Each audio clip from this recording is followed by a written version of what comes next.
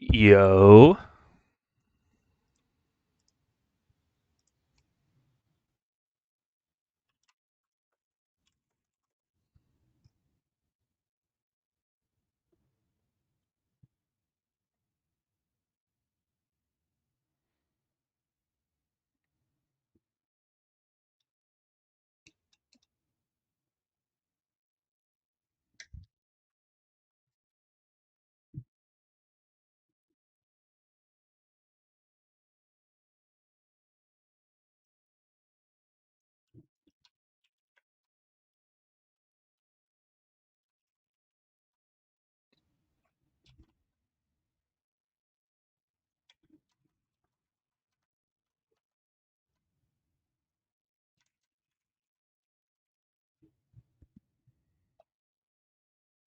Welcome.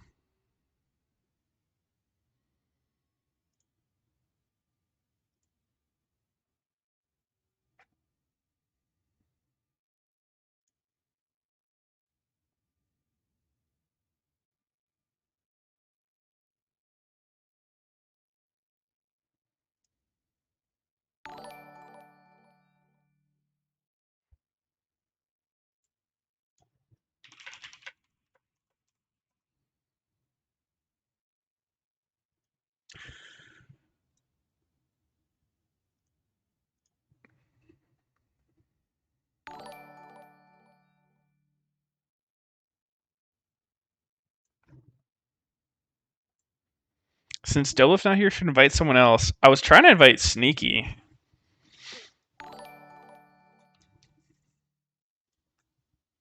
We'll see if he shows up.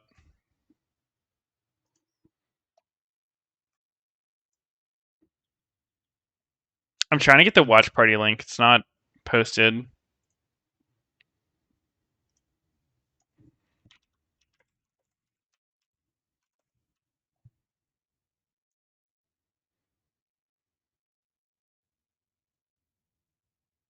Is Sneaky awake? What time did he go to bed? How is he not awake? Are you guys allowed to co-stream this week? I think so. Right? Isn't it a super week?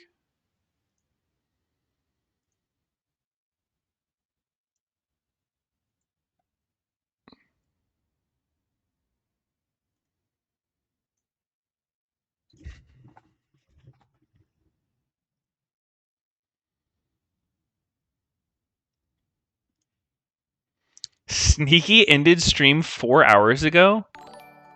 Really? Am I actually... I'm soloing? Nobody wants to watch party with me?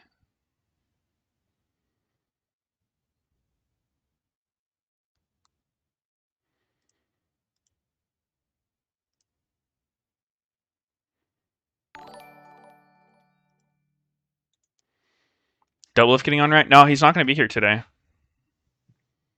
Watch party with Dominate? Ooh.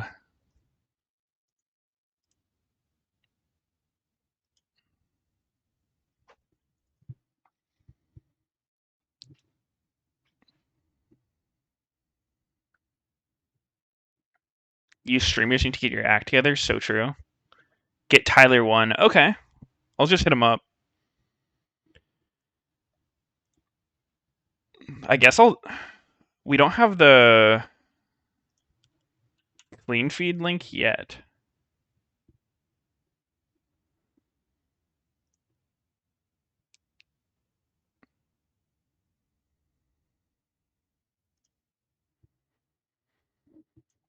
We'll just do the... As expected, Bjergsen goes blind. Nope, muted. Okay. Get Obama for Saturday, Sunday?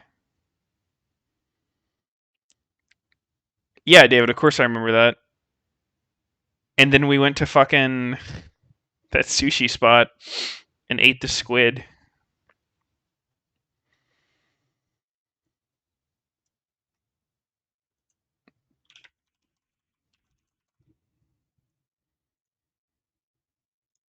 Alright, we've got the clean links. We are fucking chilling. Let me close this.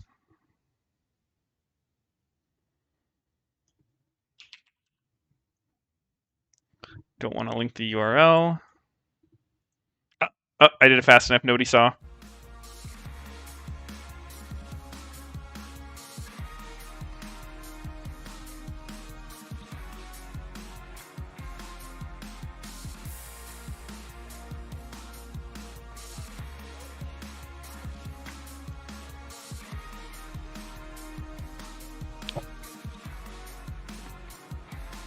How did TL lose both games last week?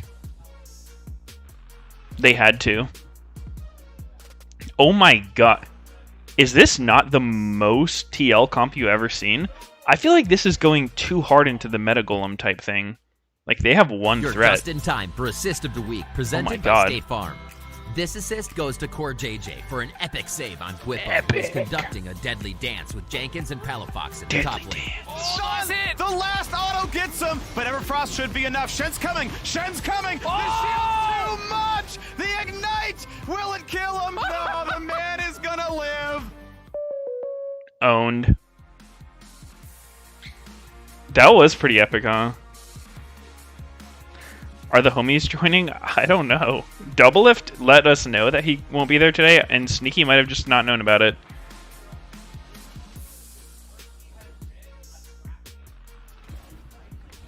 Huh. I guess I'm solo.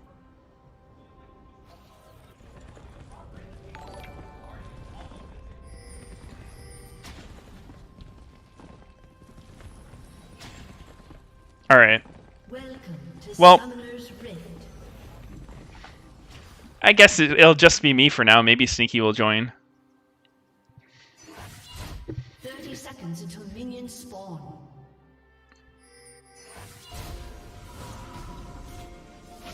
Join Dominate? I don't really know him like that. I think he's got a thing going on.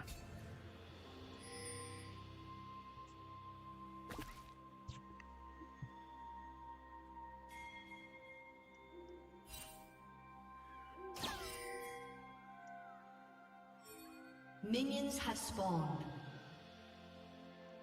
Does this work? Hello, hello.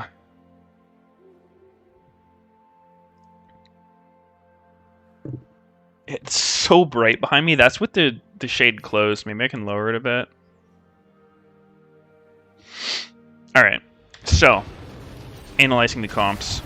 Who do we like better? TL, I feel like, has no damage in their team.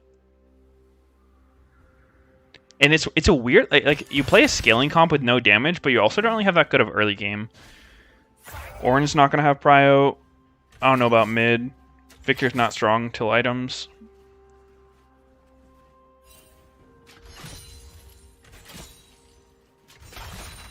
No Gamba? Oh shit. I'll do a Gamba now. I forgot.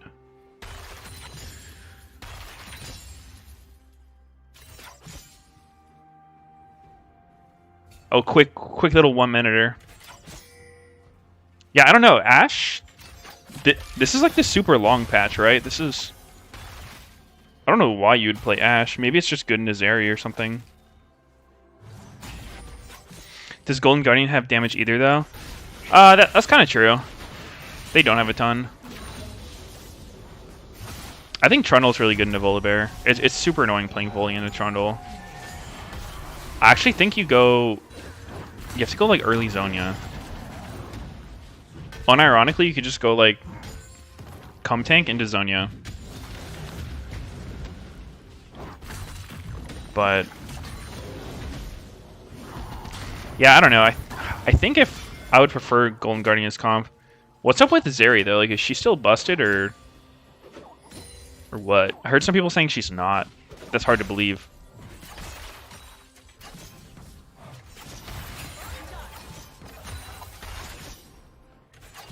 LS said Ashe is sleeper OP.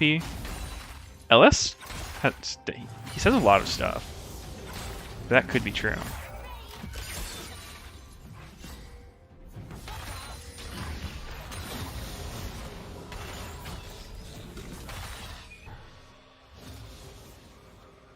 So, we've got the full clear. Pride Stalker's way at will. Huh? The 1 minion E-gank? Oh no, Ablaze Olive does not recognize that he's in danger here. Oh, good flash. Good flash. I feel like they could have maybe played that more patiently, but I guess that's not bad.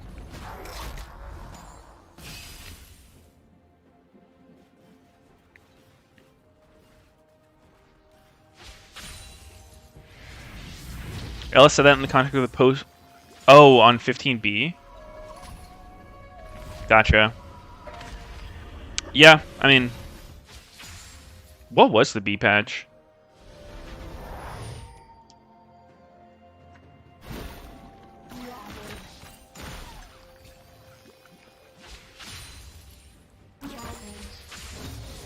Let me look.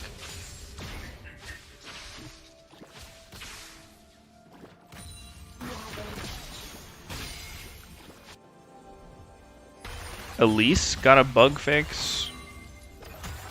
Phelios got nerfed. Ashe got buffed. Oh, is this why people are playing Ashe support? Because of that thing? Draven buff, Jinx nerf. Lucian buff. Wow, they actually did a lot of changes in this mid patch. Huh.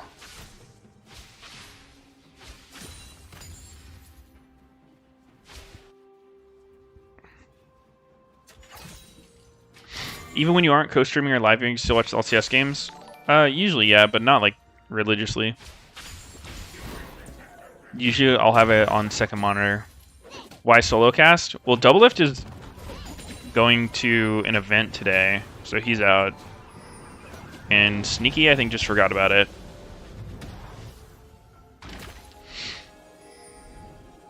Anyway, this game, I feel like it's... Oh. Is he actually... He's actually dead. Holy fuck, the flash W from Victor. That's actually a brutal way to die. My gut tells me that Ablaze... I don't know if he could... He was probably fucked, but he may have been able to do a better effort of living with, like, ulti and phase rush. But I can't really blame him for that. That's such a fucking random way to get ganked.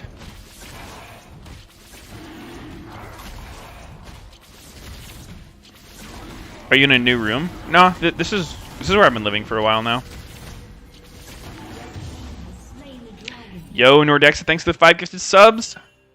Yo, the bright side of solo cast is like I can just read the chat and respond to you guys if you have good takes or really bad ones.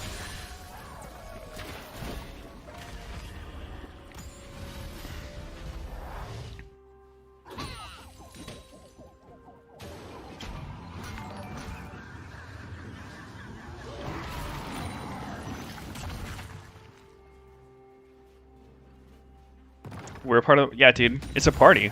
We're all watching. Oh, shit. Licorice going for the play onto Whippo. Looks like it's just a harass ult. That's interesting. I thought he would have ulted him into the wall for the stun and extra damage, but I guess it's pretty similar. Thanks for keeping the TriCast alive. Yeah, man. The TriCast. Nah, I like the watch parties. Holy shit, is this B Oriana skin? I love the B skin line, it's so fucking cute. B-Maw has to be the best skin in the game. Kog'Maw's awful champion, but B-Maw is goated. Both junglers are actually doing free boots. This is always so weird to me, man. Like, when I'm playing Volibear, I run free boots sometimes, but like the majority of the time I do it, I regret it. It feels fucking bad. I think free boots are good on champs where like you're not really looking to do stuff early. Like you want to get your items. So Viego, I like free boots. Sometimes in Zhao. But on someone like Volibear, like the tanky junglers, I think getting tier 2 boots, like the early cooldown boots, goes a long way.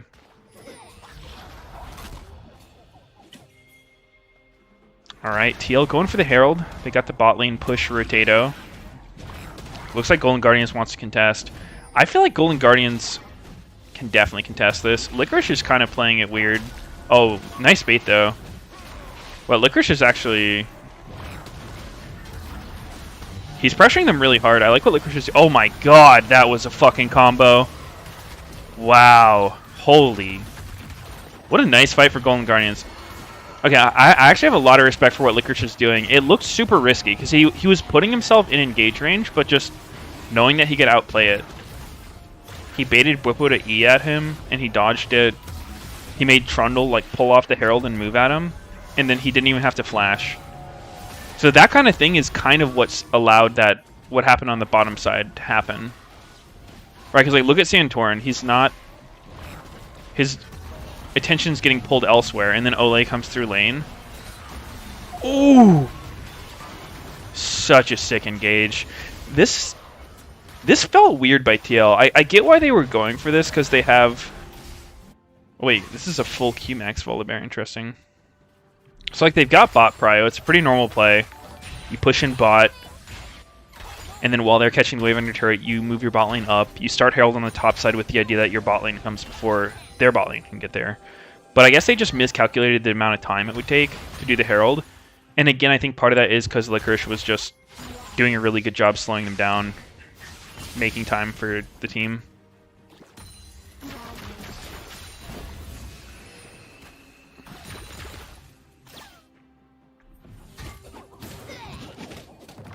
At what point should TL stop going for Rift plays? Backfires 60% of the time? I mean, if you tell yourself, I'm not going to go for Rift Herald, you are doing yourself a massive disservice as a team. That's like one of the... If I had a coach who told me, alright, let's just not go for Herald because it hasn't been working out, I would immediately lose trust for anything they'd say for the rest of the time.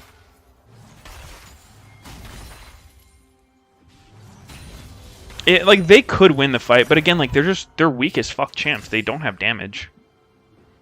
And in those mid-game fights, like Leona, Orianna, even Volibear, like, they're pretty good mid-game champs.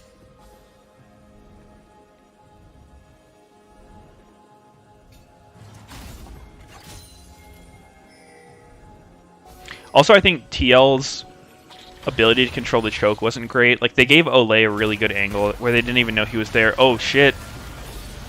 Lost gets arrowed. Oh, wow, he almost actually lived. They do trade one back, but pretty big misstep by Lost. He had flash. Oh. Oh, no. Something happened, guys. That's unlucky.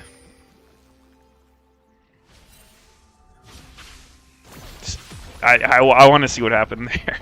I don't think Orange's supposed to be solo killing Gnar. I mean, obviously Gnar tried to dive him and just got outplayed. Oh! Big flash. Uh-oh, the Orianna ball's too far. They should be able to get Bjergsen's flash at least. Bjergsen's holding it. Oh wait, they don't have Orianna ult. Oh my god. And Bjergsen held flash that whole time. There's a lot of patience there. Ah, Golden Guardians just letting this game slip. That was so many mistakes back to back.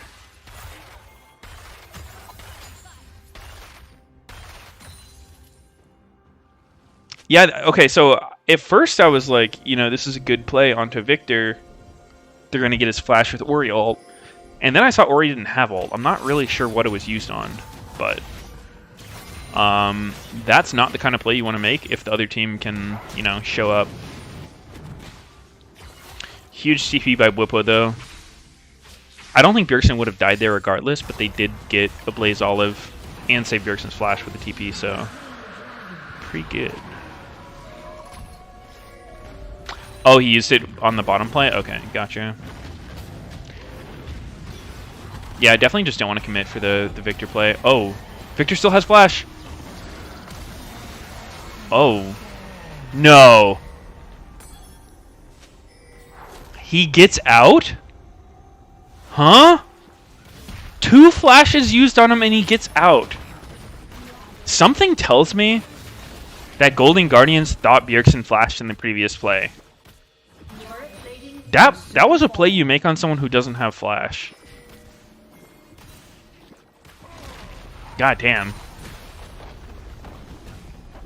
Things are not going Golden Guardian's way right here. It's not terrible. Like it's still a pretty solid game state for them, but these plays are just barely not going in their favor. Ooh, the arrow. Would you really go Merc Treads as Ori here? Yeah, it's really good.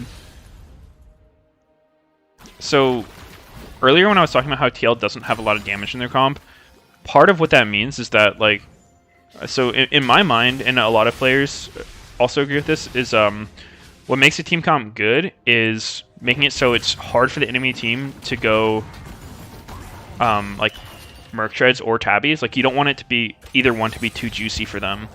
So for instance, if you have like a full AD team with no CC, everyone will get steel caps.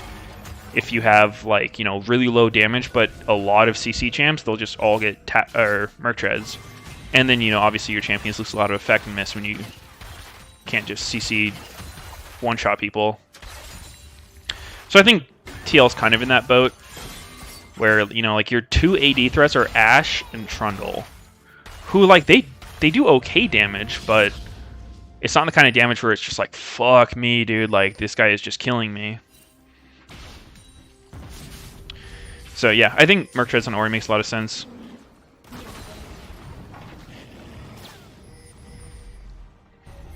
Also, part of it might have to do with Ashe, because back in the day when Ashe was meta, mid laners would just straight up take cleanse if the other team had Ashe.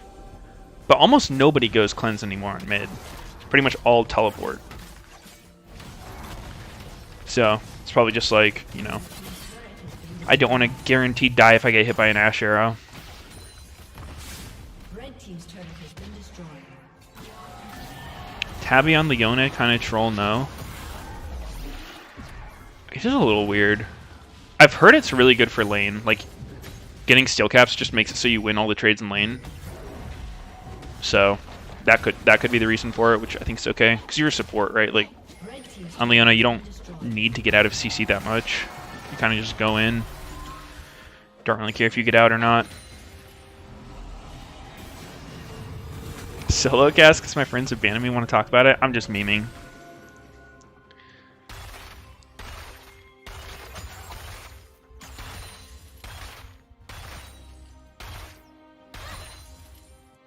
Is Meteos going to watch every game today? Yeah, I'll watch every game. Hopefully Sneaky joins at some point. But apparently he went to bed recently. Invite a viewer to cast with you. Yeah, that sounds like a good idea. Alright, Dragon coming up. TL's getting a pretty good setup. How's Golden Guardians going to respond to this? Because they probably don't want to give up Soul Point this easily. Ornn is somehow pushing Gnar in. That's not a good thing. It's always so awkward when your teammate, like, say you're Golden Guardians right now and you have the Gnar into the Ornn and then you're just like, yep, I can't match him. You're like, okay, so he blind picked a fucking tank and he's whooping your ass. What's up? Actually, I don't know if Ornn was blind or counter. Something tells me it wasn't a counter.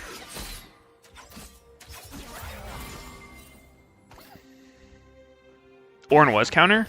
Oh, okay. Interesting. That seems like such a weird thing to pick. Maybe the idea is that Zeri just does horrible tank damage, so just getting a ton of front lines good against her. Wow, look at Bwipo go. Oh my god, they are getting slaughtered. They did no damage to Bwipo. Holy.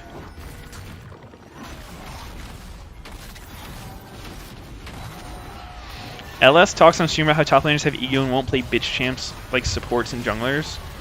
Yeah, I mean, it's definitely true.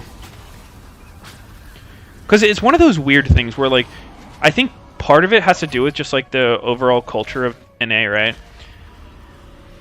You know, most teams switch their roster every, like, 6 months to 1 year. And if you're a top laner, you don't really want to get put in this category of, like, I'm only a tank player. Because in the eyes of other people, it's like, okay, you're a noob. People assume that, like, if you play Fiora Jace, people are going to be like, oh, you know, this guy's, like, really mechanically good.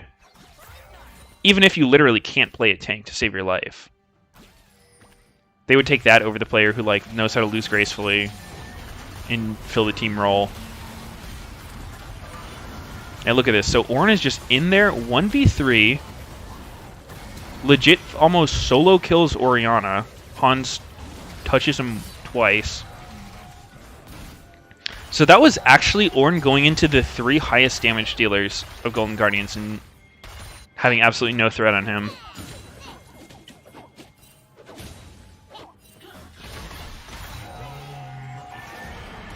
Yeah, but when the time comes, they need to play tank. Yeah, it's one of those things that's like, I feel like if I'm a top laner, because I kind of get it from the top laner's perspective, right? If it's like, you know, you don't know if you're getting a job next split, you know that you're just on one of these teams who's going to change up their roster every split. It's not like super compelling to want to be the guy who's like, yeah, I'll be the team player. I'll blind pick this shit matchup and almost guaranteed lose my lane for the team. So, like, I get it, but, you know, being able to play a tank and play it well is very valuable. It's a different skill set than playing a carry champ, obviously, and yeah, it's easier in a lot of ways, but you know, there's still like spacing and being able to start good fights, which I've always thought is super important. Solo was the weak side guy on bad teams, and look what happened to him. I don't know if that's because of that. I think Solo might have had some other factors working against him.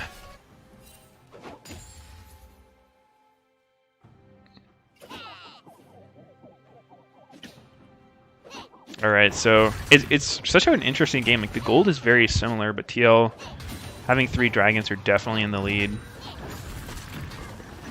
And I think so much of this is just off those mid-game plays falling flat for Golden Guardians. Like, TL messed up that Herald fight. I felt like GGS was in a pretty good spot. But, you know, if you just get outplayed, you get solo killed when you're trying to dive, your AD carry randomly dies. You just fail several mid ganks in succession, like you'll just quickly end up at a point where you can't win fights. And it's hard with these comps because it's like, who's actually vulnerable on TL, right? Like, you've got 3 fat as hell tanks in the front. Oh man, Licorice, don't flash there, bro. You are omega dead. Alright, can they go for the counterplay? I like this ult by Bjergsen, just trying to trim the wave. Looks like... I actually think he did trim enough of it. I don't think they get this here. Unless they're going to stick it and just tank some shots. Okay. I guess they still get it. So, yeah, like, from Golden Guardian's perspective, like, how do you win a fight right now? There's a huge front line, and you don't have good tank killers whatsoever. And... like, yeah, Victor and Ashe can die, but you don't really have good champions at diving them. Maybe an Orianna ult. But I think if I'm TL right now, I feel so good about this game. It's very hard for them to throw it.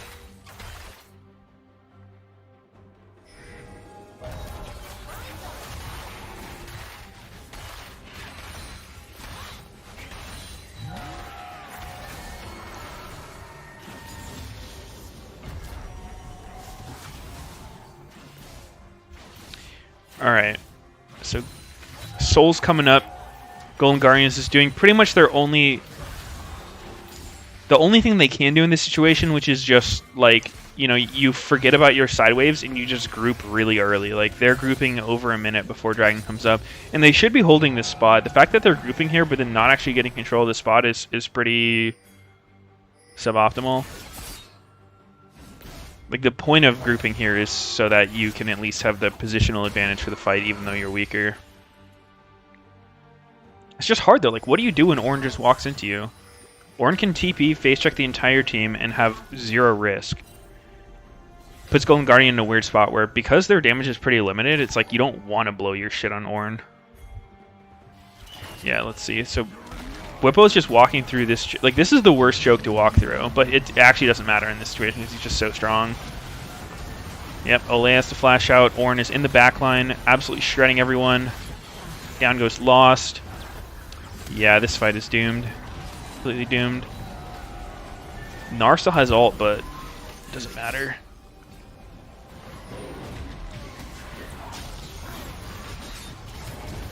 Oh, 3-man ult, but he's just gonna die anyway. Oh, the W flash on Ashe. Yep. That might just be all she wrote. It's gonna be Mountain Soul.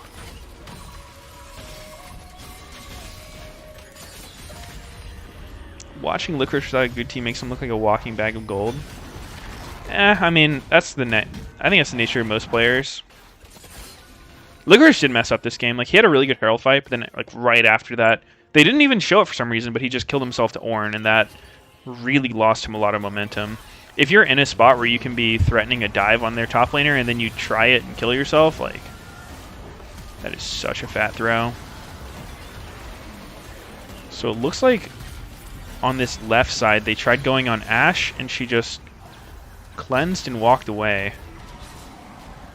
I don't really think there's any way Golden Guardians can win this game.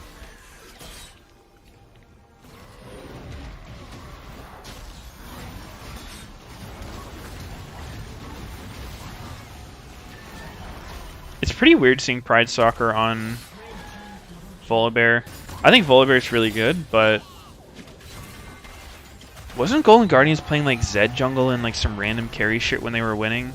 It seems like that's how Pride Soccer would rather play, not be on this like supportive frontline engaged champ.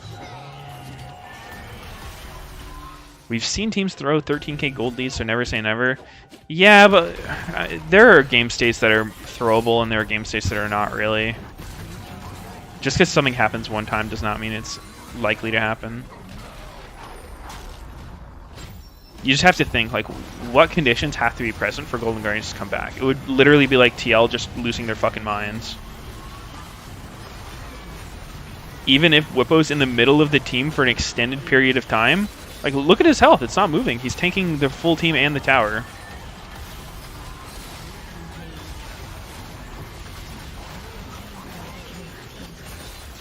Yeah, it's... Golden Guardians can't kill people. They just literally don't have the damage to kill people. Which maybe that's just a good response to Zeri. You know, you pick Ashe to dumpster her in lane. And then you just have a really fucking tanky team. So I do believe that's meant to be Zeri's weakness, that she has a hard time getting through tanks.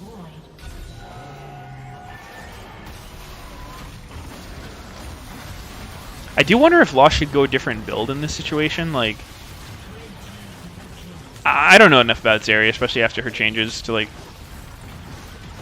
say definitively what he should do. But if you're trying to kill tanks, I think like Bork is probably pretty good. Titanic isn't doing a whole lot here. Also, Lost is... I feel like he's... I don't know if he was doing it. Let's go back and... I wasn't watching Lost very much for the fights. I feel like he wasn't actually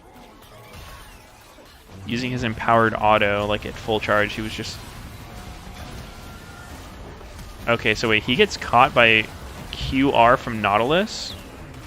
He gets one auto. Oh, he just fucking dies. Okay. Wow, he actually got fucked by Nautilus. How did they end up in this situation? They had full vision of this coming in. Oof. They blew. Ugh. This was a dirty fight. That was pretty poorly played by Lost, though. Like, you should never get hooked by Nautilus. Just so effortlessly like that. It was kind of a whack angle, but still. Alright, I'm gonna watch Lost and other team fights. Wait, is this the same fight? Yeah, this was the same fight.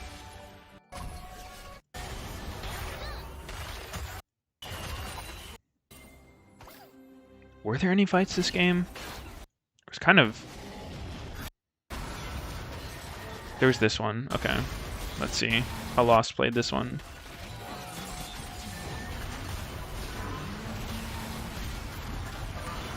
Dodges the Ornn ult.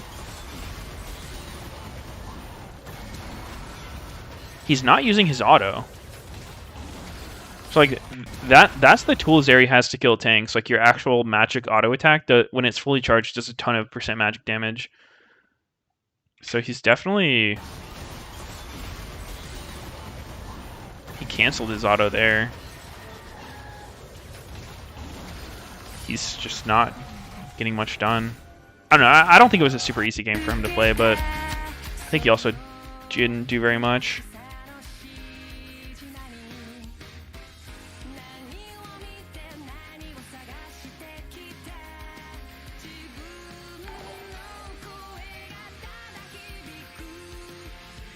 Let's see how the draft went for that game. I actually kind of like missed the order of the draft. Okay, so it was first Big Zeri into Nautilus Ash. So they were just ready for this. They were welcoming this pick. If you're just going to instant response your bot lane into it, TL's pretty confident in this matchup. So then you go Volibear, Leona. So you have like a pretty, I would say solid. I guess the weakness you're ending up with is like the ability to kill front lines if you're early picking Zeri, because generally your AD carry is the one who's dealing with frontline champs.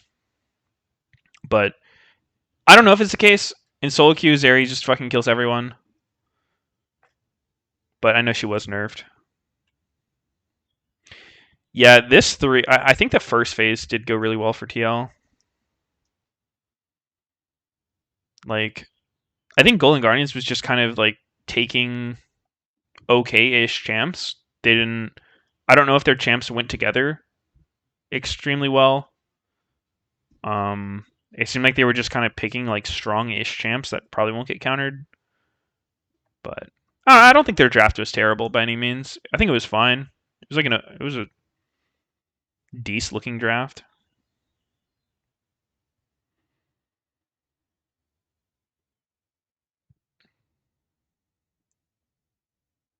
If they took Gwen instead of Gnar, their comp gets so much better. You would be like full AP if you went Gwen. Even Zeri is like magic. Not all magic, but because blind picking Gwen, I'm pretty sure she has some shit matchups. So let's see, what were the bans? Jace.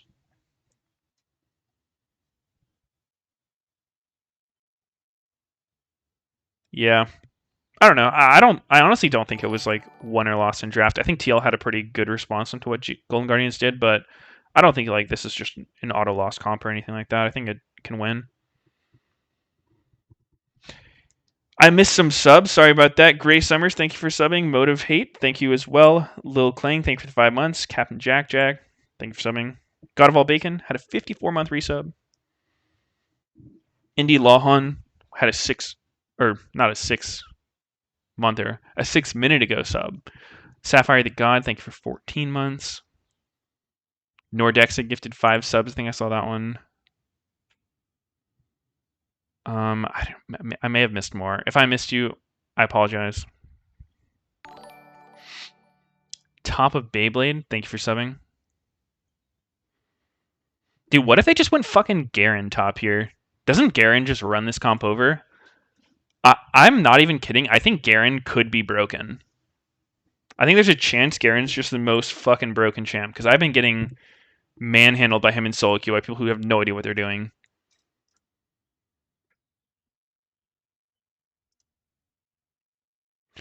All right. I'm gonna be right back. Gonna run to the bathroom. I want what you're at, dude. David, you really haven't seen Garen's just going absolutely insane with the troll ass build? I'll be right back.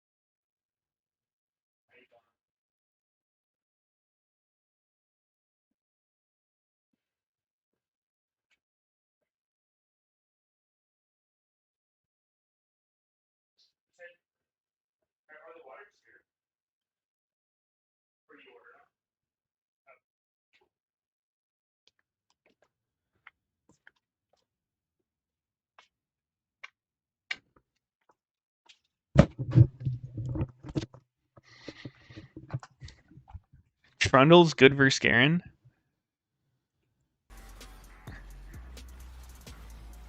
Yeah, okay. For the record, I'm not saying Garen was the pick. It's just like a, could he do something here? Because I don't know, dude, in solo queue, Garen's build fucking Stride Breaker and then Mortal Reminder, and they just fucking murder everyone. It's so dirty.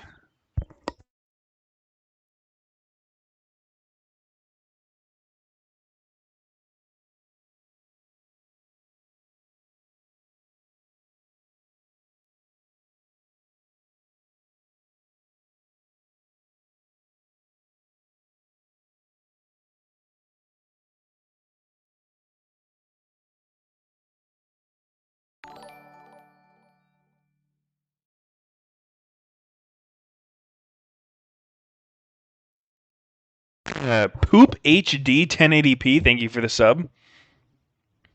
Cursed name, but I appreciate the support. Where's my payout? I got you.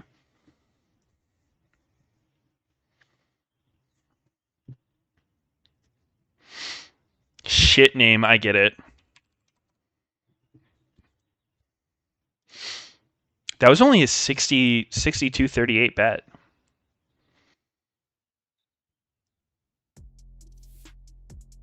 Last 5. Ooh, Immortals progressive. It's not a very progressive scoreline. Holy fuck, Golden Guardians had 6 games in their last 5? That's wild. How do you go 2-4 in your last 5?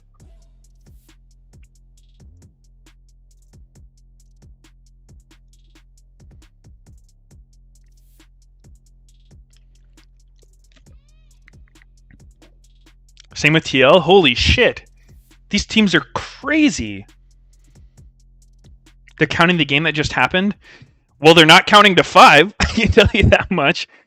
They didn't say the last 2 weeks. They said the last 5 games. If you're showing me 6 fucking games in the last 5, there's something going on.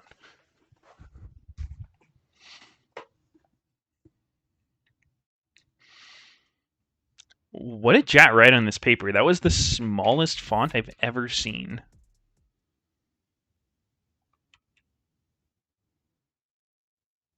Show me the paper, Jat. Yep, no chance I can read it. Whoops.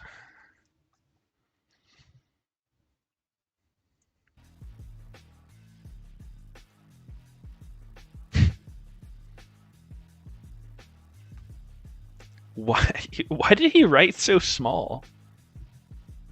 Maybe he went to college or something and like that was his note-taking technique.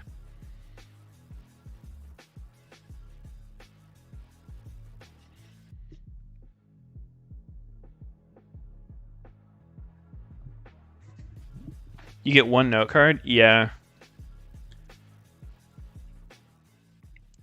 Have you guys seen that fucking... I don't know if it's real or not, but there was some guy who had that assignment where it was like you have to do... You have like 1 piece of paper you can take notes on for the exam, and he fucking has like 2 things printed on top of each other. One is like in blue, one's in red, and he has the fucking 3D glasses. Yeah, I think momentum is very important going to playoffs, and I speak from like my personal experience. The year when I was on Clutch and we made playoffs, we had like a not crazy run, but we had like a good run in regular season to qualify for playoffs because we were kind of trash and that was the kind of team we were, and then we were able to like have all those upsets and stuff. So momentum was useful there. In C9, when we missed Worlds, we had bad momentum going into playoffs, and then we missed Worlds after like the craziest spring split like ever, right? So yeah, I think momentum is very important going to playoffs. Not that like it matters more than other things, but to me and from like the teams I've played on before, it always impacts teams pretty like massively, I guess. Big. It's a weird question, right? Because it's like, do you have momentum because you're good, or are you just playing better because you've been winning? I don't know.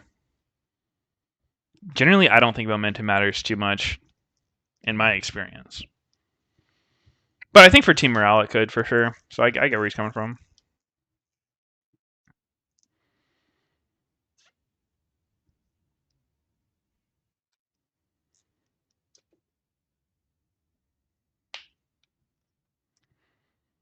So we got EG versus how is EG 7-8? Are they just playing bad, or it feels like they're still one of the better teams?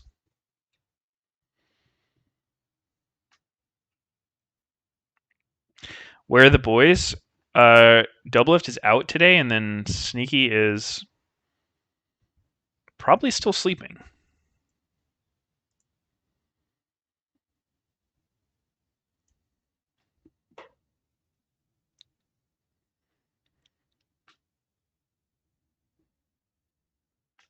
Should we do a bet for this one?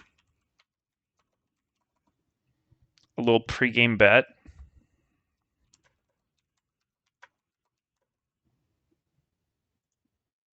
$10 minutes on the clock.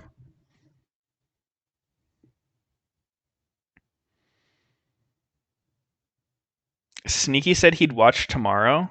When the hell did he say that?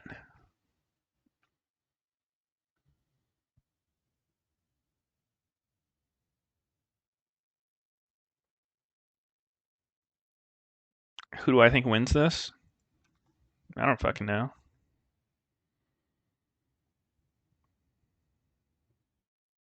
I think EG is a strong team.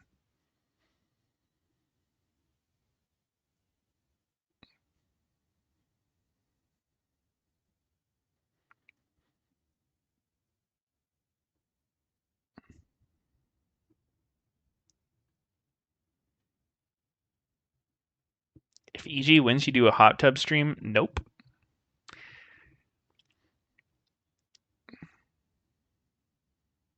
What was Doublelift's hot tub stream? How many subs in his subathon? Wasn't it a lot? 10K? Alright, I'll do it for half that. 5K subs, and I'll do a hot tub stream. We're pretty close. We're like 4.7K off. Audie D, thank you for the 11 months. What is this music? It's just fucking bumping. Wait, Whippo?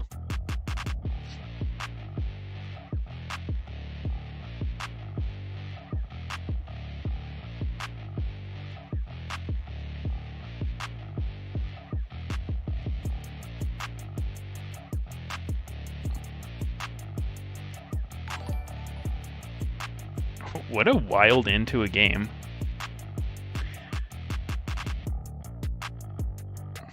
Uncle X, thanks for the 4 months. Yangboy990, thank you for subbing.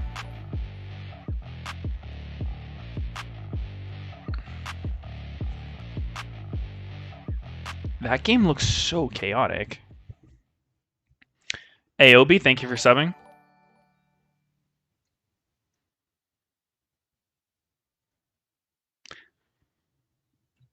FlyQuest win most games through hope the other team gets board angle. Let's see. Let's go Game of Legends. See FlyQuest recent games.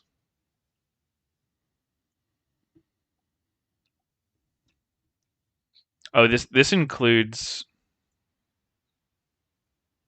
preseason. Wait, what the hell is preseason? I feel like preseason is lock-in, but it's showing it on spring as well. So they're definitely losing more than they're winning recently. They lost their last one to EG. They beat Liquid. Ooh, late game Tristana. Okay, Liquid has a troll-ass comp here. How the fuck did they end up with this? Tarek?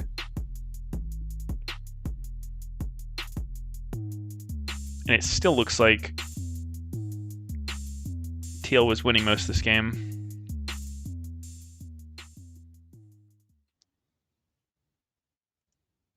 Yeah, I think EG probably looking stronger.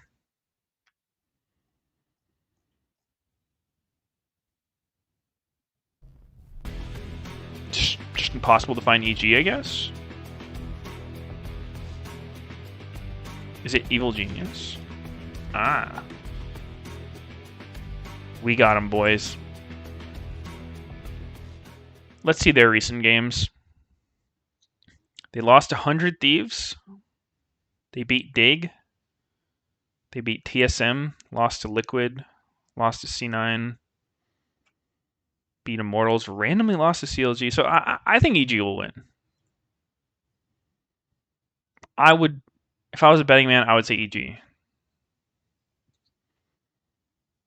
But we'll see.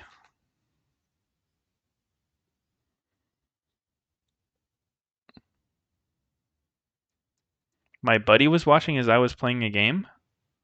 Nice.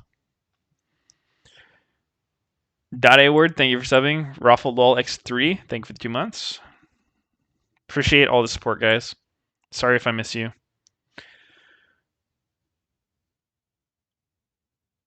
Yo, we got a fat ass break between these games, no?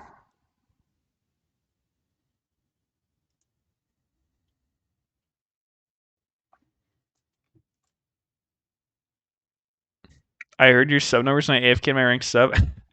It's okay. I appreciate it.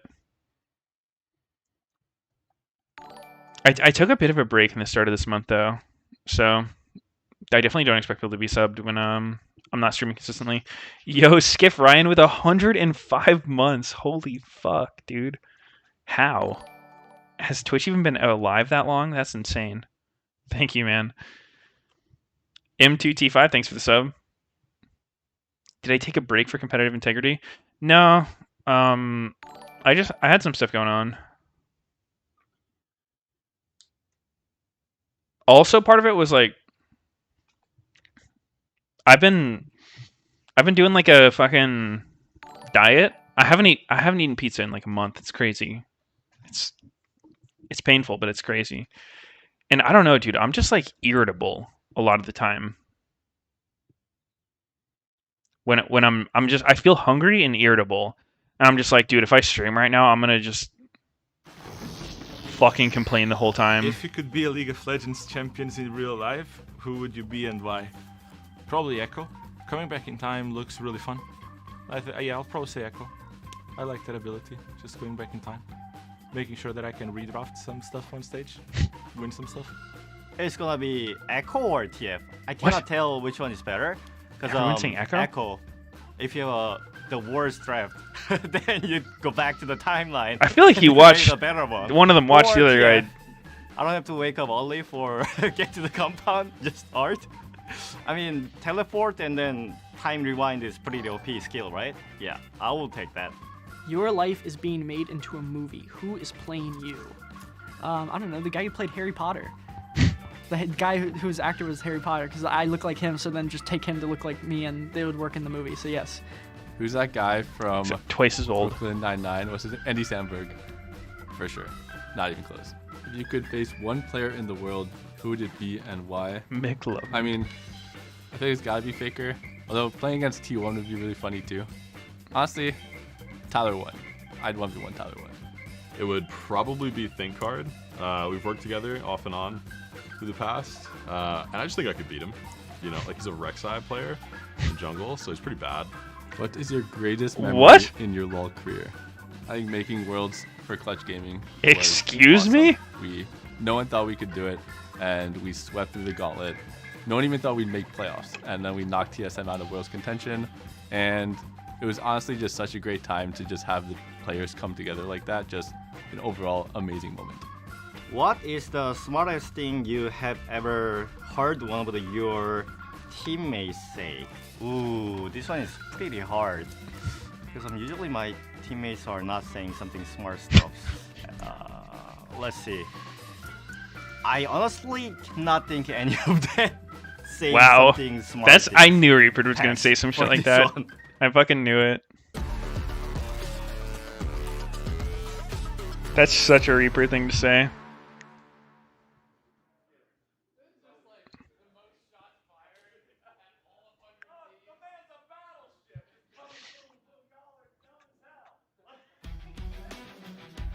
Mike muted? Oh no. Alright. They don't even show us the first bans anymore. Lee Sin, Vagar, Tom Kush bans. Interesting.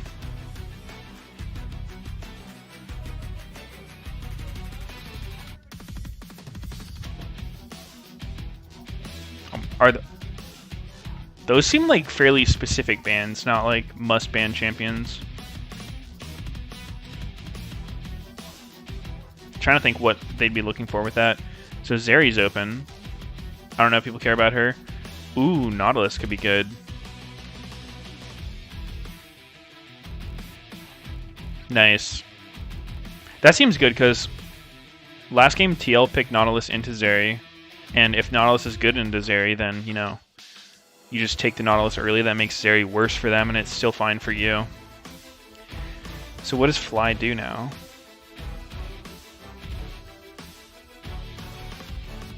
Oh, they're just going to take it anyway. Zeri with Ashe support. Let's see it. Take away the Ashe. Oh, Brand.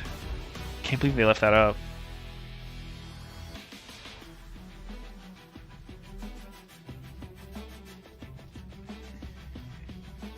Viego, Hecarim. Boom, Hecarim.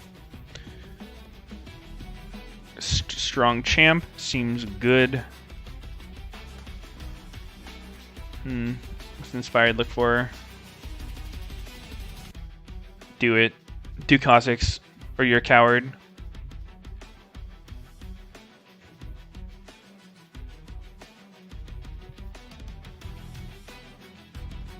Oh, Xayah. Huh.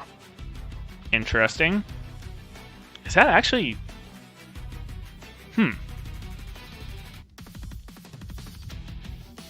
Not sure. I guess he could do the poke build. The fucking Eclipse, Qmax, Airy, Xayah.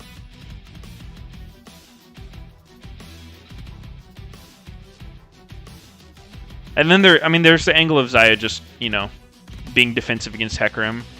If I'm Hecarim, Xayah's probably the hardest AD carry to kill. I mean, up there with like Tristana or Ezreal, but Xayah also is going to just fucking kill you when you try to kill her.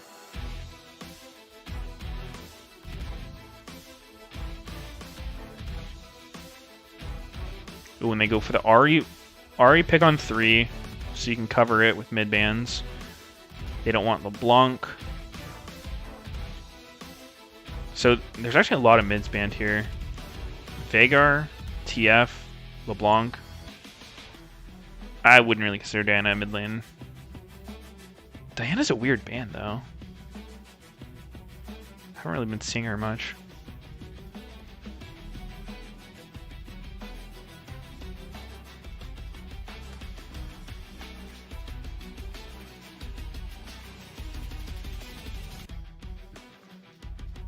So they're going to ban Leona. Alright. Does Fly continue to pinch mid lane?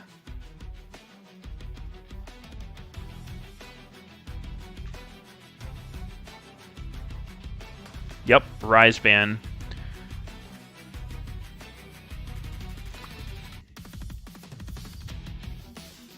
I don't know, like, do you really need these bans to pick Ahri?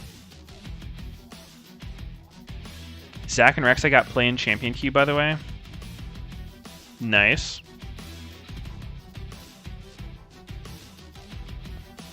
Ooh, Rakan.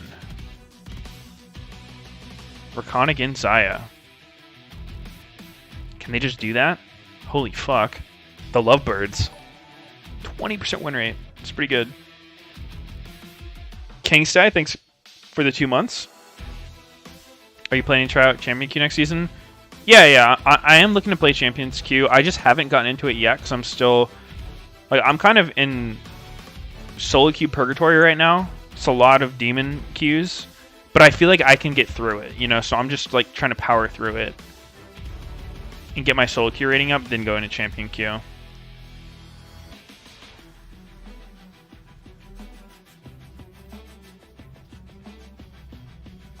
Do you need to be challenger for champion queue? No, you don't need to. Like, I feel like I could go in and like probably do okay right now, but I'm definitely not in like my best form ever, and if I'm going to be playing against pro players, I want to at least, you know, feel like I'm playing good, so I don't give people bad practice.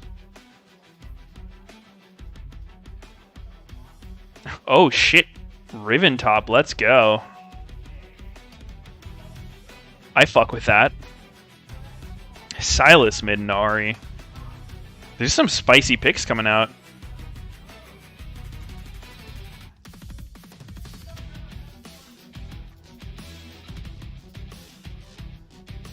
Riven into Graves. That Riven is such a fucking confidence pick. I would love to see Riven just blast off and kill everyone. I don't think it's likely, but that would be kind of hype.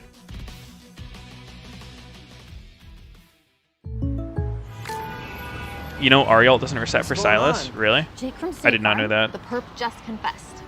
I think. I don't know. What? Oh, can't afford streaming anymore, so here we are. Oh, don't give up what you love. State Farm has options to personalize your policy so you get a rate that fits your budget. Oh, that's great. The subtitles would be nice. For surprisingly great rates that fit any budget, like a good neighbor, State Farm is there. Call or click to get a quote today. Call or click?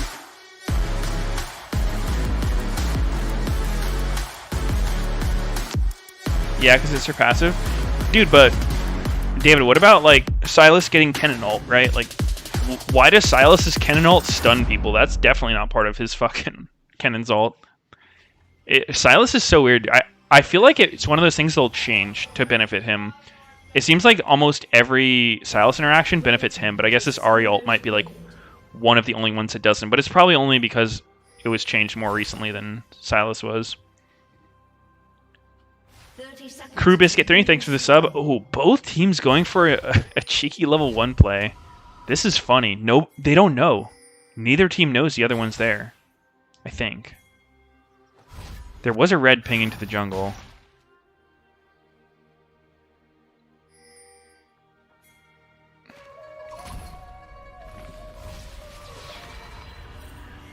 Wow.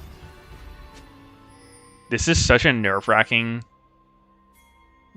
fucking situation to be in. Is this the last week of LCS before playoffs? Yeah. It's a super week, so every team's getting 3 more games. And then it's playoffs. So these games actually matter a lot. Like, for these two teams, if you win out this week, you're feeling pretty good.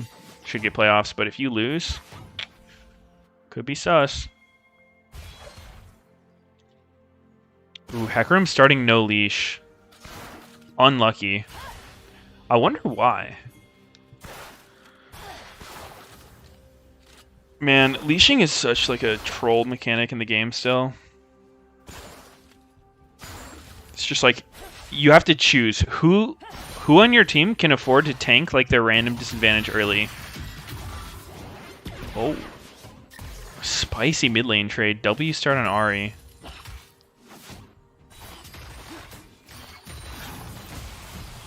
Uh-oh. Jumping in on Johnson. So it actually seems like Danny's not doing the poke build. He has lethal tempo, so it's maybe just a normal Xayah. Yo, wait. Inspired's actually just going to get that. Oh, hold up. Okay, he's got his support with him. Huh. Aframu is so low. He's just going to die. Okay, he just goes in, flashes out. Yeah, weird fight.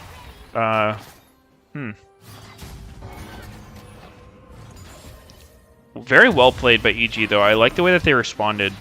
I think there was actually a lot of good stuff that happened there from a lot of people, like Jose recognizing that he can kill Viego if you just ghost on him there, and then Vulcan left his wave while it's pushing. That's something you'd like. That's a mistake a lot of people would make there. I think like if Vulcan wasn't there, then Inspired would have either died or had to flash, minimum. But instead, Vulcan, understands that him missing a little bit of CS in lane to make sure that this invade works is so much more important.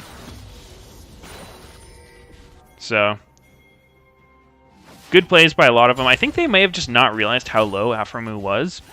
Because if he's not like literally 1 HP, that play goes so much better. He had almost no time to look for a W, so he ended up whiffing it. They had to blow the Zeri heal just to like not have him insta-die. Oh. Wow.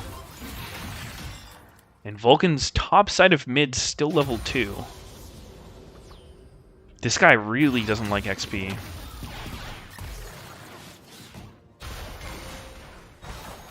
Good gank angle though.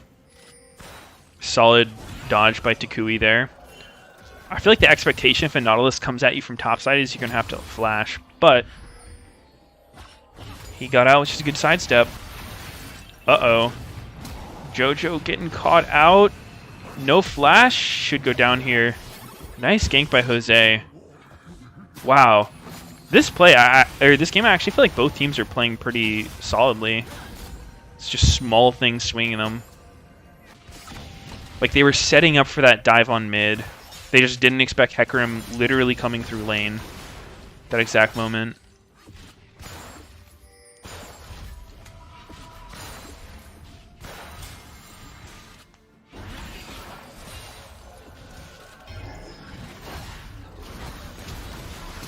Oh! Oh no, they actually get that. Yikes.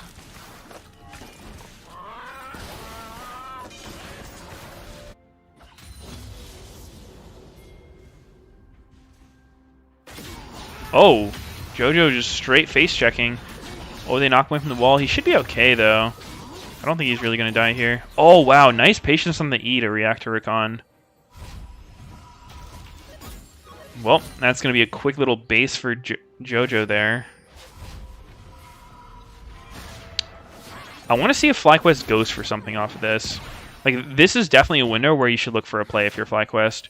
I guess it's a little awkward because like you don't have a whole lot you can do with this mid pressure. Your Hecarim's super behind, your bot lane's in no state to do dragon. So, I like what Takui's doing. He's just moving down, checking for pinks. Maybe he gets this one behind the red. Yep. Yeah, that's super good. It's just those small movements. He knows that he's got time. That's pretty much how competitive works. It's just like you sync up your windows. He would be like, yo, I've got a window to do something. Botlane would say, like, we're getting pushed in, can't do much. Hecarim's going to be like, I'm the weakest motherfucker, I can't drag here. So he's like, okay, you know. Just look for a small scale thing you can do, like clearing wards.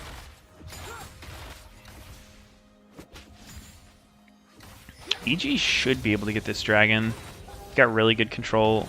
Bottom, jungler's got a pretty big lead in XP, but it looks like they don't want to go for it just yet.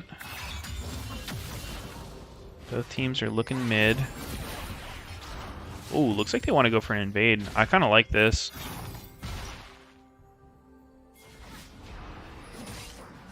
Yeah, this is smart.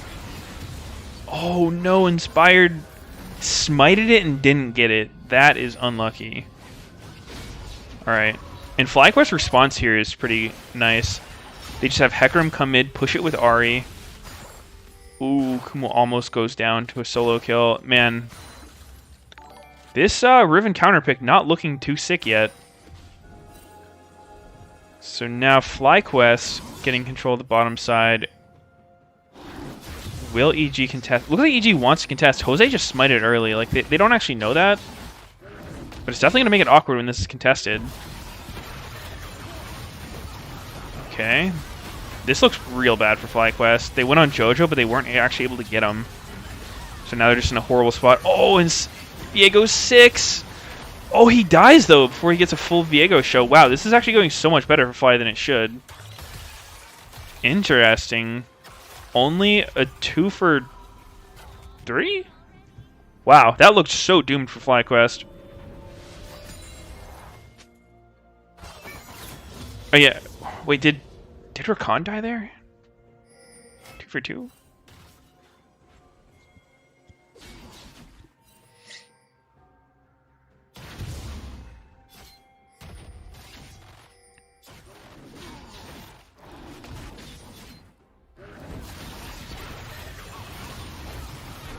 Actually, just look at Jose this fight. He's so disconnected from his team. I think it was maybe a mistake for FlyQuest to look for this.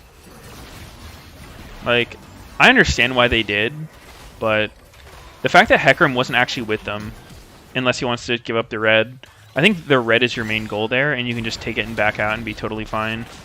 But, you know, they wanted to capitalize on the fact that the other team was face-checking them, which it's not bad. Just not really the strongest champs right now. Ahri has legit no items.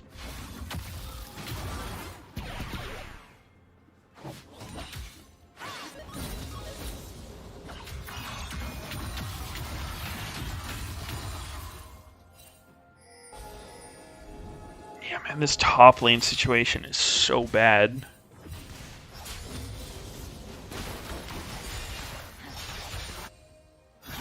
It's just weird, man. Like, why pick Riven if you're gonna get booty blasted? I don't think Riven's an exceptionally good laner. Like, I think this is a pretty bad matchup, but you kind of opted into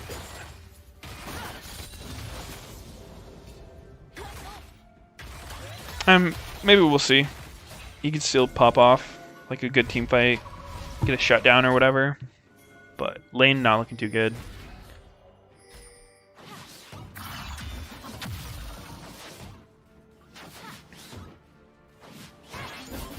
So EG now have... they're starting to get a pretty solid lead. They don't actually have any dragons, though. Which feels kind of bad.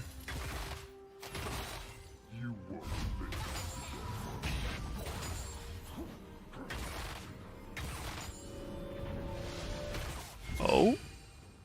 Both teams are posturing. Very expecting... I feel like both teams kind of know the other team was looking for a fight.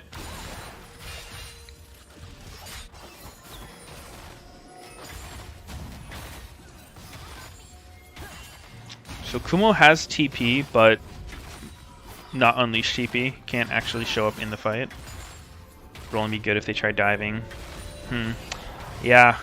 Tense situation. Both teams are just kind of posturing. No one really wants to pull the trigger. It's hard. Like if you go first and you miss, you're probably going to lose.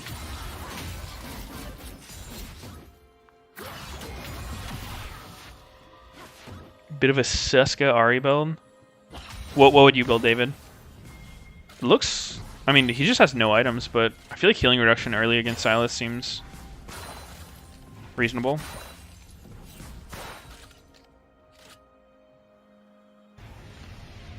Oh, you wouldn't go it because you have Ignite?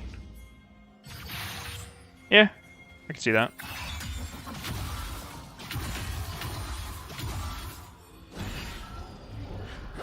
He's probably just thinking about like the short trades, right? Like, because you're not gonna have Ignite for every single time Sylas jumps on you, but with Ignite you will have it for like the important trades, the all-ins.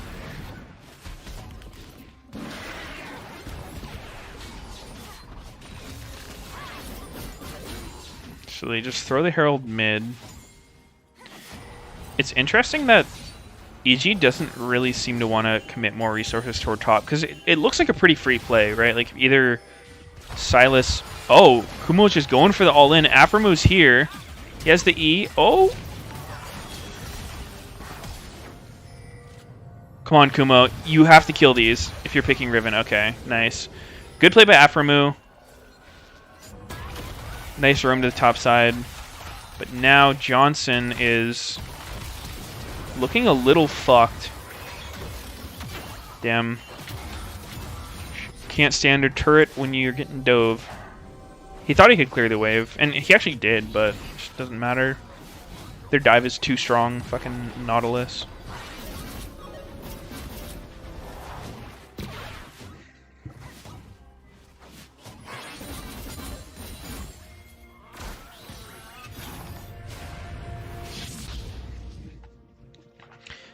But yeah, it seems a little weird to me that EG's not putting more priority on like getting this top turret down. Because I would think in this situation you can just straight up win the game through Graves. It could be the case where Impact's saying like, you know, we don't need to send Reaser up here. I'm gonna keep fucking him under turret. I'm slowly gonna get the tower.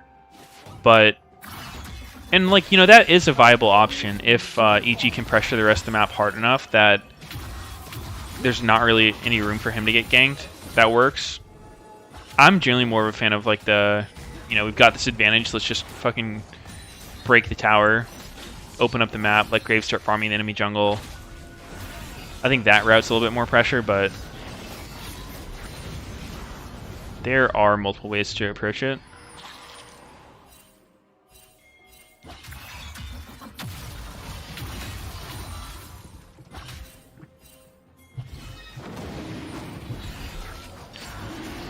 I guess it can be risky because, like, well, I don't know. Zaya's not really vulnerable. So EG gets their first dragon now. Jose's so weak. He's level 8, dude. I don't think you win this 1v1 against Graves. Surprisingly. I think Hecarim needs a buff. Oh, stun him! No stun.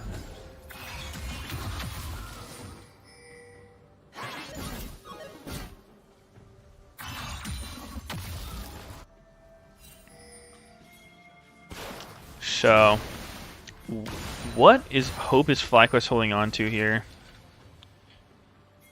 They've got a pretty behind jungler. All of their champs are kind of snowbally champs. Right? Like Riven, Ahri, Zeri. They don't necessarily do the most damage. But if they're ahead, they're super good. They're not ahead. Seems like it's going to be kind of hard, but they've got really good pick opportunities. They could look for something. Looks like they're just going to full commit to this Herald 5-man. I don't think this is a real play. We'll see how it goes, but I don't necessarily like this if I'm flying. Oh, wow. Really good catch on Vulcan there by Takui. Oh, and they just get him for free. Nice. They did use a lot, though. Looks like EG, they don't really have vision. I think they're going to have to back off, but they are sort of hanging around. And they just get it. Hold up. Oh no, Jojo gets caught and Aframu goes down. Hold up. FlyQuest is throwing. Oh god. Hate to see it. That was a throw and a half. Damn. They funnel into that choke. I mean, they used a lot to kill Nautilus. I think, like, it's kind of hindsighty, but I think for sure you just kind of, like, take what they give you in the situation. I don't think... FlyQuest might not feel that they're behind. So, like, this is really good camp by Takui here. A little careless by Vulcan to go in there, but, like, look, they used every single ultimate. Okay, not everyone, but they used Hecarim, Ahri, Zeri ult. Zeri without ult is not actually a champ. So they get the Herald, and this should just be like, I'm out. Takui hit a charm, and then Aframu went in. This was kind of on Afro, to be honest. If you're looking at body language, his whole team's backing out, and he ran in. I get he's following up on a charm, but I really don't think anything good comes of that fight. You just don't have the damage to really kill someone. Chicken MPG, thanks for subbing. It's unfortunate though, because if Fly wants to win, they need a lot of things to go their way. Like that Herald setup, I didn't like the setup going into it, but did go well for them at the start, and then it didn't. Then it fell off a cliff. EG is starting to grow their zone of control, taking over the jungle. This is where it really sucks to be Hecarim. You're just not going to get farmed for the rest of the game.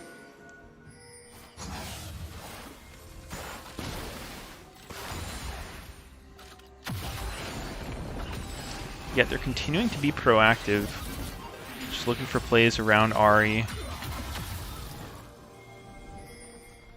It's just so hard because I think any even-numbered fight is super, super EG favored right now. So they... Oh my god. Graves just 1v1 the turret.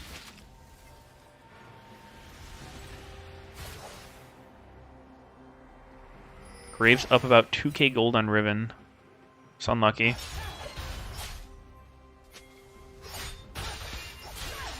It's so hard to be fly here. You basically just have to keep looking for fast plays, like just run somewhere, see if you can instantly get a pick, but then once the other team realizes you're there, you just go somewhere else. You kind of have to play like a rat. I think that playstyle is actually really good, but a lot of people just don't want to play that way. Many players do not like accepting that they're weaker than their opponent. They take like a personal thing. They'll be like, yeah, I can win this fight. It's like, dude, you're 3 levels down, two items. Nah, fuck him. This jungler's better.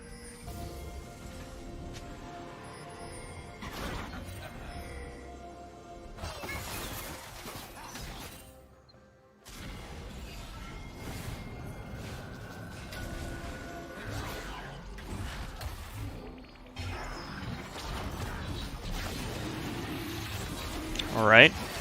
EG starting their dragon control.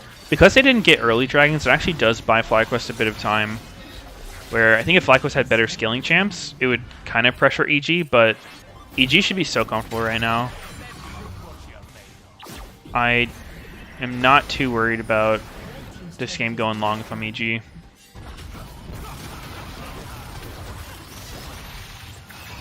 Oh! Oh! Interrupts the W? Damn, Takui's kind of clean. Uh-oh, JoJo's throwing. Nice.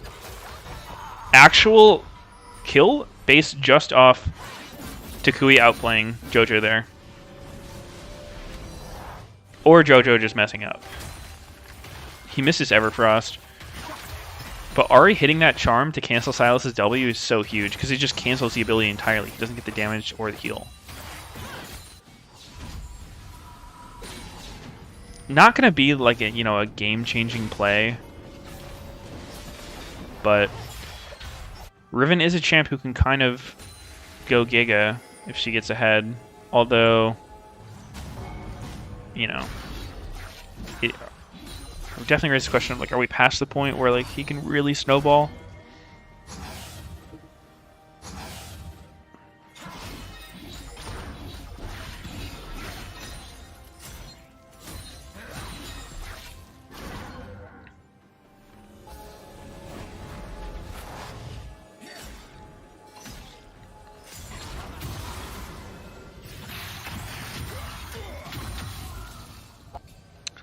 So now I think if I'm EG, like after that play, the thing you should be thinking is like, okay, you know, you don't focus on like if it was good or bad or whatever. Just think like, what resources did the other team use, and they use Riven TP there. So now Riven has no TP. So I think they should just take advantage of that. Just play really hard on the opposite side of the map from Riven, and just use the fact that Graves can TP to the play. If any fight breaks out, it should be good. It's kind of like the basic macro 101. They're kind of doing the opposite, though. Just playing into Riven. Oh, baby. Swing and a miss. They do get the turret, though.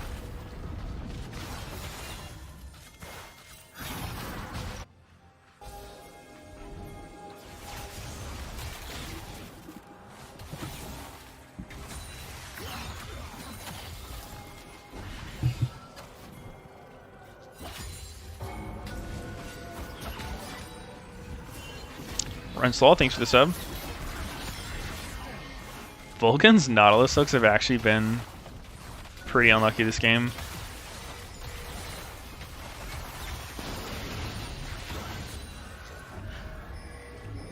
Yeah, I do not envy Jose Diodo right now. He's playing only frontline Hecarim. He's pretty fucking behind himself. His team's also pretty behind.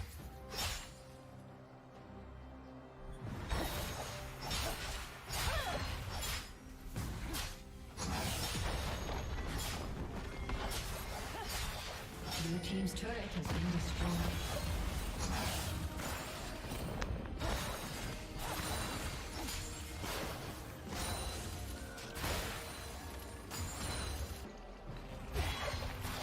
think it feels like EG could be taking more map control than they are. Still seems like FlyQuest has a lot of room to work with. But, I mean, they're not really losing if they take it slow, just maybe not pressuring as hard as they could otherwise. Alright, Zaya's on IE. They gotta go now. They have so many item spikes.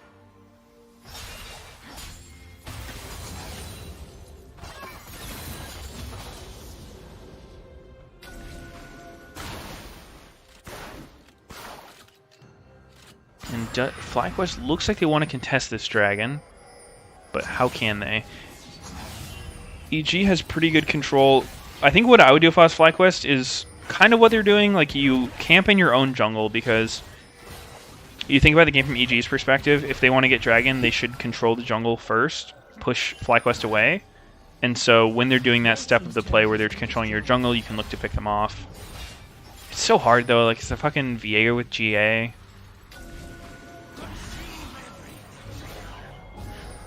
So EG hasn't got full control of this. They're just gonna...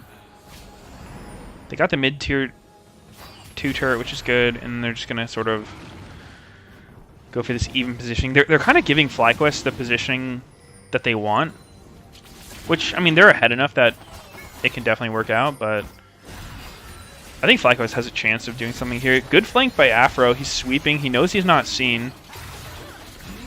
Uh-oh, he's coming in. He gets Jojo, but not really sick enough of a flank. It was a little awkward, for sure.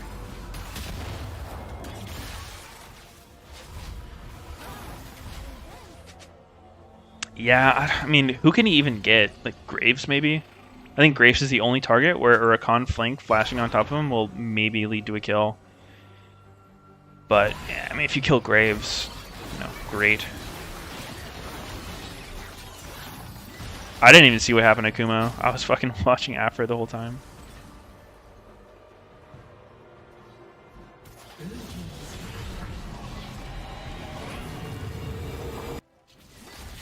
Alright, so let's see what happens to Mr. Riven here. So Riven has a decent flank.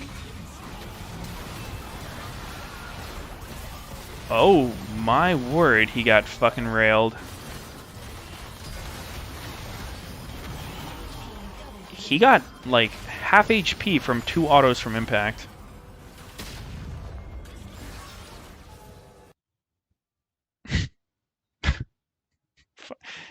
Fucking impact, dude.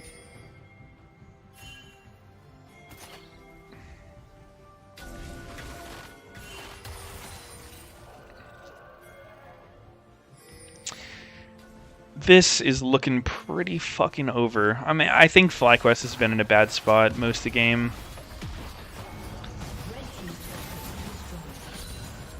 But now it's looking super doomed.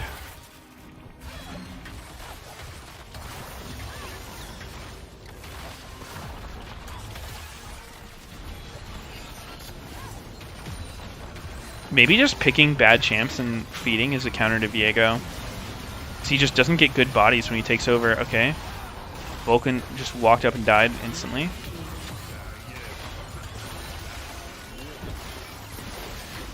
Where's the Zeri show? The champ's broken.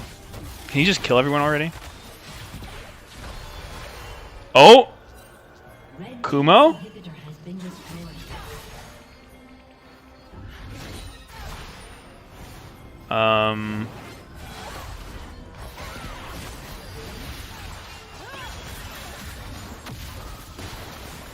Why play Riven unless you're a Riven one trick?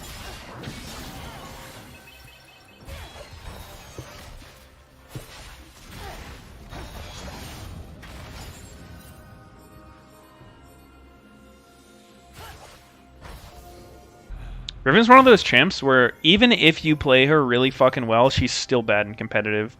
Just because you get CC'd and killed every time you try to go in. She's so reliant on flash to actually get on top of anyone. Like, you have to flank and have flash up. Do you blame player or coach more for Riven pick? I mean, it's I don't think it needs to be blame on one player unless Kumo was extremely insistent and his team was like, "Are you sure? Like, we want a Riven here?" If that's the case, then it would be Kumo's fault. But chances are, you know, in most time in team situations, like your teams will have faith in each other's picks. So if someone in your team's like, you know, I want to play Riven here, you should be like, yeah, let's do it. And he's gone. And he's gone.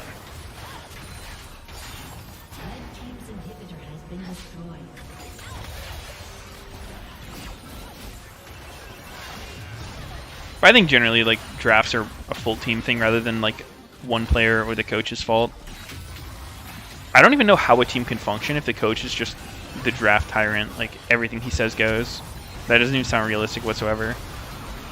Oh my god, they're just doing a no minion dive here. It doesn't matter, they're too strong.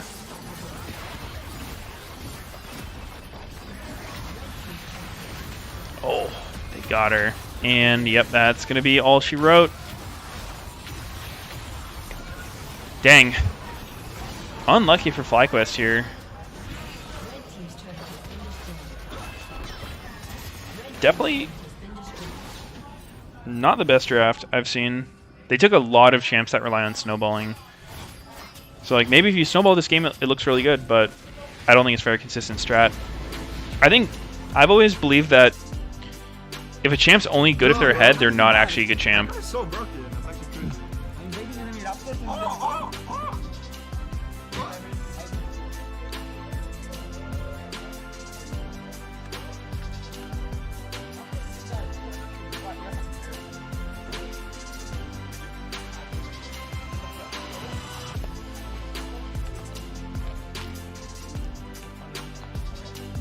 Damn, Kumo just got fucked in the one. Like, he did get dove early at one point, but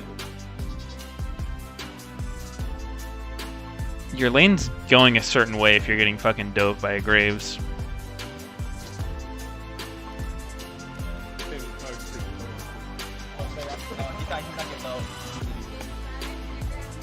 Sure. Oh my god.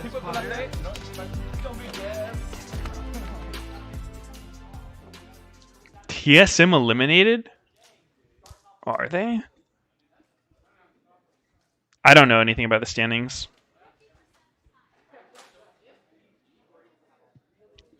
Which champ would you say can't get pushed in by a Graves top lane? I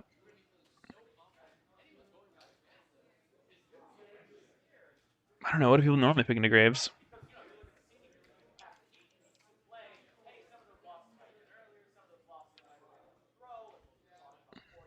Let's consult the Game of Legends. I was thinking Jace. I don't know if Jace was open that game. So it looks like Sion, Tryndamere, Ornn. Wait, Tryndamere has been played. This top lane match has been played Captain 60 Flowers. times. EG victory here What on the the day fuck? against FlyQuest. I am joined by Inspired. This was extremely controlled. What do you think allowed you all to have that hold on this game? Draft gap, I guess. I think from minute one our plan was very clear and it was kind of easy to execute, so I just followed it and the game looked very clean. It really did feel like you did a lot with that, though, to be proactive, to counter jungle. How in line did you feel with EG when making the plays across the map? I mean, I was just telling my teammates what I'm gonna do and hope they're gonna follow me, and they did follow me well, so the game ended up being pretty easy. I think while you are playing Viego against Hecarim matchups, like before Hecarim gets his ult, he can't really contest you because he has no dashes, and Viego is very fast with his E, so I can always play aggressive and get out if I get in trouble, and he can't really do that, so I just punished him. Then I think he died in like level 2 fight, and then from that the game was very, very hard for him to play. Do you feel any stress, or the rest of the Bro, team you would have as died well if when Vulcan it comes to didn't these come. games, going against someone tight in the standings? He's with about a to lot whoop of your playoff ass. implications? Honestly, today I was a bit stressed before the game because I knew that this game is like the first game this season that actually matters. I don't really think regular season matters that much. And, Ooh, spring split doesn't right now, matter. this game was like very important for us to finish in top 4, and we did good, so I'm happy. Yeah, first game that matters coming in week 8 of the regular season. Your performance did earn you player of the game, bringing a lot of confidence into the last 2 matches. I believe it's Golden Guardians and CLG. Do you feel any type of way about those and the level of importance they have? I mean, I think they are very good teams like FlyQuest, but they are not as good as us, TL, and C9. So I expect us to win. But, cocky. If the games are important, obviously, I think we are not locked top 4 yet, right? And we need to win those 2. So they are very important. I will do my best to win, I guess. EG on fire today. Looking forward to the rest of the games. Thank you for the interview. He's gotten really good at English for only being here like We've got this more year. LCS to come. Only 2 games down. We'll It's see you on the other impressive. side. I guess he's really young. That's probably what it is. They say younger people can pick up languages faster.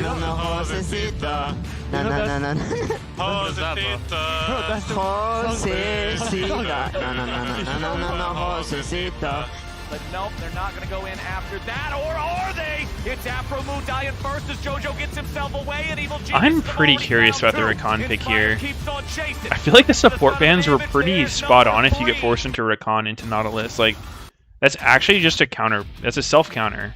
Even when Rakan's good, people pick Nautilus and do it. So Leona, Tom Kush.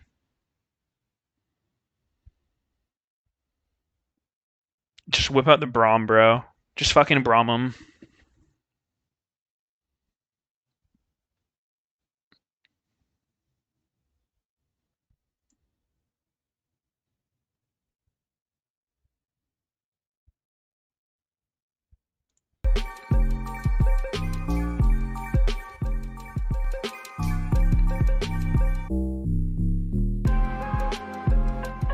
He could have went Yumi? Yeah, people might think Yumi is just not good into Nautilus. Because even when Yumi's strong, Nautilus is usually like the first thing you go to. It's like Nautilus Leona and you just play the diver.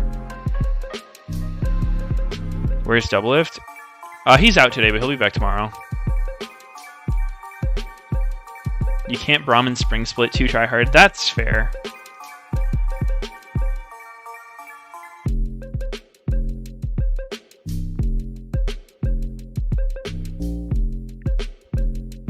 We're already on game 3.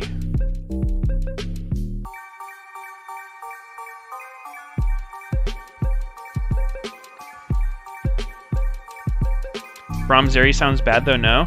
Well, here's the thing with Braum. It actually doesn't matter at all what your team comp is or what their team comp is. He's just fucking broken. He blocks everything and he can't die.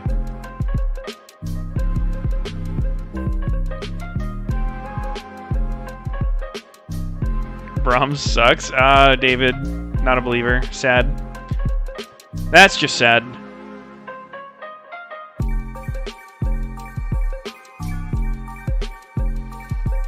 No, I don't think Braum would have been very good in that situation.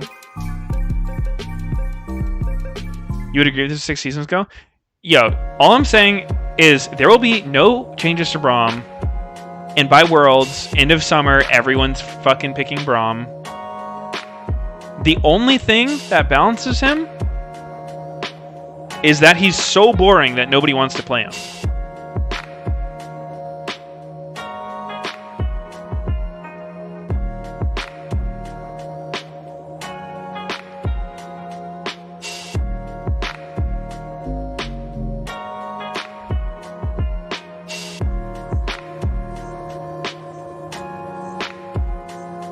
In your opinion, best champ through all time in League? Ooh, that's a good one. It's got to be like Orianna, Lee Sin, Braum, one of those. Thresh. Just the fucking evergreen champs that always pop up in any meta.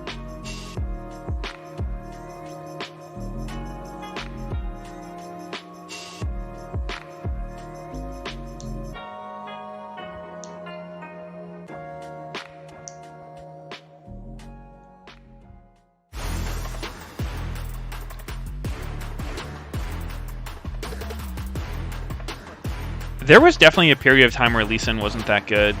He wasn't played very much. Like Gragas Rek'Sai era. Both those champs are good in the Lee when they're good.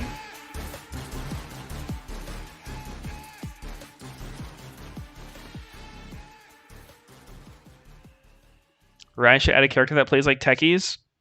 I think AP Shaco is about as close as you can get to that, right?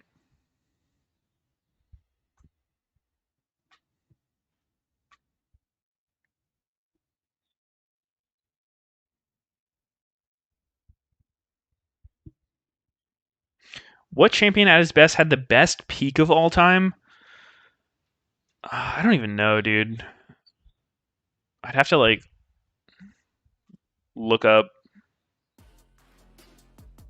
the different times. I don't have that shit on the top of my head.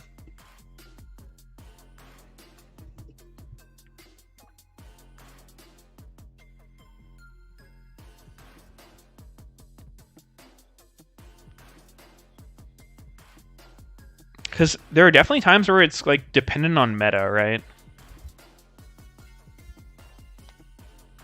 I think that the meta influences champ win rates more than some other things. For instance, and what I mean by that is like, say the best champs in the meta are like, you know, dive champions, low range champions. That's naturally going to make certain picks better than others.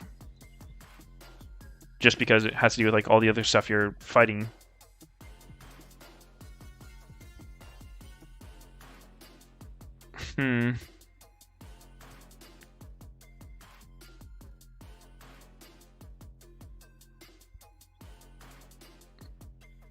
I don't know.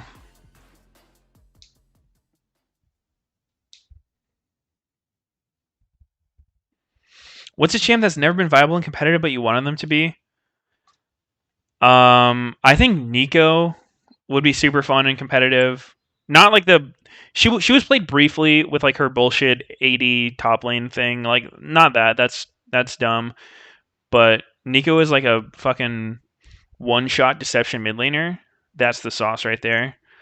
I think Vi would be fun and competitive. I'm a fan of champs that just make things happen. I don't like boring games. Wait, Afro got fucking murdered by Danny here. And then he missed everybody. Ooh, that feels bad.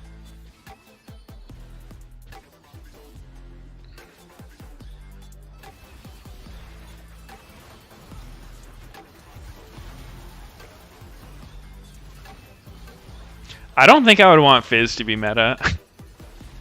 This is so obnoxious.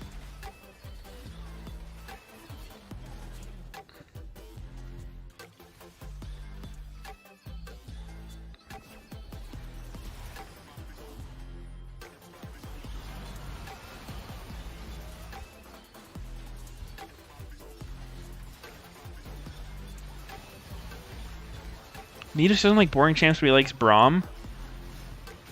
Braum's boring to play, but like he makes things happen because he can just walk into the other team's control, and they usually will engage on him, and a fight starts. I just like stuff to happen in the game. That's what I mean by boring. Not necessarily how the champion itself plays.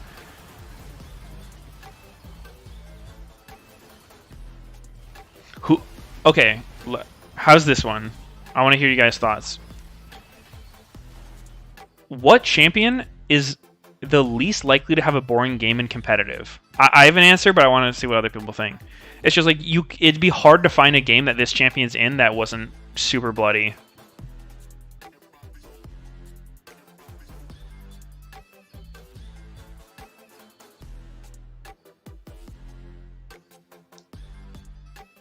I actually haven't seen a single person write what I'm thinking. Okay, I see one. One person.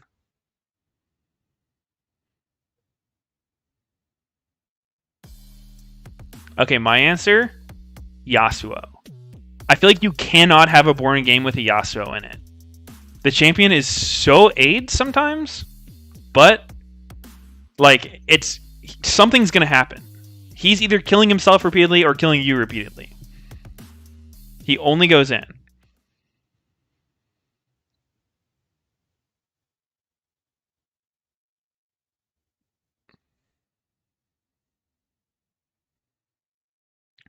Yone? No, because Yone can get out.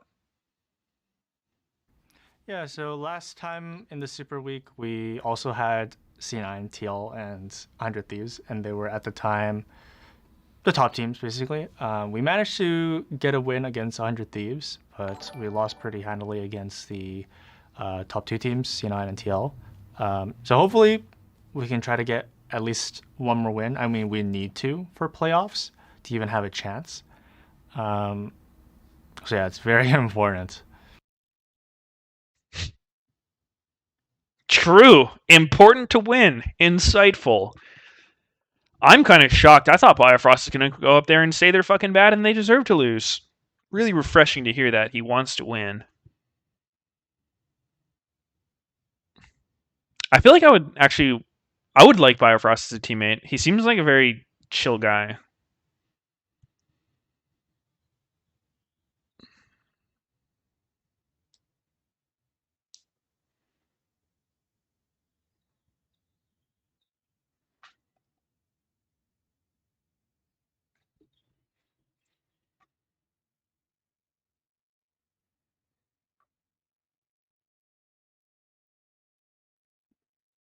Insanity has a question. What's up? Do you remember the video Meteos is having a bad day? It sounds familiar, but not off the top of my head.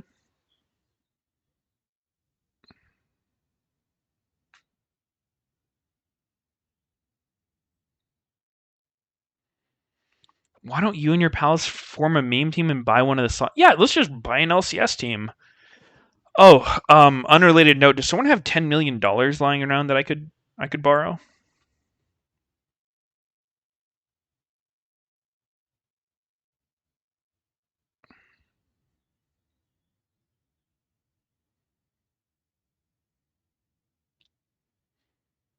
Mr. Beast does? Dude, I would love for Mr. Beast to get involved in LCS. He's talked about being interested in doing it one day. Meteos, where's your donation / text-to-speech? Yeah, I should actually re-enable that. I think I turned it off when I wasn't streaming much. But definitely should turn it back on. Did you enjoy Jungle Ezreal while it lasted? Not really. Just because it's so fucking snowbally.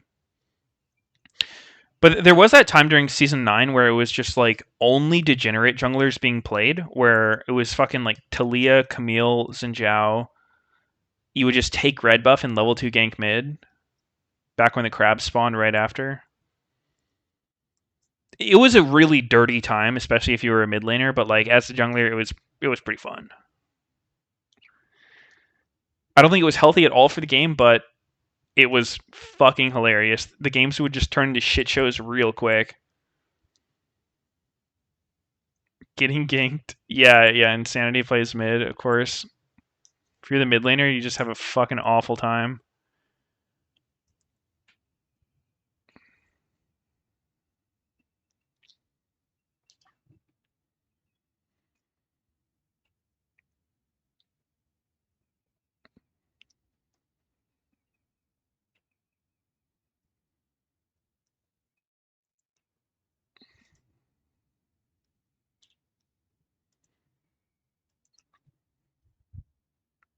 Are weekly co-streams back? Sort of. We're going to be able to do it for playoffs, so we can do it this week and then for playoffs. So there will be more co-streams, which is Pog.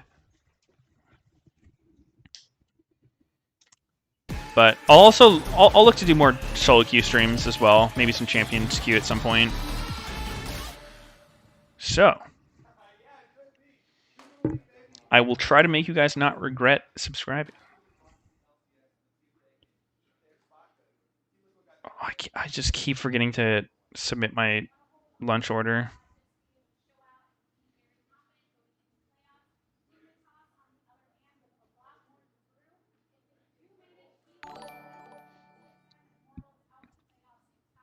Chosen Feeder, thank you for subbing. Fate God against Summit. Man. Fate God's pretty fucking brave, dude. LCS top laners are so goddamn stacked.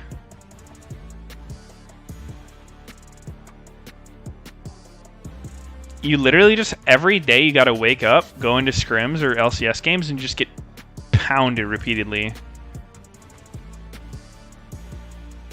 I wonder if you ever forget how to win when you're in that situation, like where you're just getting abused so hard. I don't even think Fake God's bad, you know, like I don't think he's as good as the other LCS top laners, but not necessarily because he's bad, more just because just fucking stacked roll.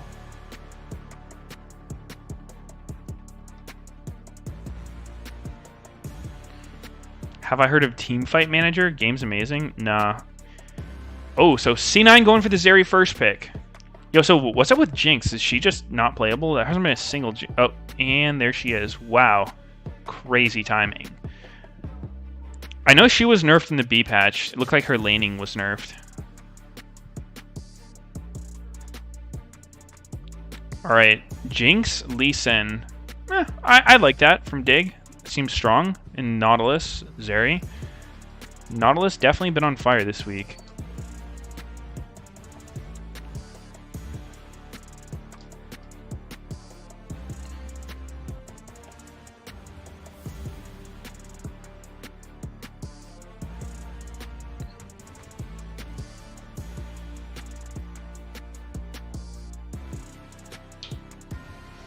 So what do you pick with Jinx to go up against a Nautilus Zeri lane? Tom. That's a good one. Huh. Picking Nautilus with Tom Kench available seems really strange. I think the other games Tom Kench was banned.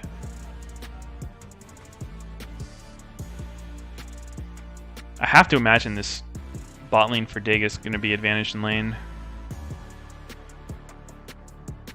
Part of what makes Tom Kench so good against Nautilus is not, like, I don't know how the lane goes. I don't really play that matchup or role. But later in the game, you know, one of Nautilus's biggest strengths is the fact that his ulti is an unavoidable engage, right? Like, if you flash ulti somebody, it's super long range and they're going to get stunned if they don't have, like, a stopwatch or whatever. But Tom Kench, he can use his ult to completely negate that.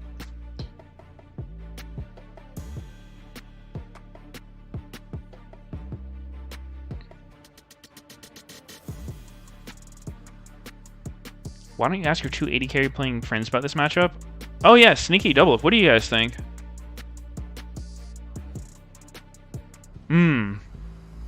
No thoughts. Okay.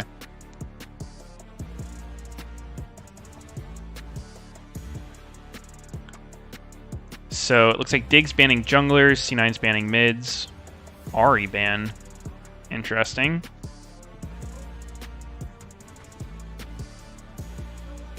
Ahri really hasn't looked good in like any game.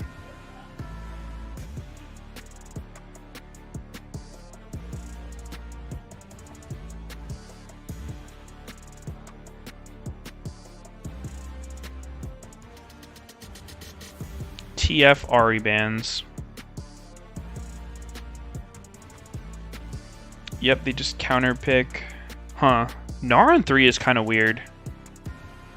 Normally, if you pick a solo lane on 3, you'll use your bans to cover the bad matchups for them, but they don't do that. They just take Gnar and then ban solo lanes. So C9 is basically just... They're actually opting into blind picking everything, which is very weird. Oh, LeBlanc open.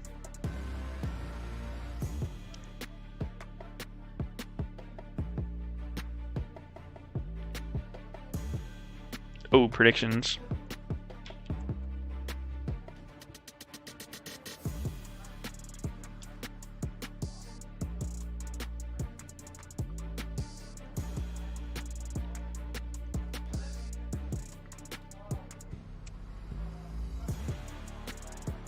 Victor. Victor into LeBlanc. Huh. Interesting.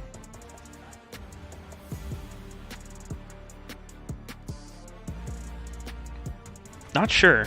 That Victor seems like a vulnerable champ, which you don't generally want to play into something like LeBlanc, but maybe it's okay.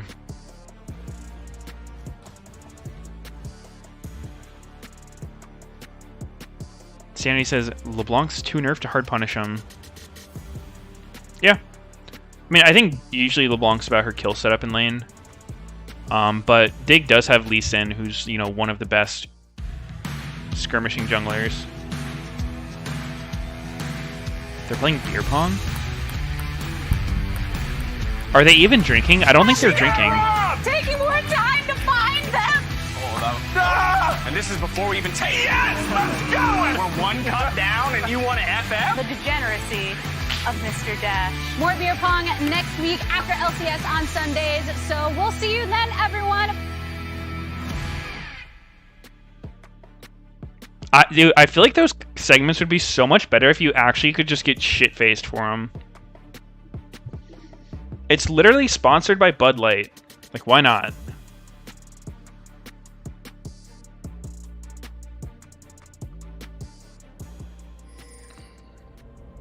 Alright. Let's see if Dig can take down C9. I think Dig has a solid comp. I don't see many issues with this. They've got super good late game. They've got this kite back fight. And C9, their comp is like okay. They have a solid team comp. Nothing really stands out to me as being super good about it. Aside from that, they're just good players. Like, there's a good chance they'll just hard win top and bot due to Korean import gap. We went 0-15 in scrims this week, by the way. That's usually not a good sign.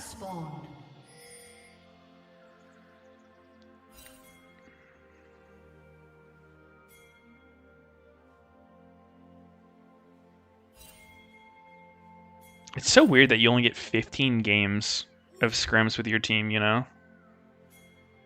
Because you play Saturday, Sunday, you take your day off Monday, and then you have like 5 games Tuesday, Wednesday, Thursday. That's it.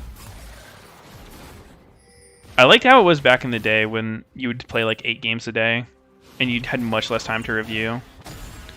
I actually think teams would benefit a lot from just not reviewing very much between games and scrims. I think it just tells people.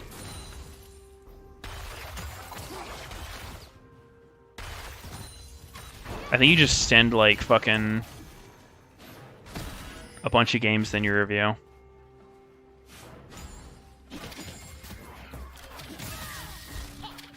Like what, 18 total games? Well, my first split during LCS, we would do 8 games a day.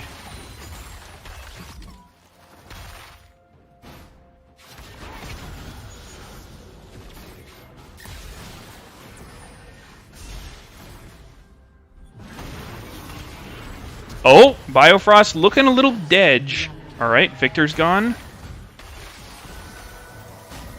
And Tom Kench is gone. Unlucky. Is review 30 minutes? Dude, it's actually long as hell. In LCS. Wait, so Blabber just fucking 2 camp mid gank.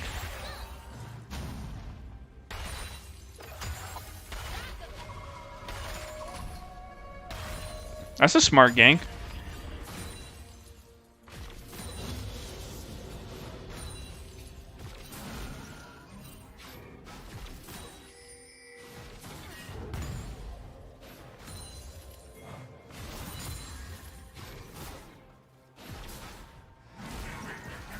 Yeah, man, TSM was notorious for having the longest fucking reviews if they ever lost a scrim. I was talking with Double Lift the other day, or I guess like the other week about it. But yeah, I don't know. I feel like most of the time the review is just not helpful at all.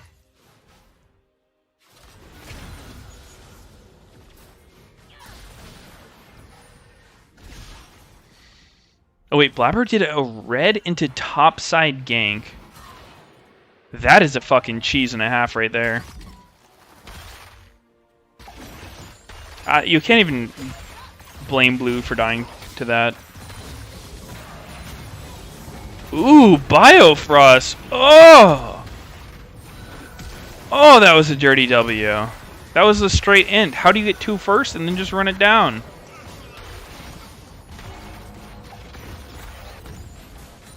Didn't he say he was trying to win in that interview?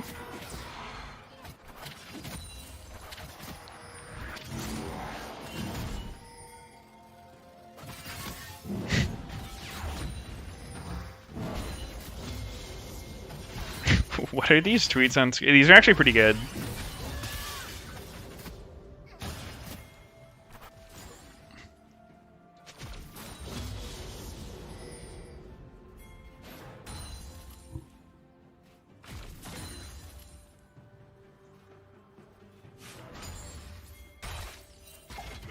So, as expected, C9 having a fat-ass lead.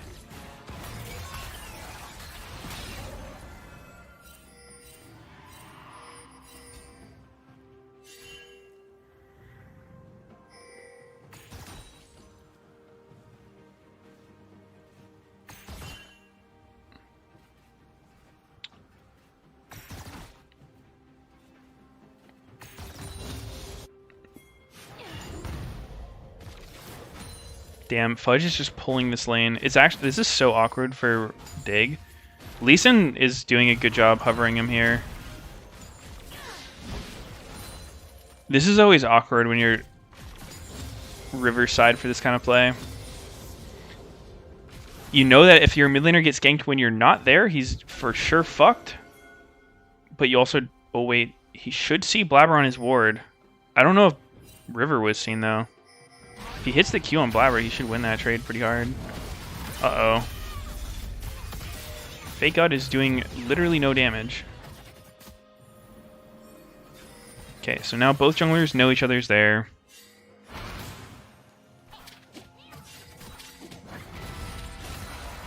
Blabber's just gonna base on a ward.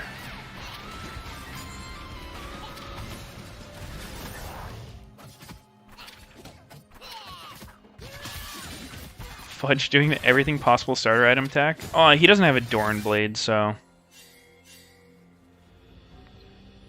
it could be worse.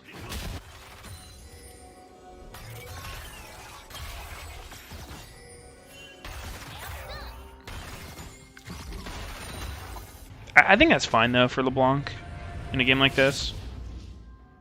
Oh, into Sork Boots. I like that. It's really just, I think he's trying to maximize how strong he can be every base. Because, you know, the difference between like getting the kill on Victor and him living at 1 HP is pretty fucking big.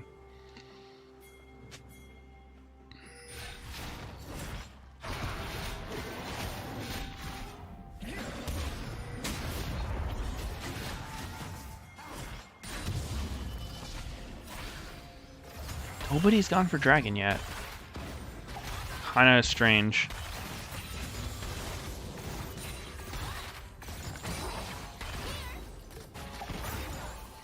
Blabber's always such an annoying player to play against. Like, I always said when I was playing Blabber was the hardest jungler to play against, because he would just... It was this weird mix of, like, he would do expected and unexpected things. So, for example, in a game like this, right, it's like LeBlanc against Victor. You know the LeBlanc's jungler is going to be looking mid, and so River is going to have to like be hovering mid a lot to give his Victor safety.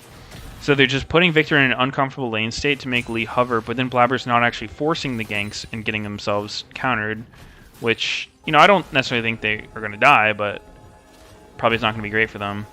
So then Blabber's just doing other stuff. It's just, he plays in a really hard to predict way. Like, he went for the fucking red into topside mid gank. Like, no one words for that.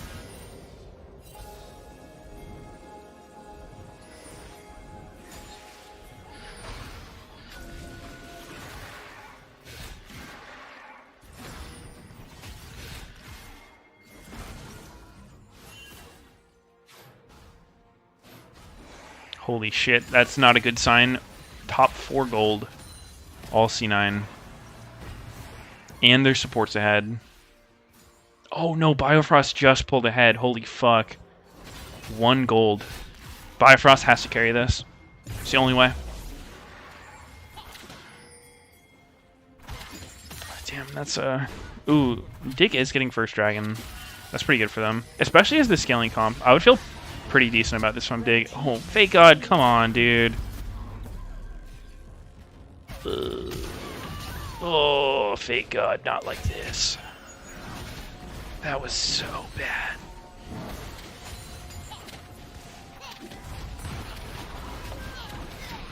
That was so many mistakes on top of each other right there. Doesn't flash the chain. Wastes ulti for no reason. Late flashes. Like, he actually... It would have been so much better if he just accepted his death. As soon as the LeBlanc E hit, just be like, alright, I'm fucking dead. I'm going to save flash and ult. Oh my god, and the entire turret. Look at that gold swing. 1,400 gold advantage to Gnar off that. The R was decent, no? No, I mean, the R didn't stop any damage. The R gives you a ton of MR. He did it at a point where LeBlanc's not even hitting him.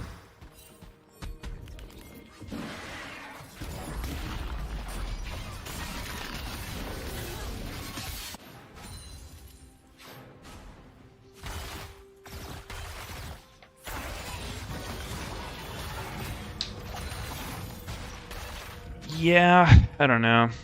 4k gold already. This is kind of what we expected from this game, right? Like, C9 is just individually such a fucking strong team. You had no idea Ken and R gave resistances? Yeah, it was a not necessarily recent change, but they used to be attached to Ken's E and then they were changed to be on the R at some point.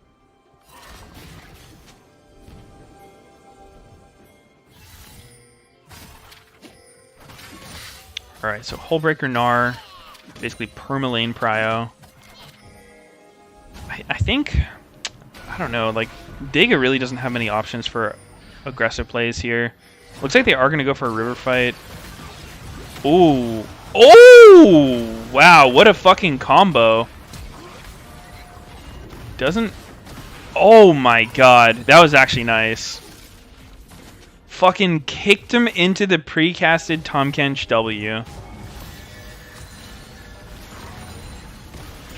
That was nice.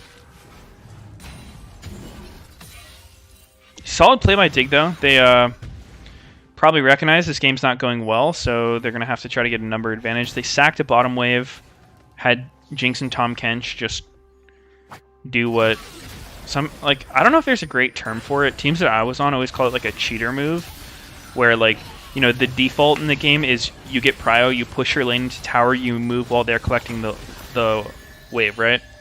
But the reason it's called a cheater move is because, like, you don't push the wave, you just leave.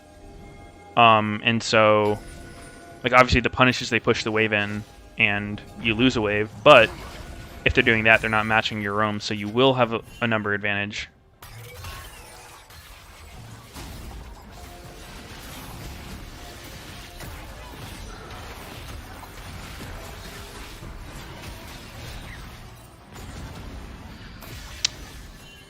But, Dig still does have a really solid scaling comp, but just this top lane situation, man, like, this isn't what you want your scaling to look like. Oh no, Fake God! Oh! Oh my god! He makes it look easy. Summit's not going for the tower, huh? Oh, he actually gets out. Nice. I would have definitely inted for the tower there. My lord.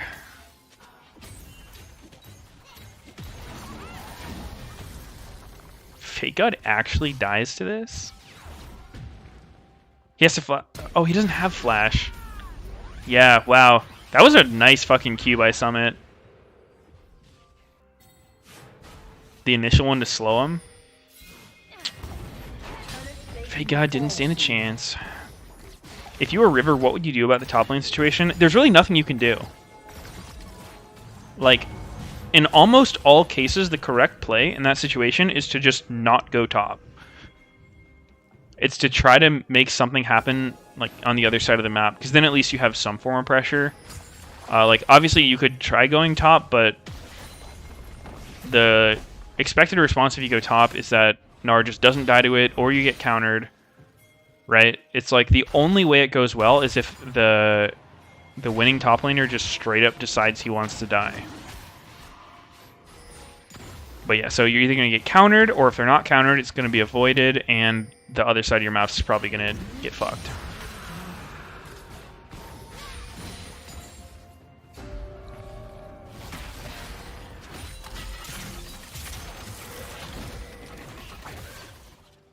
It's just not a good look for Dig right now.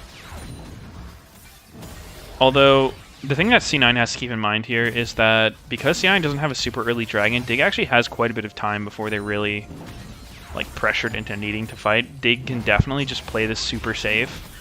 Oh, Dig is actually looking for the top play. Okay, but they're bringing Tahm Kench, which makes sense. Oh, River misses the Q. Unlucky. It was a good attempt. They go for the fast play. I think it's correct to not pursue there, because even if he could have maybe kept going, if C9 catches up and they meet you, you're going to have a bad time.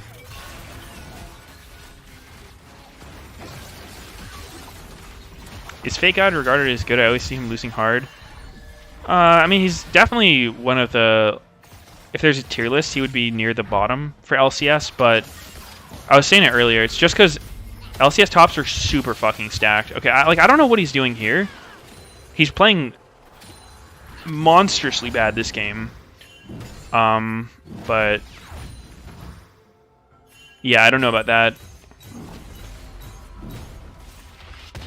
The top lane talent pool in LCS is incredibly stacked with imports. There's like fucking Whippo, Summit, Impact, Someday. Who else? I don't know, like half of them. Huge Zonia.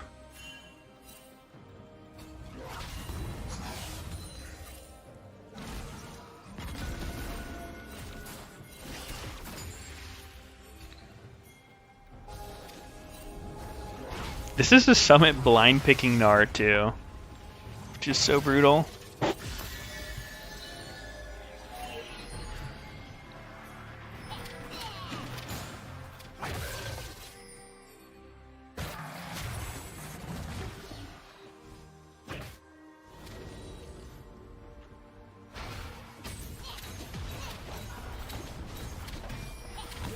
Yeah, the bleeding continues. I like that C9 is like playing pretty quickly to get these towers down. 6k gold up. They still need to keep in mind that Kennen can go for a TP flank with ulti, but like the fact that Fake God keeps wasting ult and flash while dying is super fucking troll. Because that takes so much pressure off of C9, right? You have to always keep in the back of your mind, like, okay, if they have a ward to TP behind us, they do have a Kennen coming in, and like even though Kennen's feeding his balls off, he still has a lot of base damages and CC.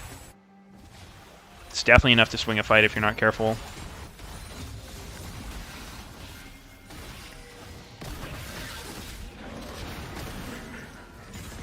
Yeah, C9 now has Herald, so that mid turret's definitely going down. You can't hold it anymore. And the mid-tier 1 tower it's one of the most important objectives of the game, because it allows you to connect the two jungles, right? Like as long as your mid tower is up, the enemy team can't take this path where they walk like, you know, between your bottom and top side of the jungle. But as soon as mid tower is gone now, like they can take over your entire jungle, where your jungler stops getting farm, becomes way harder to rotate without being seen or caught. Enemy Gnar is Trinity Force Hullbreaker. Can we remake? Yeah, dude, I feel like Summit may have bought like a fucking battle pass, get an extra item here, because Fake God is just free to play. And it just doesn't seem fair.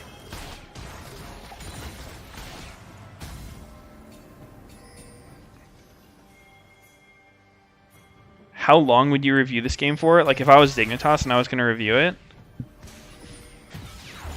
I don't know. I mean, it's one of those weird things to me where I think it depends a little bit like on your team. Oh, Jesus, he's just taking tier 2 turrets in one wave. He can't hold it all. It's like, it's no fucking surprise what happened in this game, right? Like, Fake God got murdered. I would hope that if I was on Dig, if I'm the coach, not much even needs to be said. Bot lane would just be like, damn, we fucked up that level 2 real bad. Top would be like, damn, I got shit on. And then I don't really blame Blue for dying level 2. I would just be like, unlucky.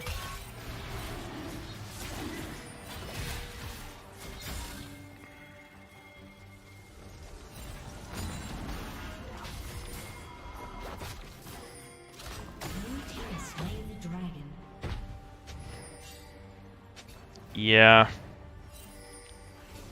I don't see much hope for Dig.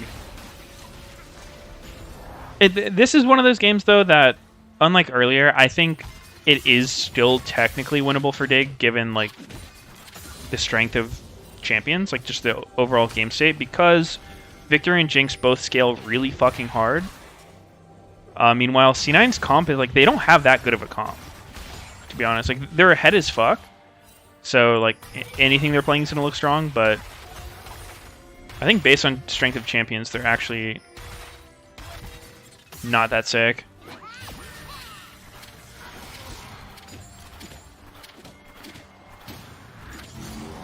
But Summit might just fucking take the entire Nexus before Dragon Soul. I don't know.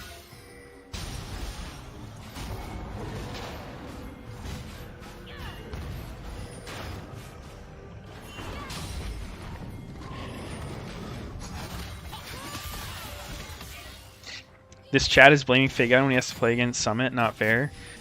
Yeah, I mean, he's definitely outmatched. Like, I think probably most people are going to get fucked against Summit. But he, like, the mistakes he made this game specifically were pretty huge. It wasn't like he just barely got outplayed by Summit. It was like he's just been wasting his flash and ult and getting gapped hard. Which is unlucky. So why not invest time in the Kennen early game if the ult's so imperative for team fights? I mean, like, what does that mean, though, invest time? That's not really, like, how the game works. Just because you'd go top or whatever doesn't mean it's actually going to help anything.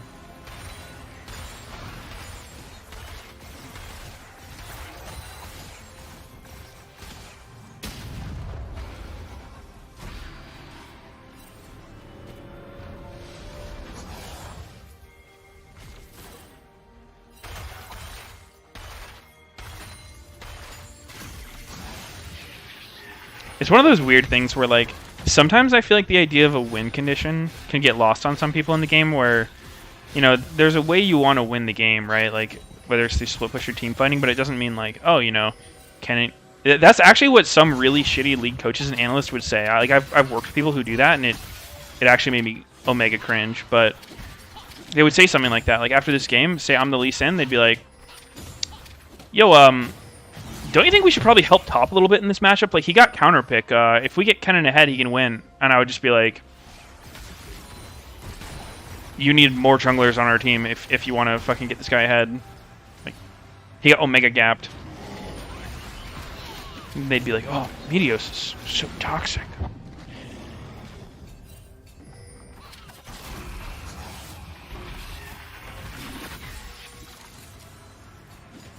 Because, like, what we were talking about earlier in the game, like, with the way River was playing, he's doing pretty much what he needs to do in this game, which is, like, hover mid, right? Because C9 blind picked LeBlanc, and they went Victor into it. And the idea of that matchup is that as long as you protect Victor from getting gangbanged too hard, he should be good later.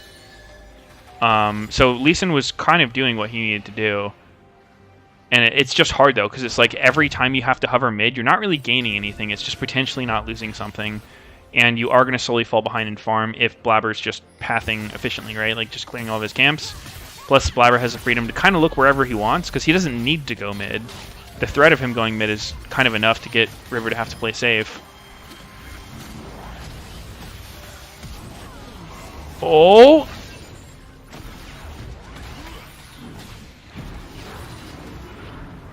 What the fuck am I watching? Oh, did they get him? Oh, Summit's gone. Damn, okay, big shutdown to Victor. Okay, so if they get the Baron somehow, which doesn't seem super likely, this could be could be winnable. Unfortunately, no Baron Steal from Dig.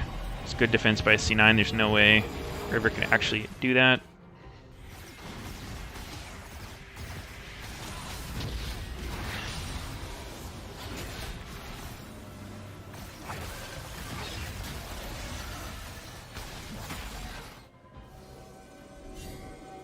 I think Dig's best play, like, they haven't even had that many windows for it because Fake God keeps blowing all of his cooldowns and dying.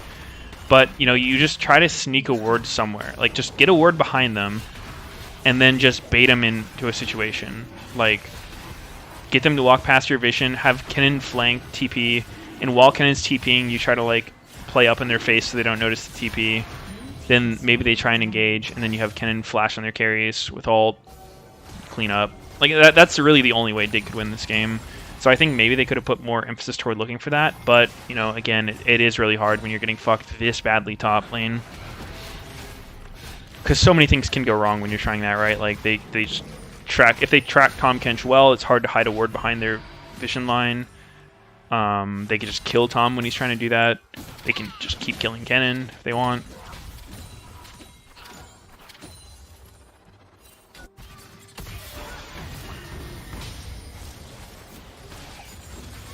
What armor item would you go here if you were Gnar? I don't know, dude. Whatever you want. Death Dance? Red team's turret has been destroyed. I don't even know what Gnar's supposed to build. This one's just way too fed.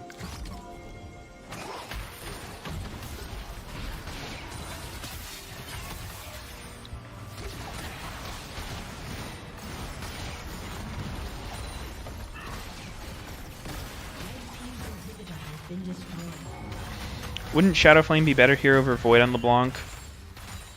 As far as a 2-item spike, probably, but one thing that I don't hear get talked about a whole lot when people talk about builds, and like I think generally the advantage of building flat pen like a Void or something early is that it gives you more flexibility later in your build, right? Like say you want a Zhonya 3rd item because you know the rest of your team's super fed and you just really need to be able to like start a fight. If you get Shadow Flame 2nd, and then you decide you want Zhonya 3rd, now all of a sudden you don't have a Void Staff till like 4th item, and if the other team has Damar, you're just literally useless. So it kind of takes away your ability to get a Zhonya early if you want it, right?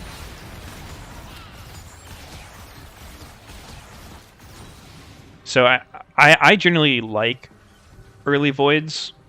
I think, yeah, there are times where it's not optimal, and you don't need it, but I think if it's likely the other team's going to build a Mar, and you have other stuff you can be building, like, it basically just helps you get to that point where you have, like, Death Cap Void by 4 items.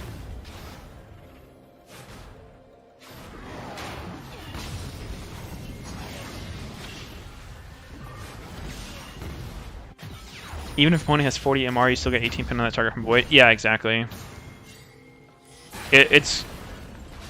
The way it works generally is like for carries, if you don't have your flat pin item by like 3rd or 4th, or sorry, not flat pin, your percent pin item by like 3rd or 4th, you're just really not gonna be able to kill like bruisers or tanks.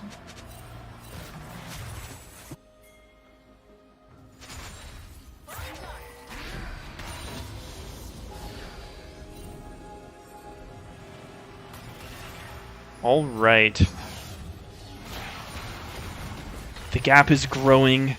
Dig is bleeding out. Fake God is in a casket deep, deep underground. Okay, he has his TP, he has his ult, and they do have wards behind. This is kind of the setup we were talking about. I think that if C9 all groups into top lane, they could throw, but I like the way C9 is playing this. So many times, I feel like I talk about this all the time on the stream, but I think this is such a better way to play this situation. What I would see a lot of pro players do is just 5-man top lane here, which someone would say like, oh, yo, let's just go 5-man top, wait for the supers to push mid and bot. And it's like, you know, it seems logical, but I think it gives the other team way more counterplay because like the supers aren't a threat till they're actually like on the turret for an extended period of time. And you are super fucking flankable when you're all pushed up in a side lane like that. So I like the way C9's playing this a lot. And Fake God's gone. Oh, he saved his flash.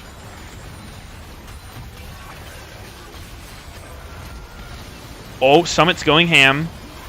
Alright, wait, C9's actually throwing. They're legitimately throwing. Is it enough of a throw for them to actually lose? Maybe not. Oh, Blue's still alive. Oh, Blabber killed him. Unlucky.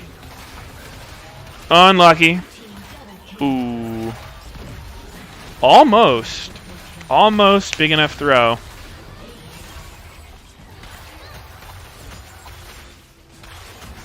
Zeri? I mean, Zeri looked so bad in the last 2 games. C9 was just so ahead. Like, they're just... Actually, just fucking import advantage.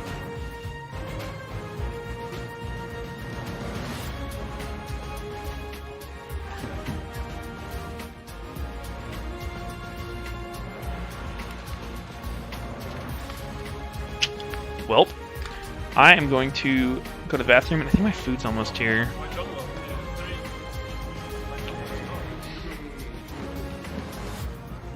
So, I'll be back.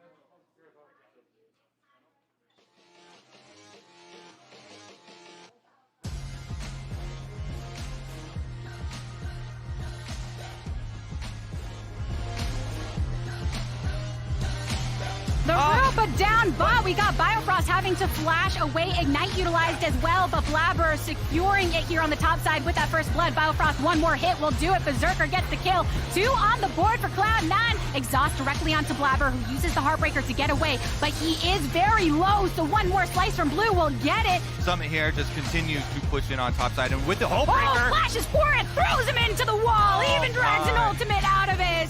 Summit slamming hard.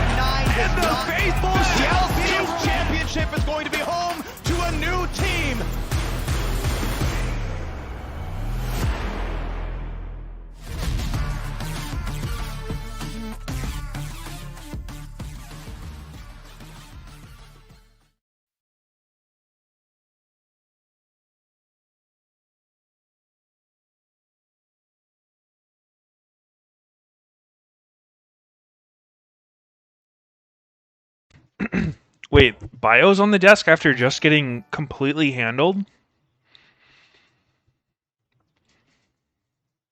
Hate to see it.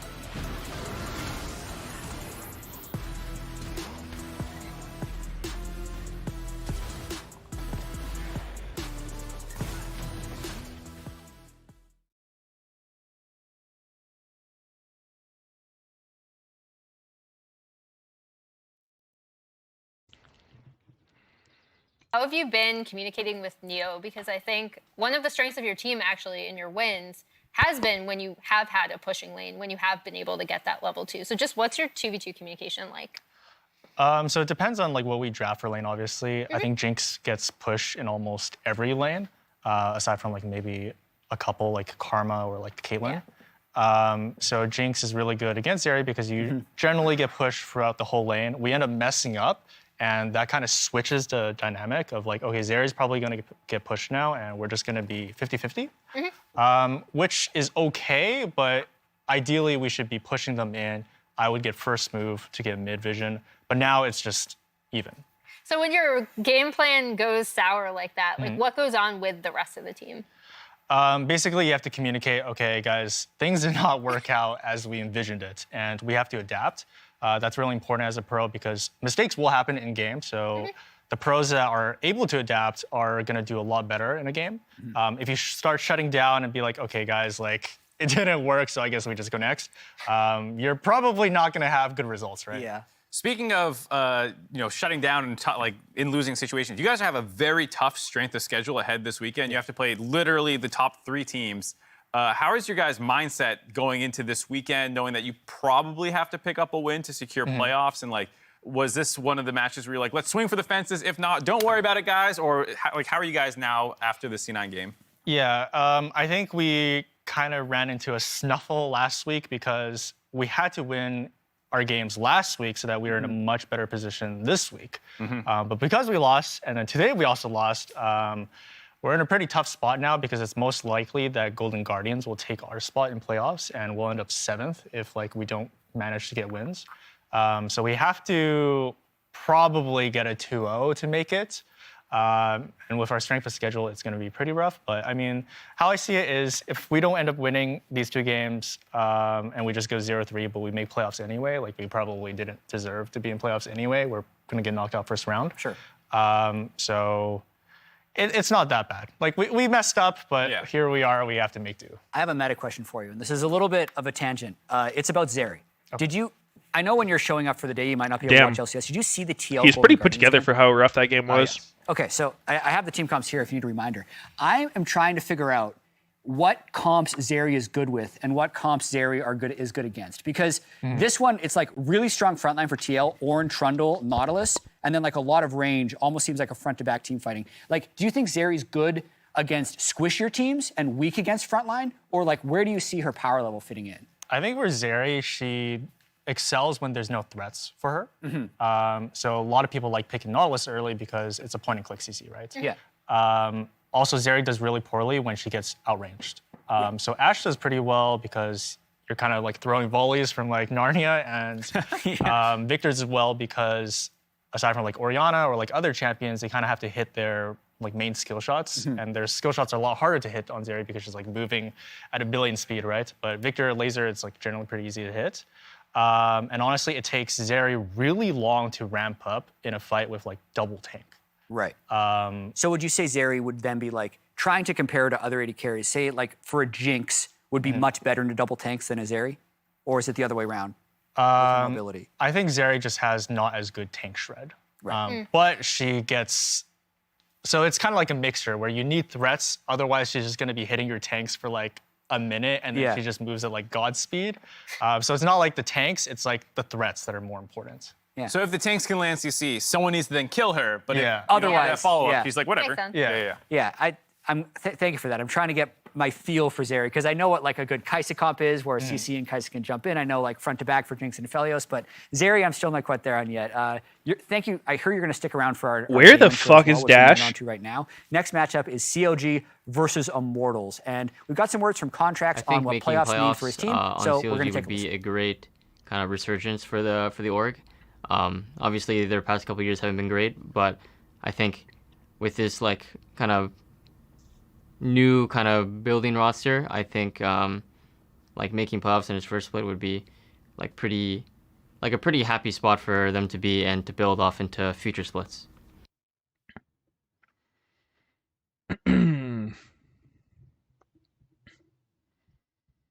Where the fuck is Crumbs? Do I know who Jolly Ollie is? Nah.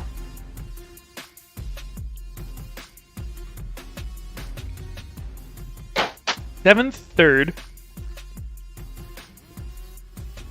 Wait, CLG got third? Who was on their team in 2019?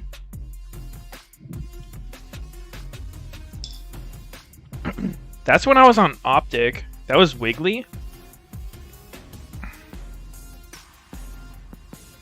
Oh, PoE.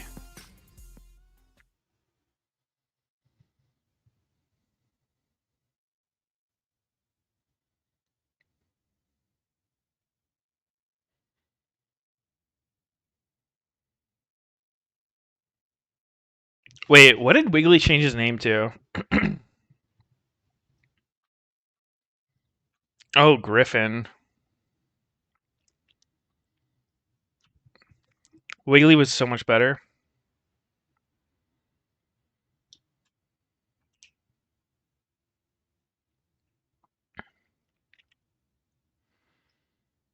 Name changes never... That's kind of true. Has there ever been a player who name changed and then that was actually like a good move for them?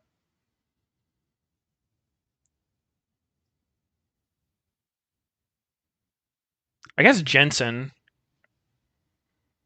Apollo. Jensen's probably the best example.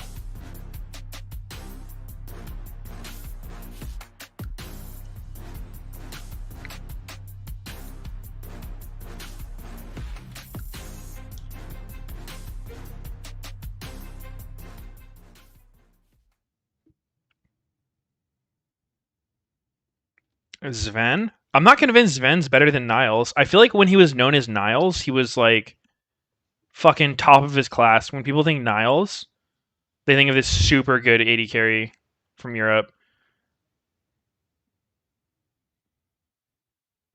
Niels, not Niles. I mean, however you want to pronounce it. Same thing.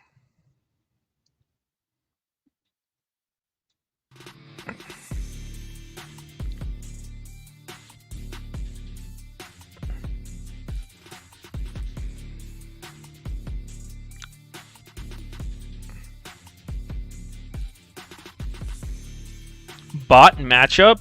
They're playing against each other from the same team? That's fucking crazy.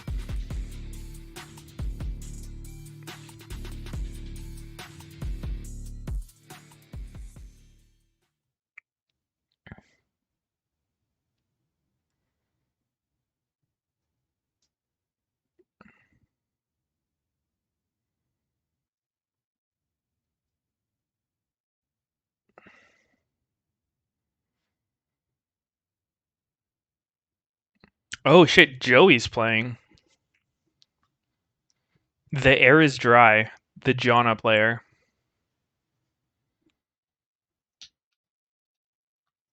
Have I ever wanted to name change? Nah. I like Meteos as a name.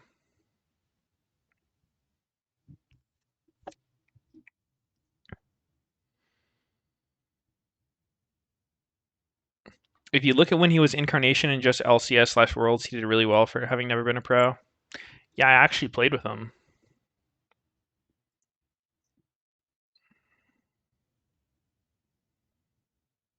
What a fucking headband. I feel like that's not doing his hair any favors.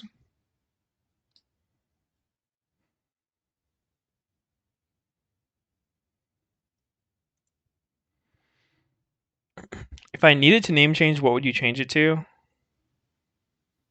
I mean, before it was Meteos, it was Short Dog. Just because Meteos was taken on League. So I'd probably go back to Short Dog.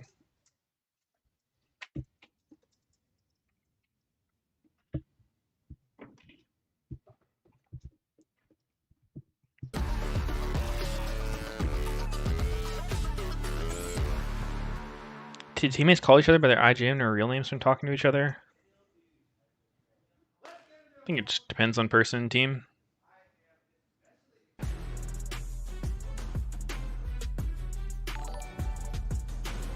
Fake Rogers, thanks for the 3 months.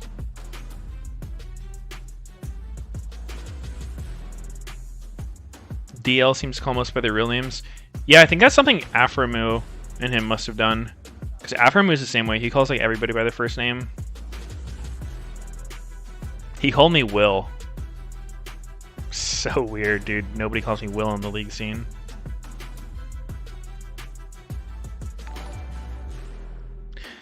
Minimo25, thank you for the 24 months, 2 years, hype. Oh, Renata Glask ban, that's fucking random. Karma's actually open. Karma's been banned every other game. Another Zeri FP.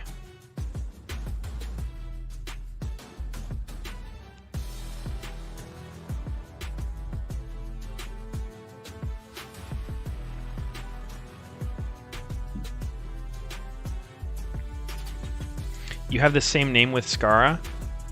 I'm pretty sure people call him Jimmy. I believe he goes by his middle name.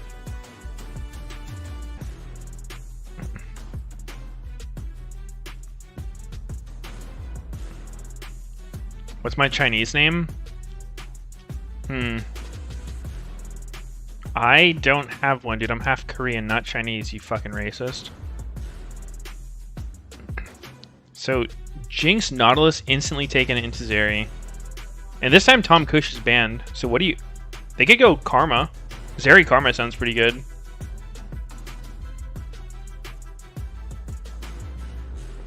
That actually sounds Giga. Oh, Ari. Damn, Immortals is actually 0-5 in their last 5 games.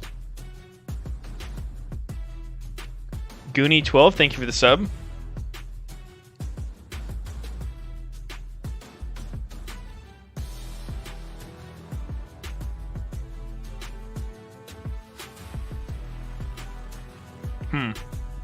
Well, I like CLG's comp quite a bit better so far.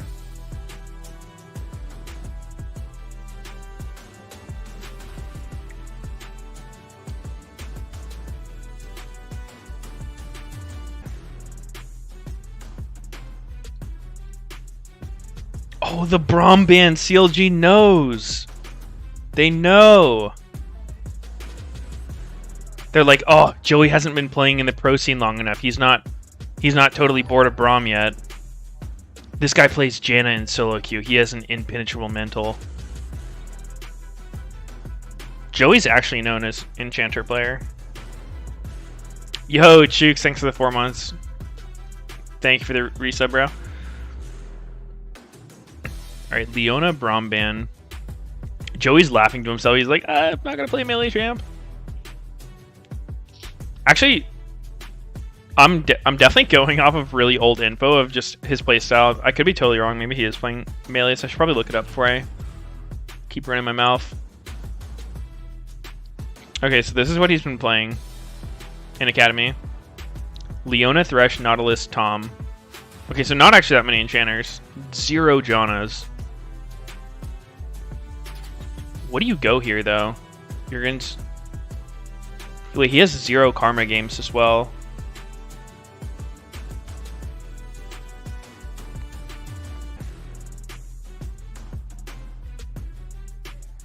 Engage. Yeah, I mean it's for the lane. I feel like you can go Karma to like maybe win the lane. I don't really know how that matchup goes, but I assume it'd be good. Or you could do something that's good later, but you'll probably get abused in lane. Set could be support or top. Oh yeah, I'll throw a prediction up. IMT versus CLG. I think, are both of these teams already eliminated, or can either of them still advance? Oh wow, they're actually gonna do the Yuumi? No. Set support. Set into this team. Not sure, I like that. I don't really see anything that makes Set look particularly appealing here, but we'll see how it does.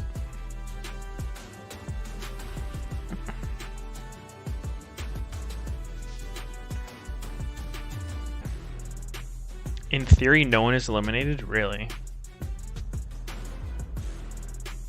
Ooh, Camille into Aatrox. What a weird top lane matchup. Blind pick Aatrox. Haven't seen that in a bit. So, I'm definitely more a fan of CLG's comp here.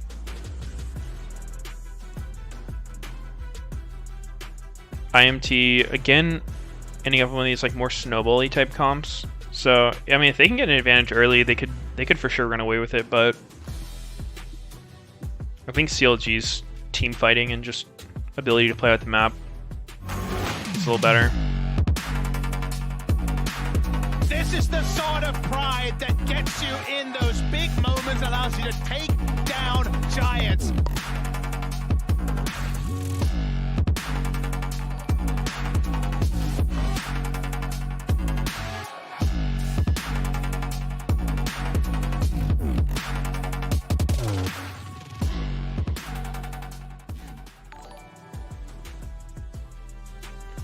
Yo, what? Esty with the 5 gifted subs. Holy pog. Thanks, dude. Holy shit, STDs.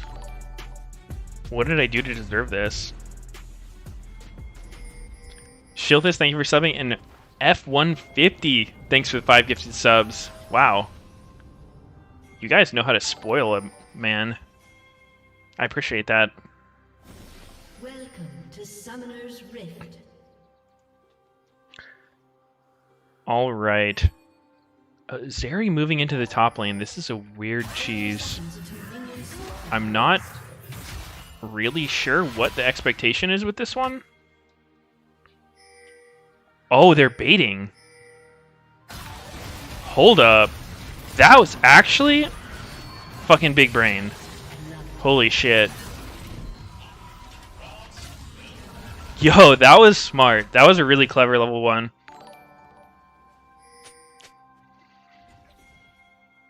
Minions have spawned. Damn.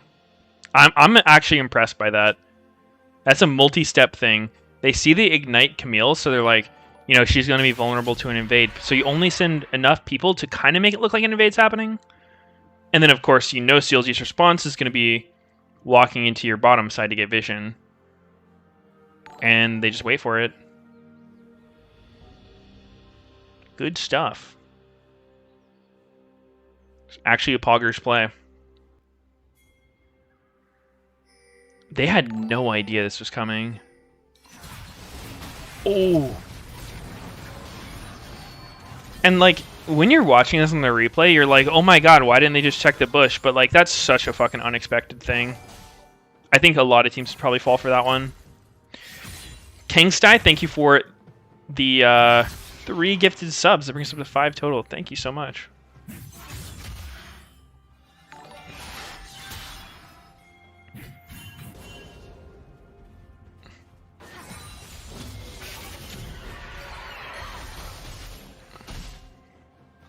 Damn, Viego with that longsword start. actually cheating. Contract should say in all chat, like, don't spend the gold if you have any balls. Too scared to beat me without 350 gold advantage. But I guess Xerxes afraid of real PvP.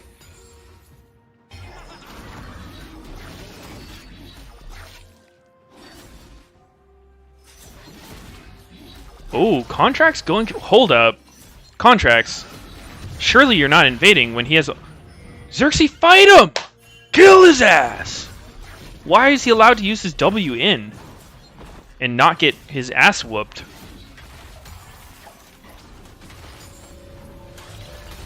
Nautilus was MIA? That's fair. But still, dude. You could have just slipped it right in his ass there. Oh, now he's getting the crab too? Hold up, Contracts is down fucking 3 camps, and he's gonna get crabbed here. The invade does not pay off here. But what's funny about that is, I feel like the timing on this invade might actually work for Contracts if Xerxes doesn't have a fucking extra longsword for his clear. Because if you think about how much that speeds up your clear by, it's quite a bit, right? Like, how much AD does Viego have base? Like 70, 80 at this level probably? So 10 extra AD, that's going to be fucking 10 to 15% more damage on, for the most part, all of his abilities. Kind of adds up.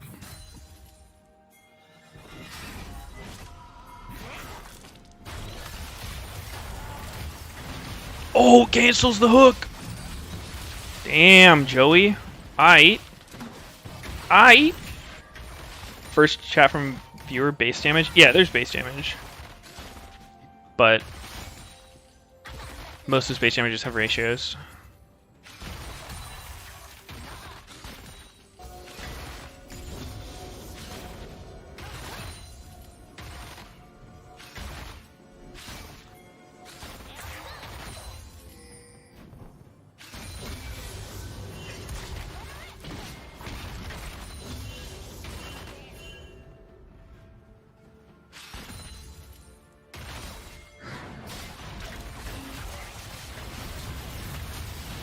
Oh! Oh, this is so funny. The AD carries are just completely on top of each other attacking the sports. Ooh, Joey actually got his flash blown. Man. Set is really one of those psychopath champs. I feel like Set, top lane or bot lane, is really hard to lane into. Because it's like super hard to know his limits.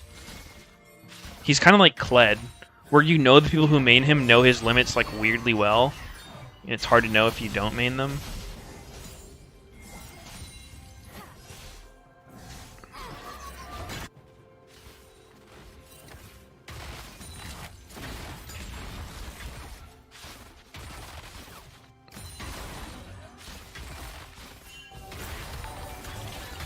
Yo, what's up, Snuppy?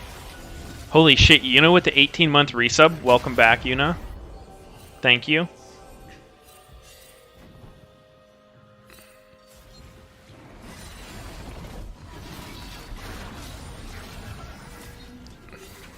Natural Order's will with Convoke's insane. Alright. We'll give it a shot. CLG. Gonna get the first dragon here.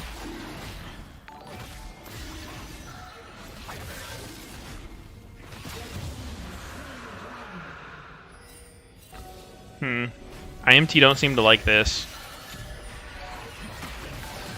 That was a pretty risky dragon timing from CLG. Like, I don't think they had perfect info. And I'm pretty sure IMT could have stopped that if they knew it was happening. But it worked out, so that's actually really good for them.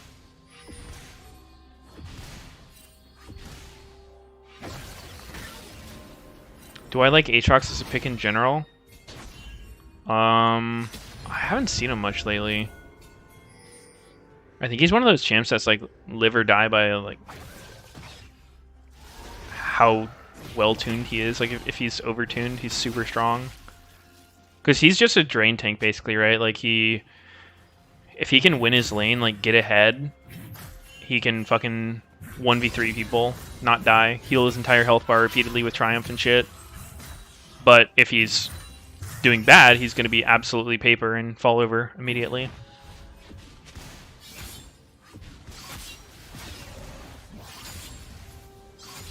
I wouldn't call him a stat check champion, because like you can still outplay him by dodging his sweet spot Qs. I think Aatrox is a cool champion, but as far as like how good he is, I don't know. Pretty snowbally most of the time I see him.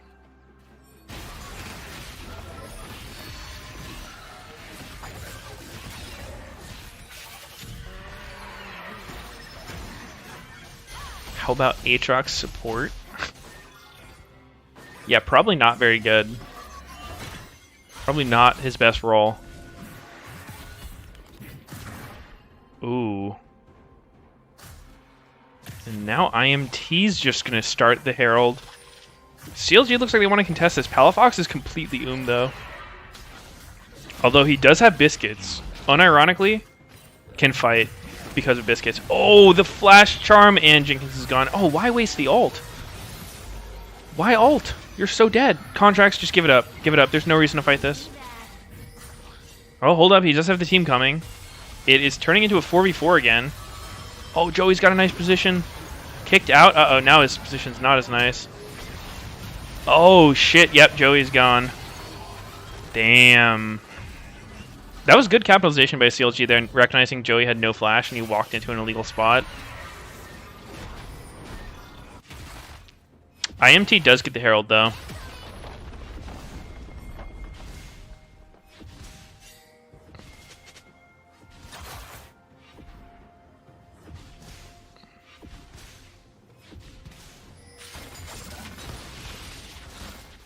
At Meteos, you would love Aatrox support if LS said it. Yeah. Yeah, totally. I pretty much live my life by whatever LS says.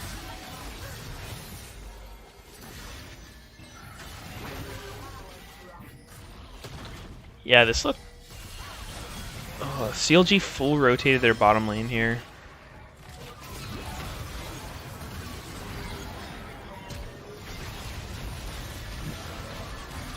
Could IMT not have kept fighting there? Like, why did they all back out, actually? That seemed like someone called them off. It actually looks like they would have won that fight if they just kept going. CLG committed quite a bit onto fucking Joey there.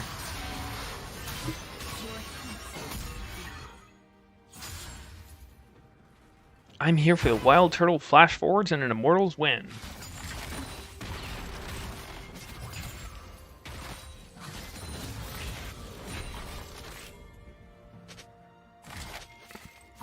That's such an epic tweet.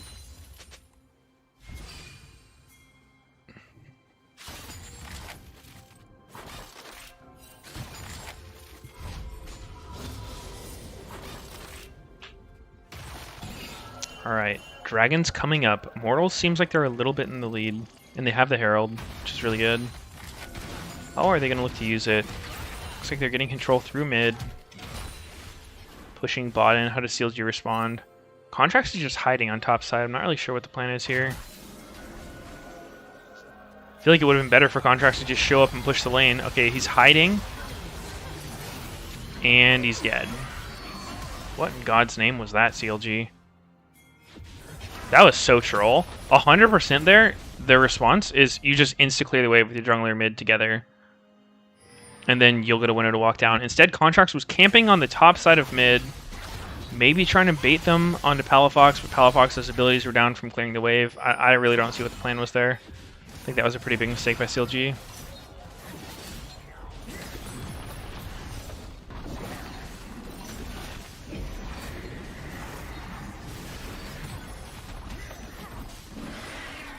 Boom.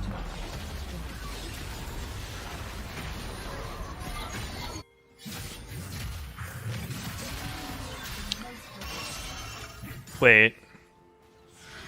CLG getting Dragon right now? Huh? Immortals? Did you not just have a super winning play right in front of Dragon? Man, what the fuck? Sure, you don't need dragons to win League, but they help a lot. I'm pretty sure you just go for dragon every time you can. That's like the past 2 seasons, since Dragon Soul, it's just been the best way to win a game. Uh-oh, turtle. No. Oh, what? No. Poom choked that hard. How the hell does turtle get out there?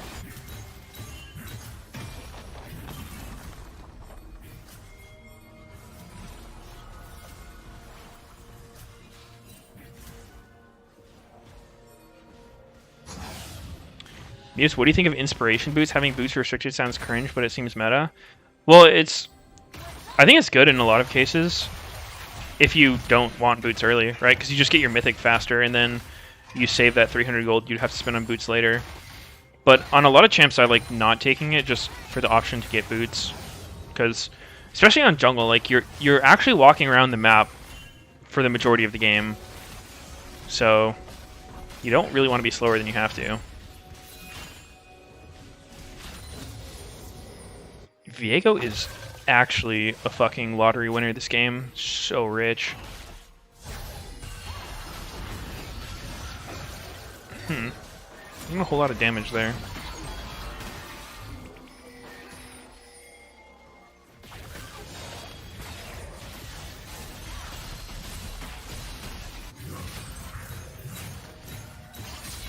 Alright, I want to see how IMT uses their lead here to actually speed up the game. Getting the other team's mid turret this early is so good. I like the way they're working together to move bot. Like they're pushing mid into the tier 2 and then they're walking down together. It's just going to come down to like how do you actually get your... I guess something you can do with Zeri here specifically is you can actually just take a full-on team fight in this spot, which normally is kind of troll because your AD carry can't match, but Zeri can just go over the wall. It's like the fucking Bard invade. I remember one year when I went to Europe, there was one of these European teams was just the most obnoxious with Bard through that wall. It's like I could not go to that side of my jungle without a Bard showing up.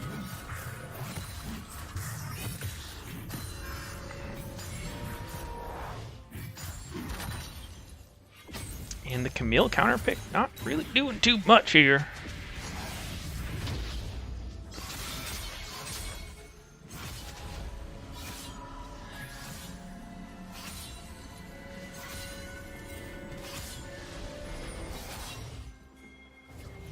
I do wonder if contracts maybe had more windows to look top in this kind of game, because historically, like obviously these champions have been balanced a lot, but the way this matchup went was it was like Aatrox would slowly win by poking Camille down, but if Camille got ahead through ganks or whatever, Aatrox just reaches a point where he can't play the game anymore. He just jumps on him and kills him. Red team's turret has been destroyed.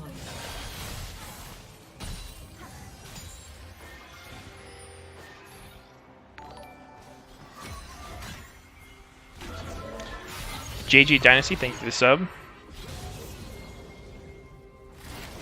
So I would really like to see CLG look for some plays with Camille. I think they can use Vex, which it looks like they're trying to set up right now. I think that's a really good way to do it. You basically just need anybody to go with Camille. Like, it can be Nautilus, Vex, Lee, fucking Jinx probably. Oh, ooh, this looks troll as fuck. Maybe it's not. Oh, Revenge didn't have ult. Okay. That worked out then. That was a good play. Normally a no minion dive on Aatrox does not end well, but Jenkins gets caught on the other side. Unlucky.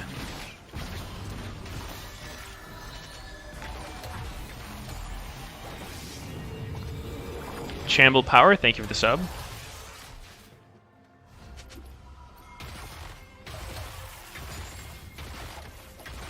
Yeah, it's pretty weird how Immortals is just not more interested in objective control this game. The Herald and the Dragons.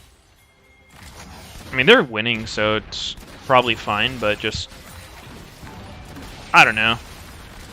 I think taking Dragons is just too important. Turtle? Surely that wasn't a real play. Alright. Indian Wookie, thank you for the sub. And Mac Zeko. Appreciate that. All right, that was actually a grief by Turtle there. Oh. Ooh, PoE uses... Wait, this is actually a huge overextension by IMT here. Oh, Aatrox isn't dying, though. No, he is. Correction. Oh my god, what a throw by IMT. Holy moly. And this is third dragon for CLG. Why is the team 5k down on Soul Point at 17 minutes? Man, IMT needs to put some priority on dragon. It's kind of a shock to me that they just haven't got it, because they've had a lot of opportunity to get them. Man.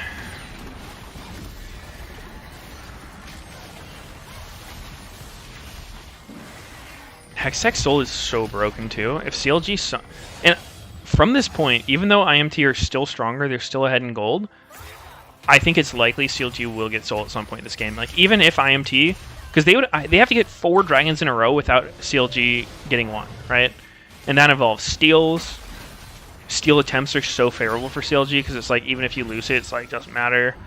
And CLG can even just leverage the 3 dragons into just like getting more XP, right? Like, now all of a sudden IMT has to not let them get dragon, and CLG, like, they don't care if they get the next 3 dragons or not. They can just keep pushing side lanes, getting more ahead, so... Definitely not a position Immortals wants to be in when they should be so much more ahead.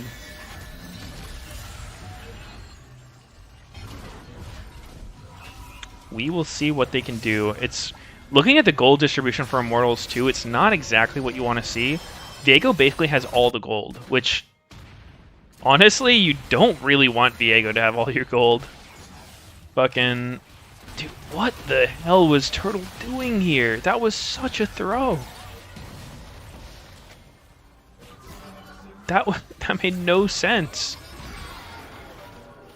That feels like he didn't know how much damage his champ did to the turret or something. That was such a big mistake. Let's see. How does PoE use his Everfrost? Because I didn't see an Everfrost. Was it... Oh! Oh! God, that was nasty. Why'd he wait so long?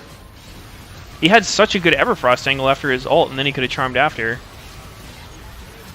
Pretty big mistakes coming out of IMT here, actually.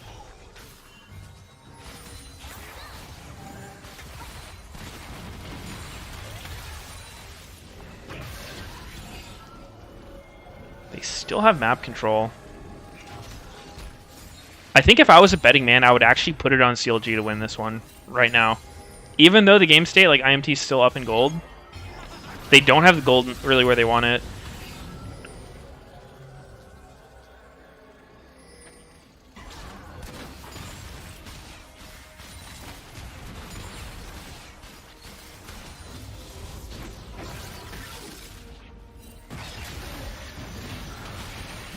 We'll see how they decide to play it. I think it's good for Immortals to keep up pressure. They want to keep looking for picks with Ahri, Viego. If they're tracking the enemy team's flashes, they can know that like Palafox, Contracts, and Jenkins are all really good targets.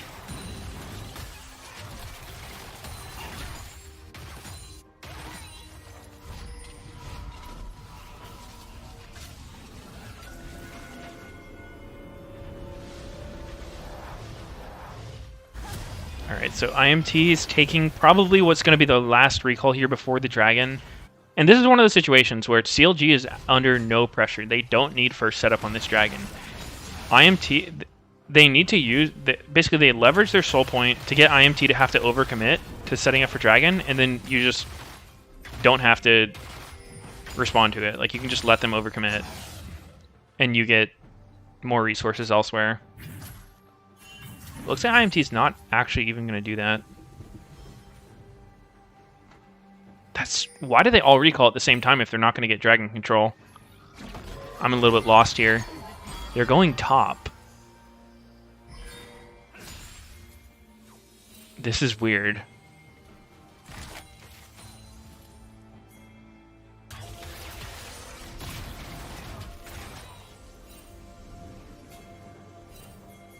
Okay, so IMT now is grouping. This is This is good.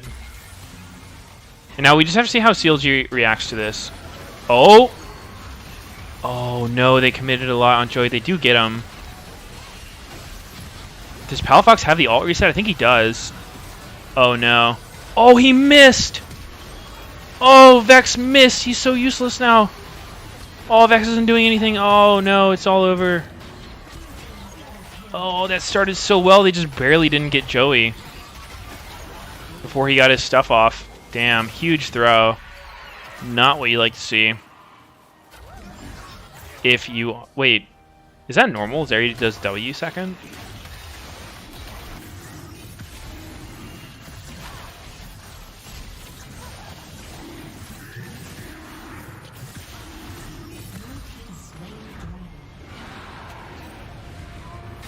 Okay. Yeah, I mean, it makes sense.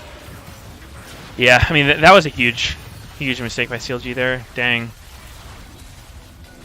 That Vex ult missing was so huge.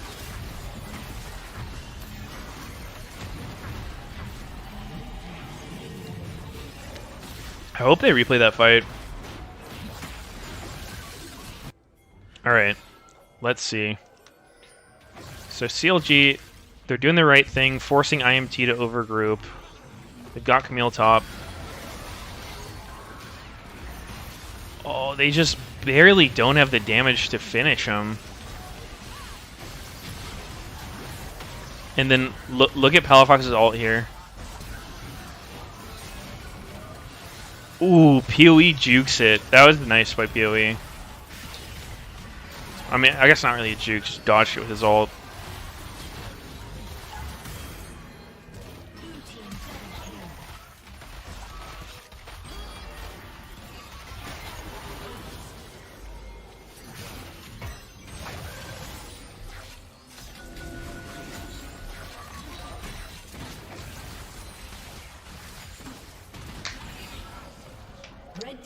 Yeah, that's not really as good of a game state anymore for CLG.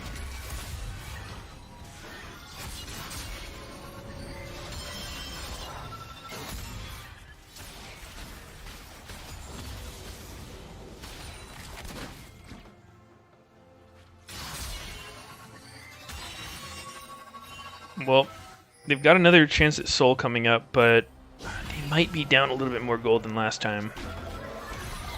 I think losing a 5-0 team fight and giving Baron is not what they needed.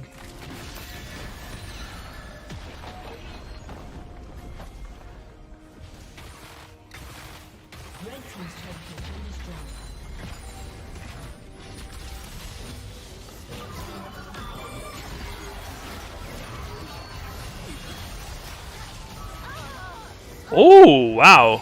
He actually has the damage to one-shot there. Go in, pussy. Do it. Do it. No balls. It's just sad. That was a nice play by Palafox. Pretty sure he canceled one of Ari's dashes with his passive.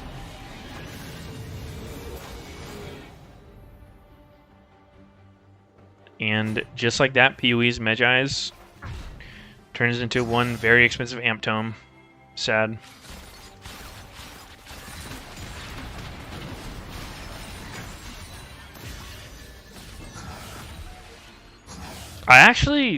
I've never understood the appeal behind getting Medjai's. Like, every fucking mid laner loves it, but I fucking hate buying that item.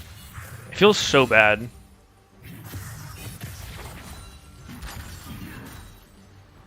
I don't want to have to play in a way where I'm, like, not okay with dying. I'm definitely a fan of just sending it. And, like, even if I die, if we win the fight, it's fine.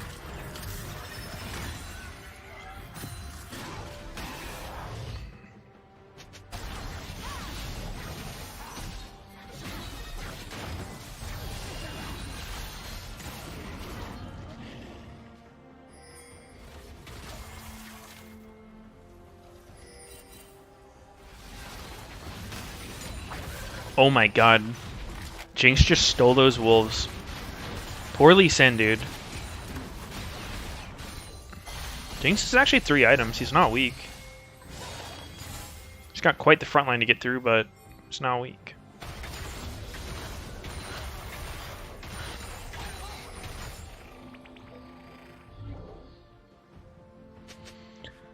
Alright, Immortals, Dragons in 1 minute. They've got the siege setup going here. Without Baron, though, I don't think they really have much chance of hitting the turret. But it is good for them to keep CLG contained in the base. They've got good vision. They just want to make it impossible for CLG to actually get to Dragon.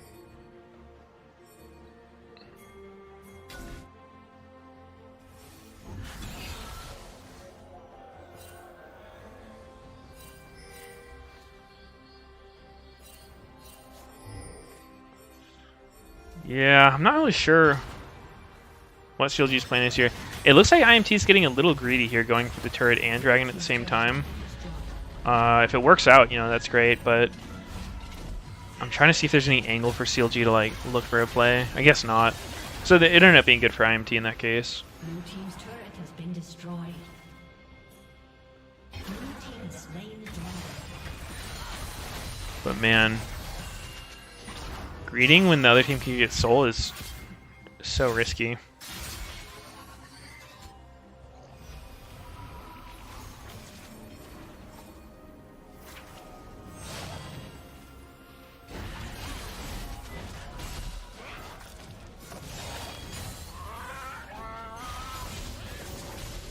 What is that sound?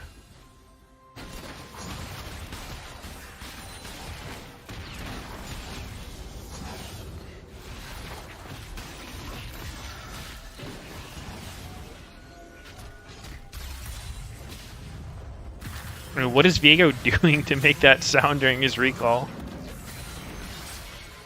Sounds like a fucking duck. Oh. Pee-wee is spotted. Oh, do it contracts, you have to. You literally have to.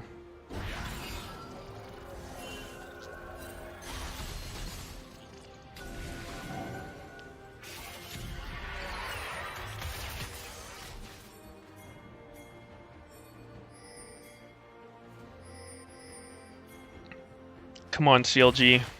Do something. How is Jenkins not getting another item? 30 minutes of split pushing in one item? Not sure what happened there.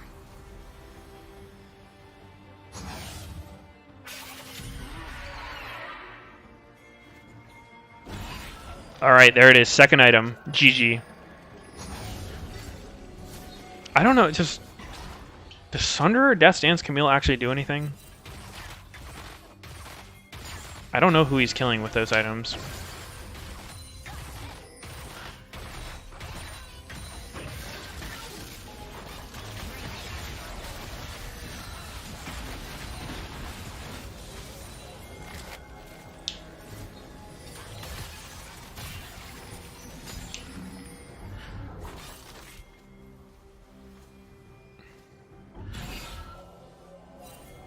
So, what has to go right for CLG? IMT, you just walk up, let Sett get engaged on, big W. Oh! Oh, with the Zonia, he's gone though. Surely he's gone. Oh, wow, nice. I like how Contracts cancels his Q there to ward jump. Actually mess up the ult, the angle on Sett's ult. I didn't know GA revived you with 100% health. That was pretty interesting. Wow. Massive throw by IMT there. It's getting to that point where as a frontliner you don't actually survive for more than half a second.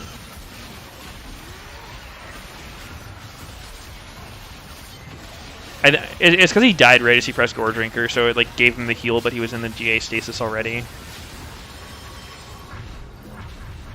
Oh, the objective bounty. Uh-oh. IMT kind of playing with fire here, as they've been doing all game. For better or for worse. Alright, CLG will have Baron buff for this contest. And Palafox, maybe Deathcap? Probably Deathcap, right? Yep. Let's look at this. So.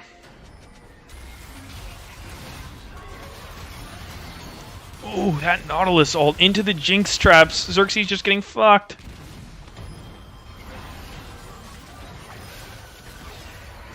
Ooh. I don't know if it actually mattered that Contracts cancel his Q. but it was cool looking.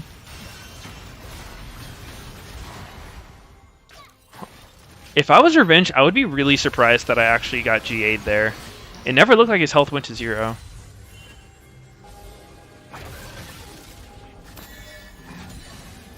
Alright. Jinx 4 items.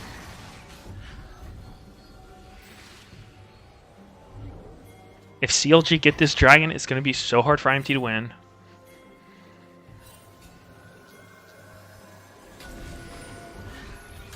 CLG is just taking the bot side positioning. Normally the risk here is that the other team can just go down mid lane, but because you have Baron buff, it's not actually a threat, because you can recall it right away.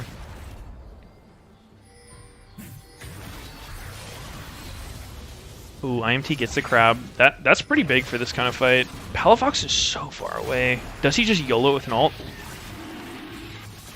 That was weird. Oh, wow, the dragon's actually getting chunked. This is so tense. I'm fucking nervous for these teams right now. I'm really watching Palafox ult. Like, if the Vex ult misses, it's fucking BG. I'm pretty sure you can't throw it unless they're CC'd, because if someone just flashes it, your team fight is actually fucked. Oh, it's going to be a smite fight. Oh!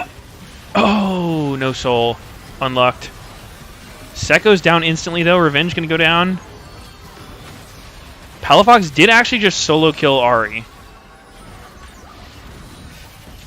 Wow. CLG cleaned the fuck up, even though they didn't get the dragon. Damn, that is a 5 for 0. That's game. It's legit GG.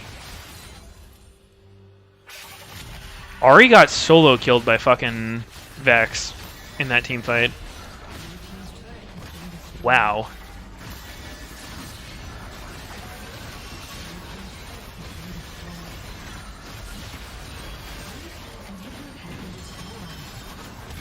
Huh. If only IMT could have gotten dragons earlier into the game. I guarantee that will come up during the post-match discussion. Be like, yo, Xerxes, like, I'm not saying this is your fault we lost, but don't you think we could have prioritized dragon more? He's gonna be like, no, fuck you. I was fed. You're dog shit. I don't know if he's like that. I doubt that's what's happening. But yeah, they 100% needed to just take dragons while they were winning. It's just... Oh my god, Palafox? Bro? Everyone got Yeezys? And slippers.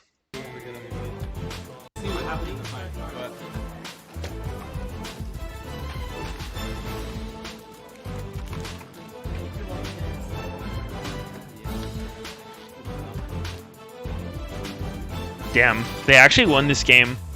If Jenkins didn't type better top wins after this one, he's really not doing it right.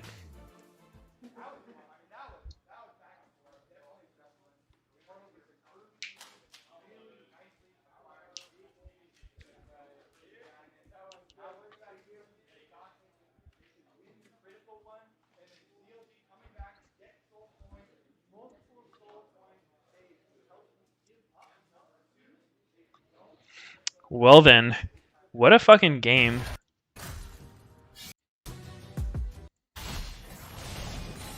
I don't know, dude. When I saw IMT just randomly not taking dragons, I kind of got that feeling. Alright, I'm just going to go through and see the dragon takes and how they happened. So, let's see what info they had on each other. So it looks like IMT wants to get a recall off on their bottom lane. And Poom seems like he's just coming off a recall. So this dragon's actually off of, I guess, support gap? I don't know. Somehow, I don't know how this happened, but Jinx has already recalled. Nautilus has already recalled. And they just didn't ward dragon before they left. They just didn't expect this.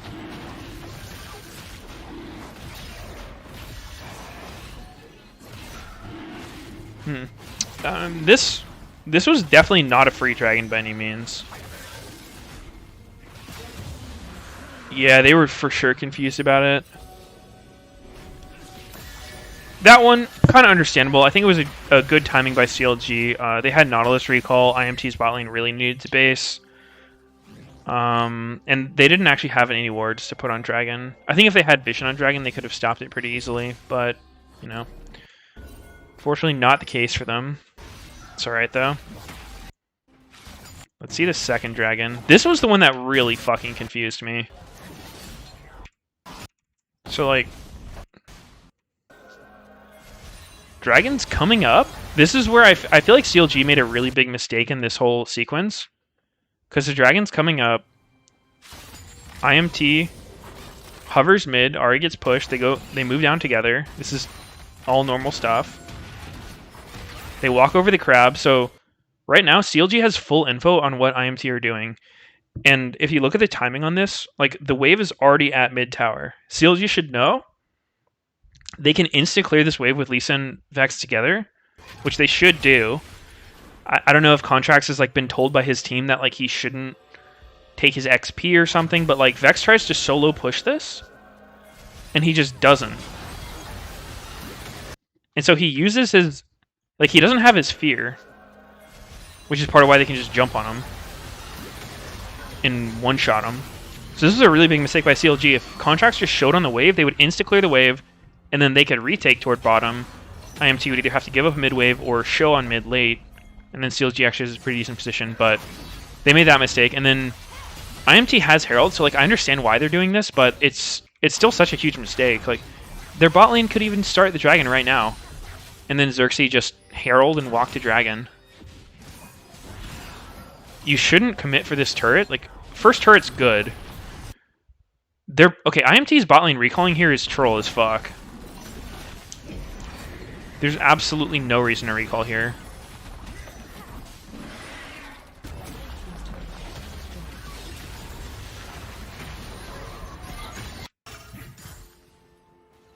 This literally does not make sense at all. This is 100% free Dragon that they just gave to the enemy team for no trade. They just said, fuck it. I'm recalling. Y'all can have Dragon.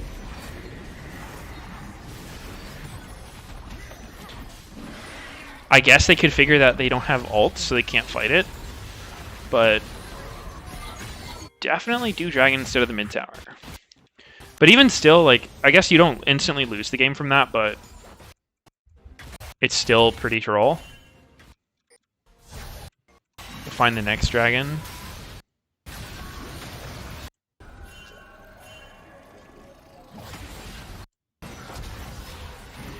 Okay, this is the one where they're like, alright guys, for real. They got 2 Dragons, so we need this next one. Diego gets a good chunk on Jenkins. This is good. PoE? Actually, oh. This was a good buffer by Jenkins. I didn't notice this at the time, but he actually buffers his E wall charmed. Huh. It could have been stopped if PoE just ever frosted first. Seems pretty weird to not follow up the Everfrost with the charm, like Everfrost first. But then they just end up in this awful choke. Like Xerxes flashed in here. He still doesn't have ult. PoE doesn't have ult. Revenge used his E to get in. Oh. Damn. I feel like if I listened to the comms for IMT this game, it would be like pretty uncoordinated. Probably pretty frantic. That's the vibe I get when I'm watching them play. Doesn't seem very like well put together.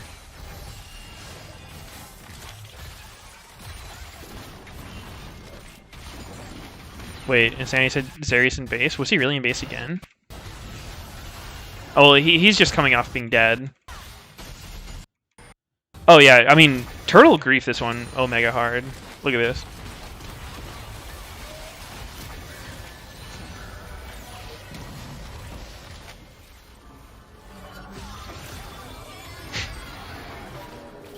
That's a pretty unforgivable death.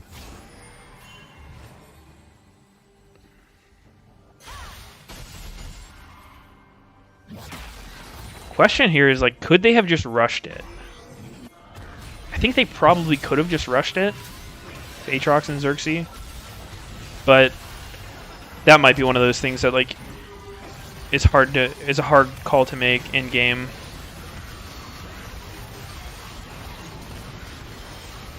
Yeah. Kind of unlucky.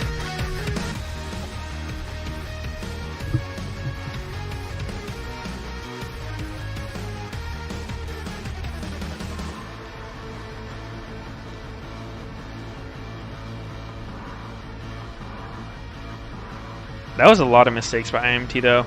But again, like, I think if I'm on a team, the way I would approach that is just rather than trying to, I think nitpicking every single individual mistake people make mechanically in a game like that is a huge waste of time.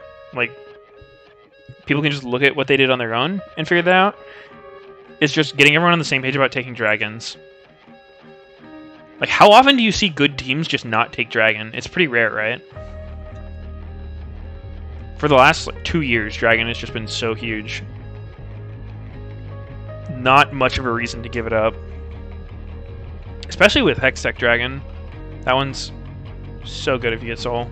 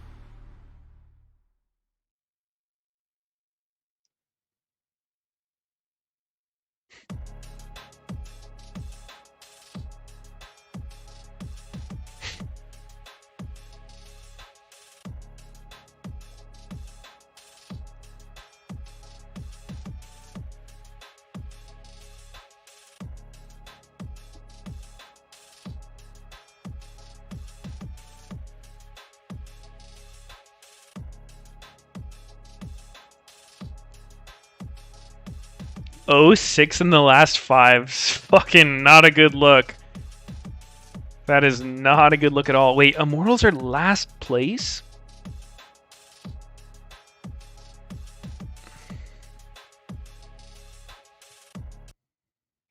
That seems like a good tweet. I kind of want to tweet that.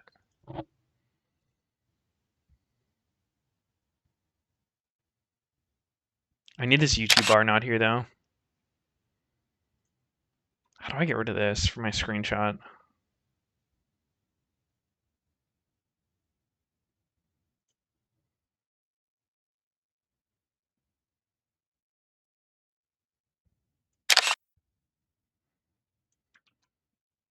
Nah, that's good enough.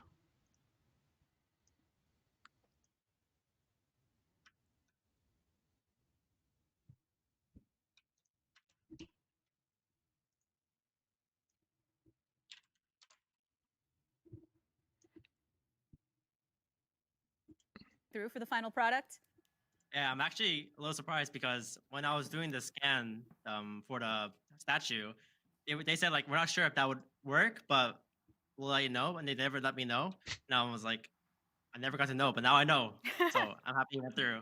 Yeah, now we know and we're happy about it. I know TSM fans are also happy about the victories of last week. It feels like you had some standout performances even prior to that. So in your opinion, what was it that allowed TSM to come out on top? I think we're on the same page more. I think we're more ready to fight overall. Like we're down to take fights, we're down to do whatever. I think it felt like we're way more on the same page. Making sure that you're on that same page so you can get those W's in full effect. I was also listening to an episode of JLXP. Jat was talking a bit about some of the conversations that you have had. How often do you speak to other people you have worked with in the past and get additional perspective in terms of improving your gameplay and approaching the LCS? Yeah, so sometimes when I'm feeling kind of lost, I'll reach out to people I've worked with or interacted with in the past. I've reached out to Jat, I've reached out to Spawn, the Team Liquid Academy coach. I just talk to them and they just give me like a different perspective, and then it kind of lets me get out of my head a little bit.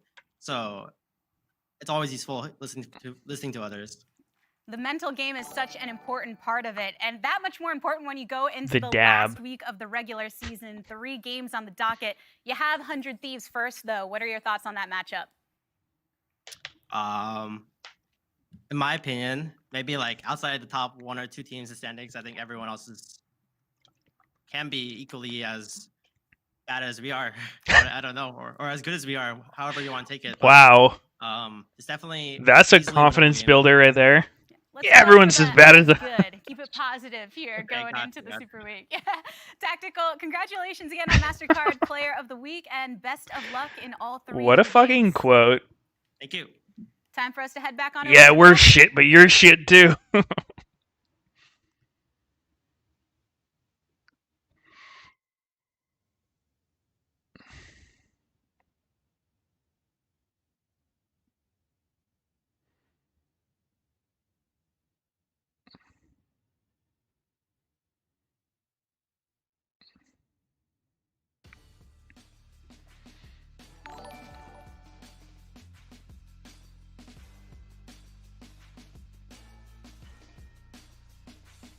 Wait, TSM needs every single one of these things to happen?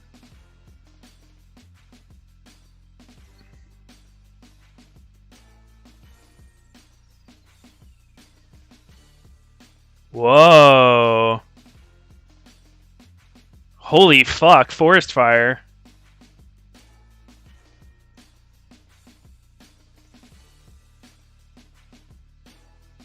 That's a pretty cool animation, though.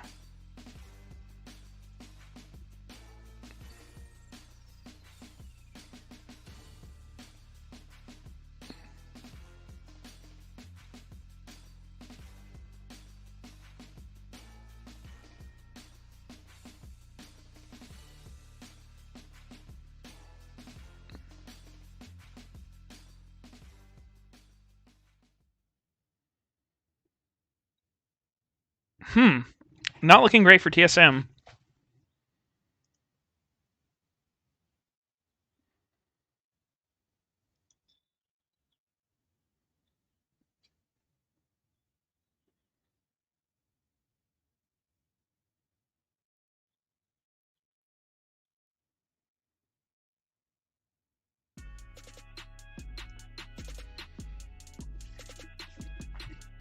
Meteos, are TSM winning playoffs? Yes or no? It's impossible to know. It really could go either way at this point.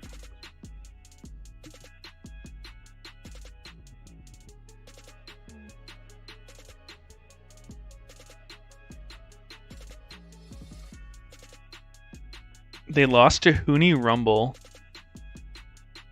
That's so unfortunate.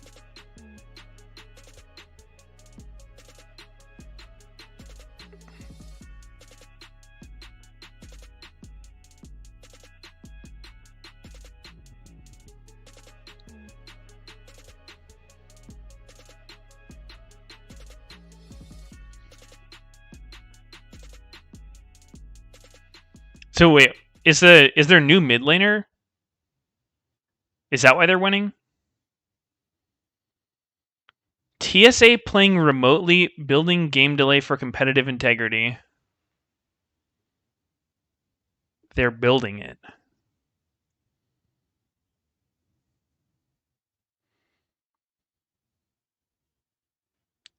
Shenyi has Corona? Damn. Peter Zhang was let go and they went 2-0. Oh, yeah. Yeah, all that stuff coming out about Peter Zhang, like, taking money from his teammates for his family's medical bills in China or whatever. Like, that's so fucking sus.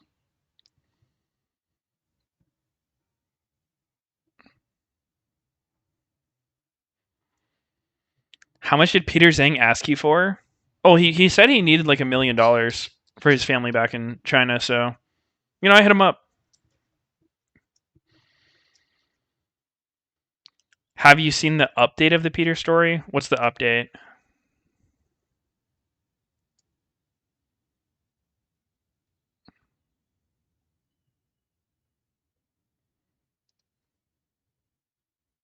Wait, I didn't fully understand the thing about Sword Art's car.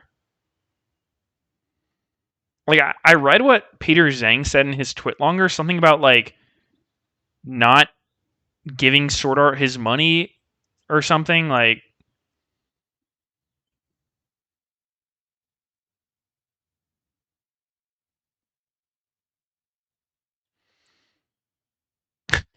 He sold the car for Sword Art, but he used the money. What the fuck? That's so goddamn sus, dude. That's actually just stealing. It doesn't matter what you use the money for. If you fucking steal someone's money, you're an asshole. Doesn't matter why.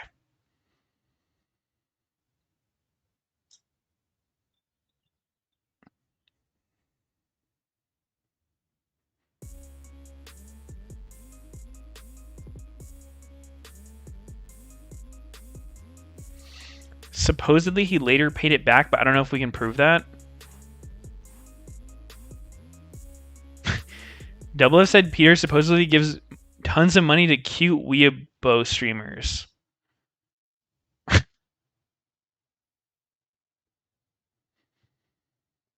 That's so fucking crazy, though.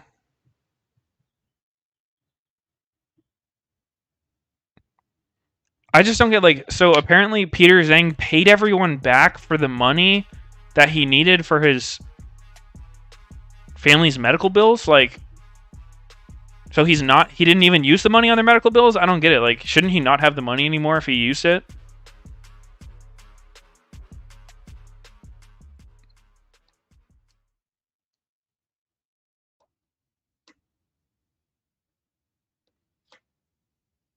I don't get it. Like, the story just is so unbelievable to me. It seems way more likely he just scammed the fuck out of everyone.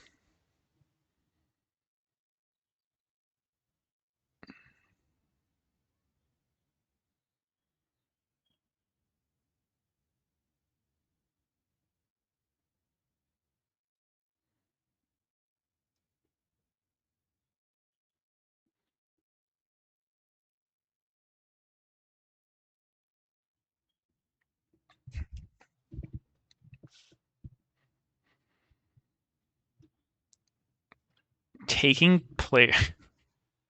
That's so. What if that's literally like the motivation for why TSM's roster is the way it is? Just because it was like that's who Peter Zhang could get the most money from. He claims it's not the case, but I don't know, man. It's pretty sus. Pretty fucking sus.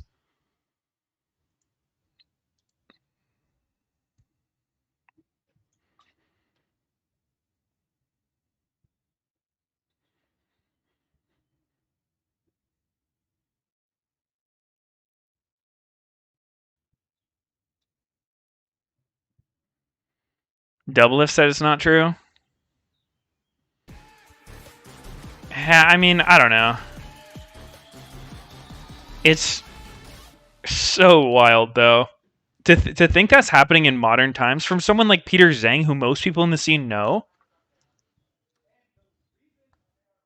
Like, I know Peter Zhang. I never had any issue with him. He was always polite to me. He always thanked me when I donated him hundreds of thousands of dollars for his family. Like, I don't know. Like, I never was scammed. I gave him money for his family.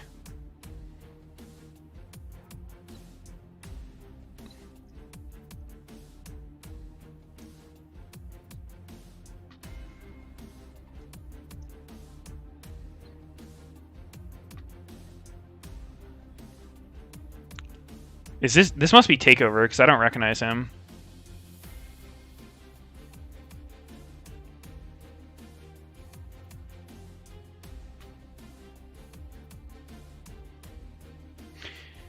In Peter Zhang tweet longer, he says he had very little say in roster making, so no way for him to seal. Yeah, I mean,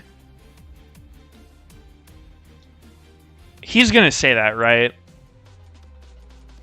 Pretty much everyone is gonna frame the story in a way that makes themselves look like the protagonist. Like, not necessarily. I don't necessarily think everything Peter wrote in his tweet longer is true. I don't think he's given us a reason to take his word with this, considering he admitted to like just basically robbing Sword Art. Even if you rob someone, get caught, and pay it back, like that doesn't make you any less shitty as someone who just robbed. Okay, so completing the previous prediction, adding a new one.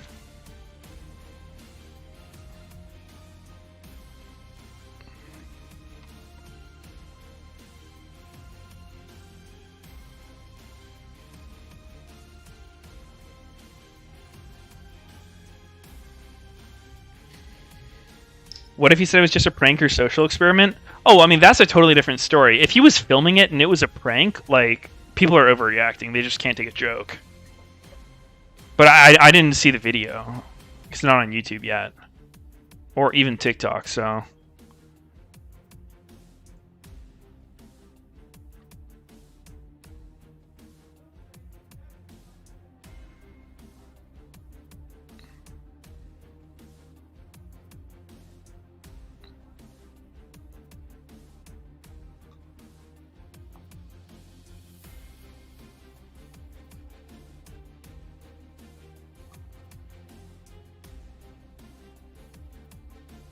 Oh shit, our first Renata Glask of the day. That's poggers.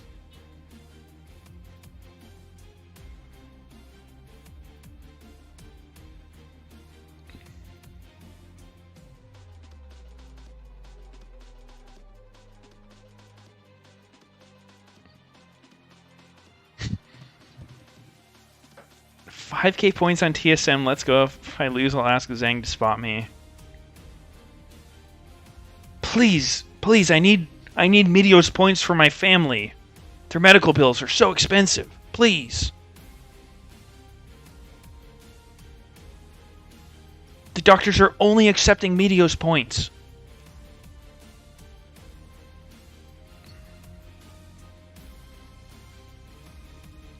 Now, I was reading, so... Like, like when I'm reading the story initially, I want to try to just like see all the info before I jump to conclusions. So people were saying in the thread that apparently in China, if you are trying to get some like medical procedures done, it is super tough because there's way more people than there are doctors. So you kind of need a lot of money to just like bribe doctors into getting proper treatment. At Travis Gafford at Meteos want to get dinner. Holy shit, are you asking me out finally?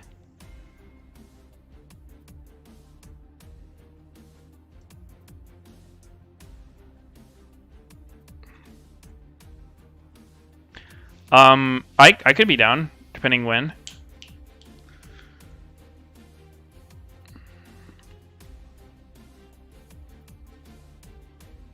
You want to get Genwa?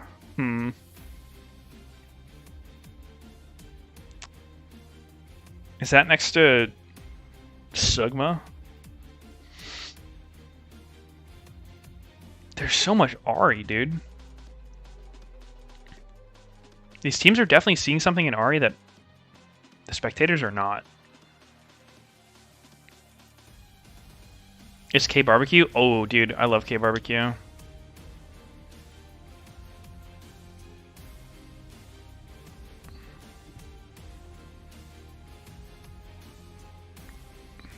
Takeover's not even there.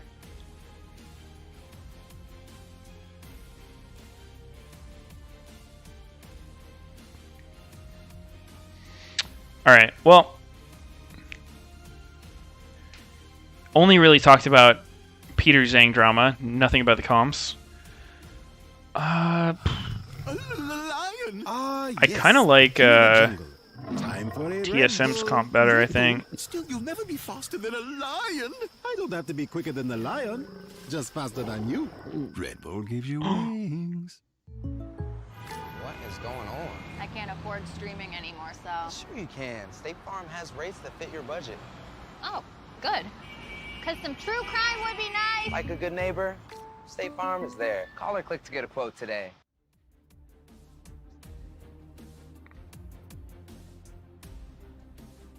After this game, I can't deny it. But I could be down, like, during the week. Welcome to Summoner's Rift.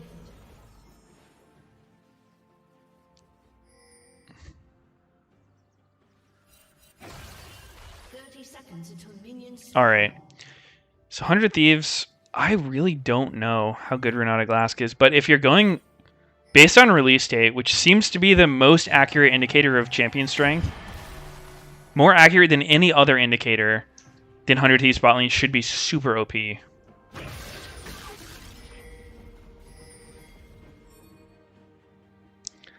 TSM's got one of those comps where they're pretty vulnerable to Merc Treads. Could have some damage problems if they end up falling behind. Ooh, free gold. Graves level 2 on first wave. Top's over. Game is actually over. May the odds be ever in our favor. What? What movie is that from? Is that Hunger Games?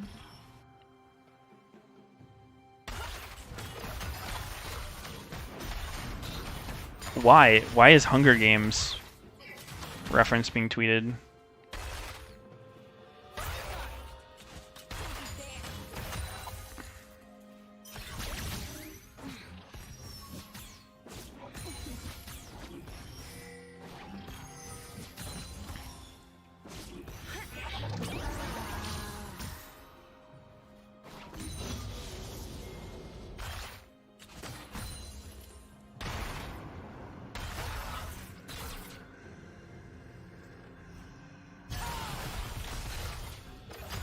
Man, playing bot lane is so fucking weird.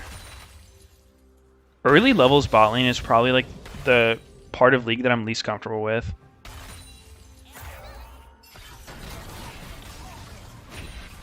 Just knowing the limits, like, you know, can their support just fucking flash in and kill us right now?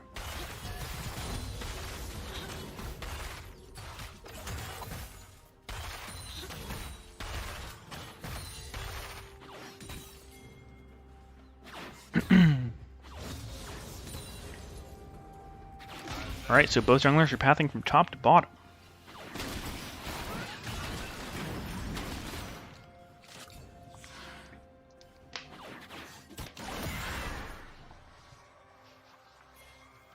Speak is going for the 3 camp.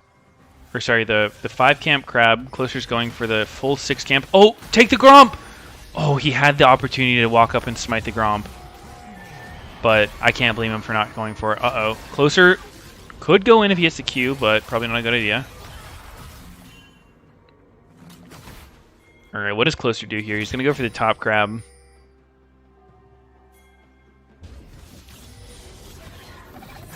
Oh! Oh, he's dead. Takeover is actually dead. Damn. Slow reactions by Takeover there.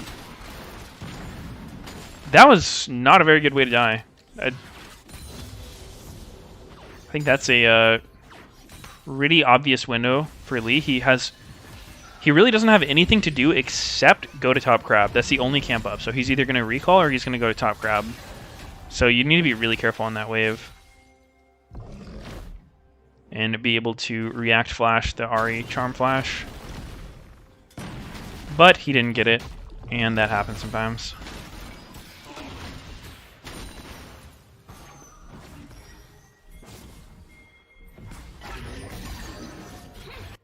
I feel like TSM used to be better when they had Bjergsen. Yeah. I feel like that was not that hard of a situation to survive if you're Takeover. I think he didn't play that too well.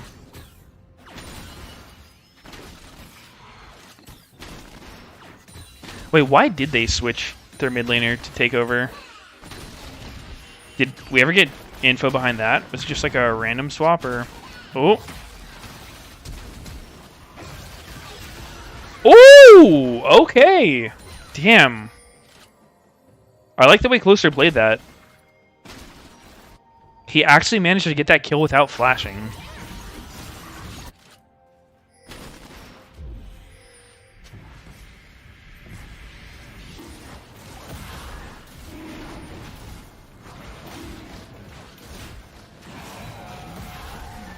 I like this dragon take by TSM. Good response. This is one of the things I love about Volibear. He's so good at doing dragon because he doesn't really die to it. Like you can end the dragon with full HP.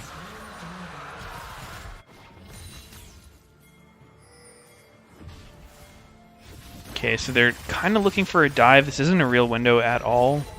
I'm not really sure what they're trying to do here. I guess they want the bottom camps or to catch Lee, but Closer is onto their bullshit.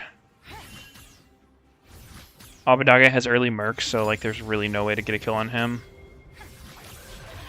Unless he wants to die.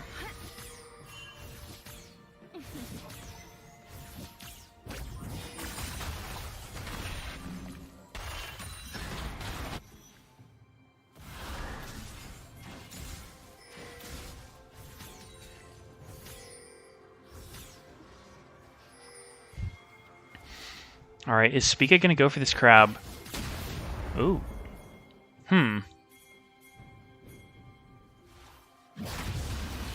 This is weird as hell by TSM. They seem to think they can get this crab. While obviously not being able to get it. Spica not too happy about that.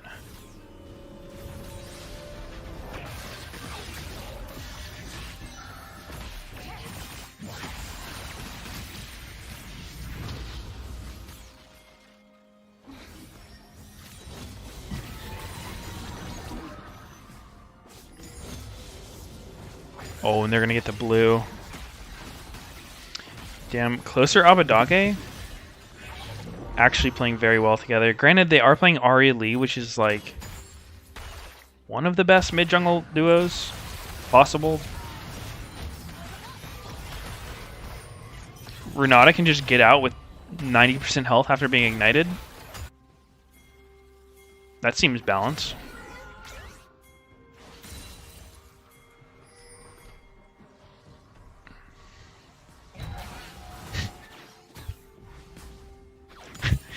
People calling Reggie a bully because of all those videos of him being a bully are forgetting that he said he himself is not a bully. It's so unfair. That's true. Are people forgetting that he told us he's not a bully? I feel like people are so quick to forget as soon as they see him bullying. That's a really good point.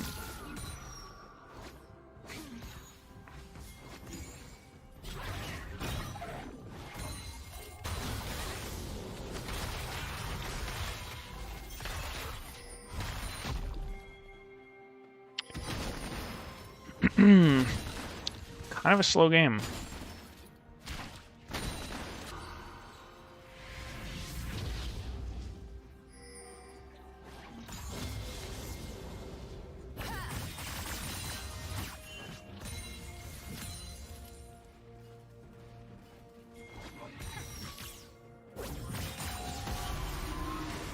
If 100 Thieves win this, they're actually going to be 6-0 in their last 5, which is pretty impressive.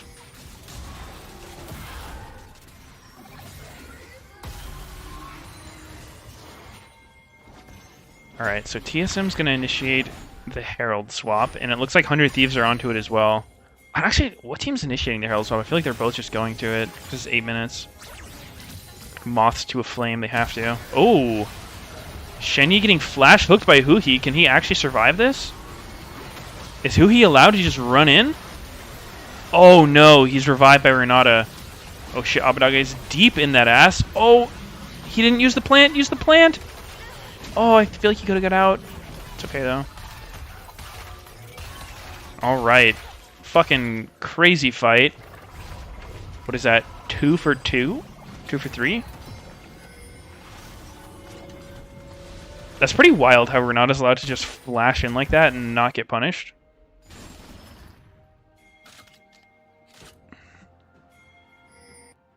Alright, let's see again how this happened. I don't think Shenyi should let Ahri do what he's doing here. Like, Ahri is tanking a wave in front of 4 people to get this rotation through mid. That's not a real play. Like, just zone that guy out before you go into river. Ooh, closer gets the save from Renata, but he is gone. Look, he could have went to... If he hit the blast cone, I think he lives. But it's okay.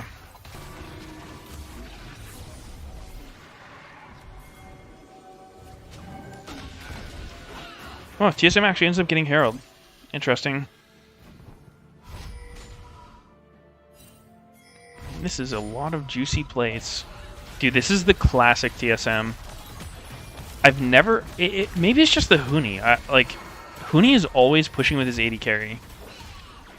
I never see anyone else do this play, and I'm not... I don't think it's awful. I don't think it's great. But I just see it so often with Huni.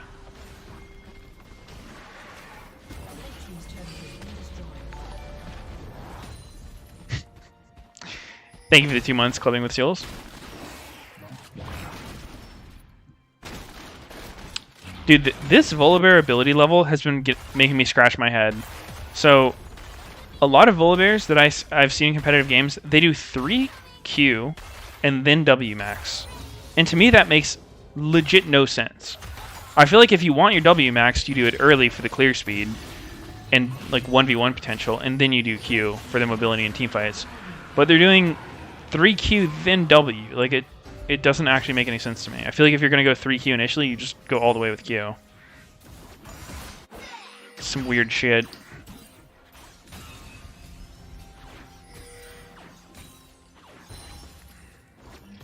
You see me do the opposite? Yeah, I mean, normally what I do on volley is 3W then Q.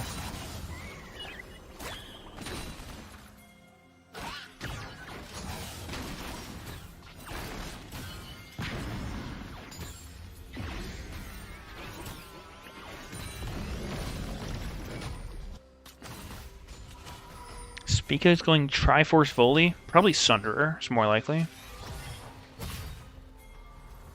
Kind of sus, though. I think Chemtank is really good on volley.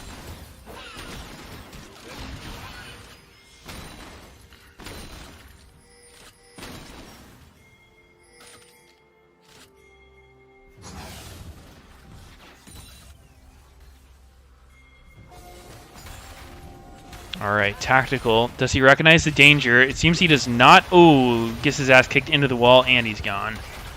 Goodbye. Nice little combo by closer.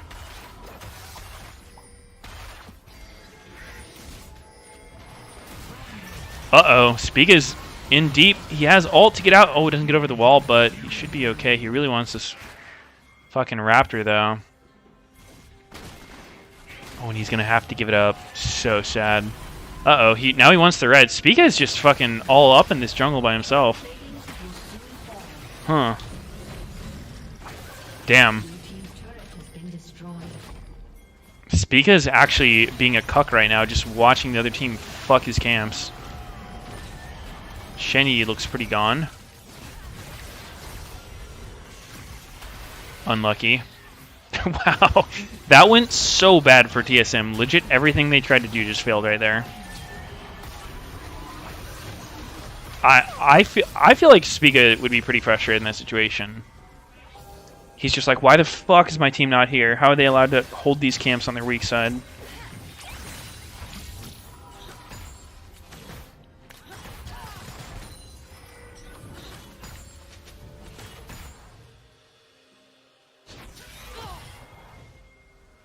I wonder if he's going to go AP Kaisa. So I was talking about this while I was streaming, and I'm curious to get people's thoughts, because this AP Kaisa build where you go like Manamune into AP Kaisa has been getting pretty popular. Actually, I don't think Tactical's doing it this game. I don't remember it having a Dirk, but you do that build, and it's been like really popular in solo queue. Oh, he is doing it? Maybe it is part of the build, but I don't know why it's randomly being played now, because nothing really changed about it to make it any better than it was before, but all of a sudden people are doing it, and I don't understand why. Is it the case that it's been good forever and people just never tried it? Or what? It's because Faker played it? Yeah, but that's not like a reason that would be strong, you know? Blue team's turret has been destroyed. But I don't think AP Kai'Sa is some new concept that people have never tried before. Like, Nashor's has been played on Kai'Sa before. Red team's turret has been destroyed. No, but it's an excuse for ADs to play some new stuff. Yeah, that's actually, in my experience, the thing that like will get pro players to try something new. Is it's like if they see a Korean or like Chinese or European player do it, they're like, oh fuck, it must be the new OP thing, and not really think like why it could be good or how it could be beat. They're just like, oh, saw someone else do it, my turn to do it.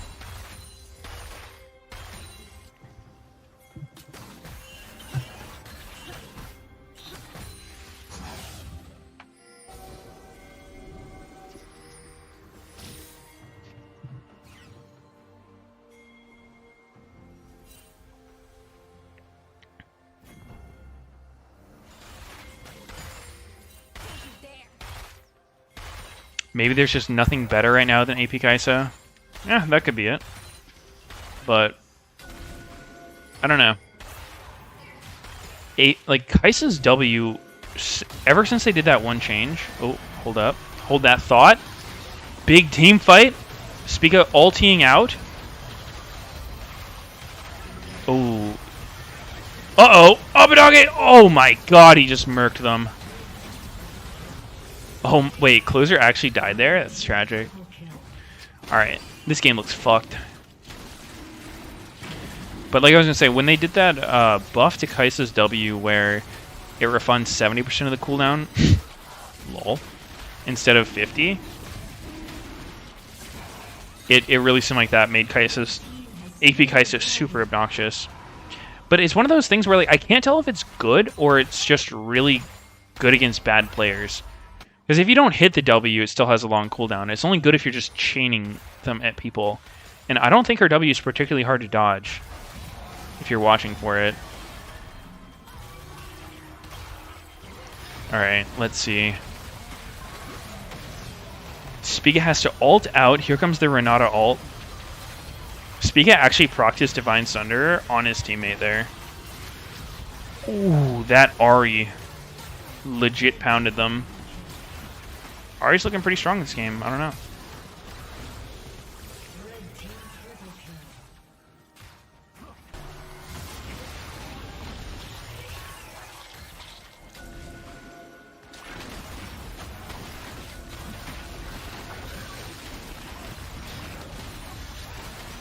What can TSM do? They have to win this, or their playoff dreams are officially dead. I feel like it's kind of similar to the random Volibear prio. People aren't used to playing versus champs since it wasn't meta for a while. Well, Volibear actually got a buff that made him start being played again. Like he got base damage buff.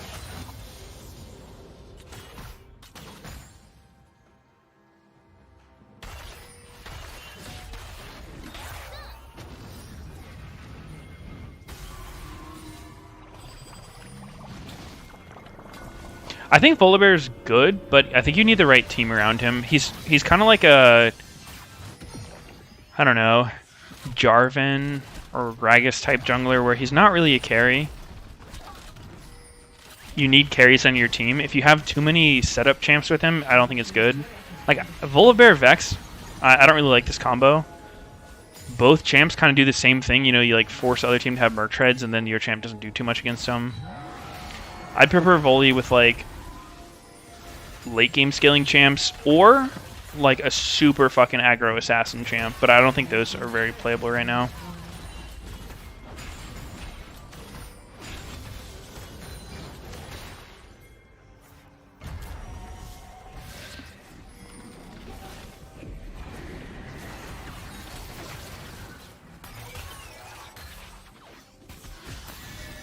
Alright, 100 Thieves piling into the bottom lane. What can TSM do? They could look for a flank.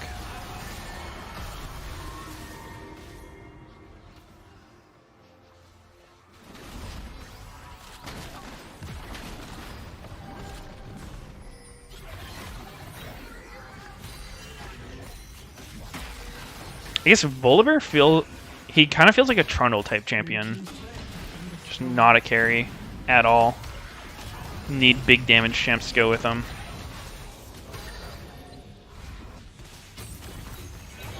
Also why I'm not a huge fan of Sunderer. Like, I don't see the value in it.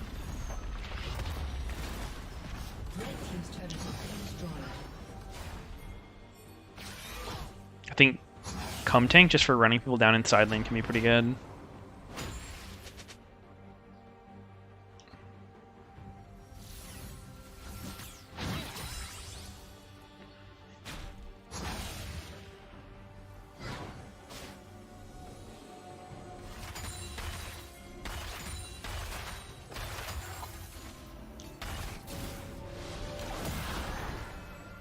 Yeah, look, he went 3Q then 5W volley. I don't know, man. I've played a lot of Volibear and I just don't like that build. I'm just really not sure what it's supposed to do.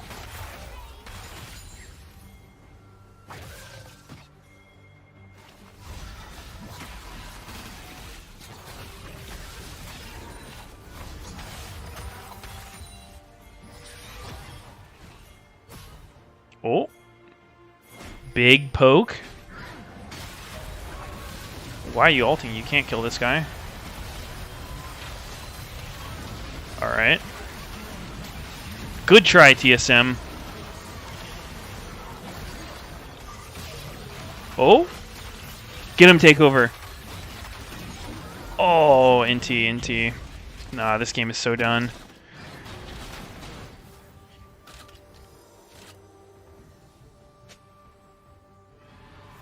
Wait, holy fuck. Do you guys see this Nautilus build?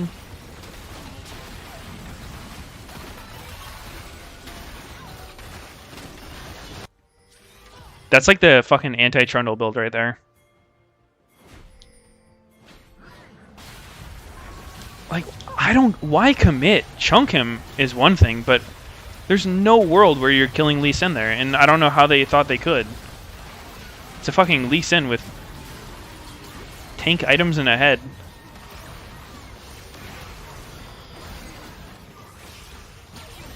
I think that was a really bad call, whoever decided to go in there. The Nautilus hook, totally fine. The Nautilus ult, not fine. Just take the little chunk, force him back. That's all good. Oh, Abadage on the flank. Ooh, and it's enough to push him back. I think he wants some more, though. Oh. 5 people walk at him, and he walks away.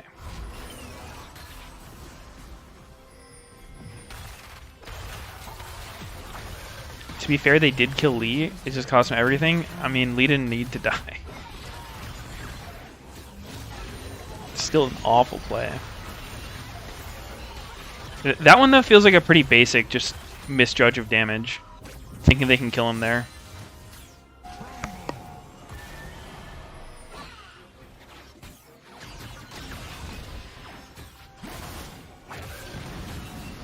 Lee Sin should be running Legend Tenacity. He's got Merc Shreds. You're not going to lock him down. He has Flash, W, Kick, Gore Drinker, Hex Drinker, Cum Drinker.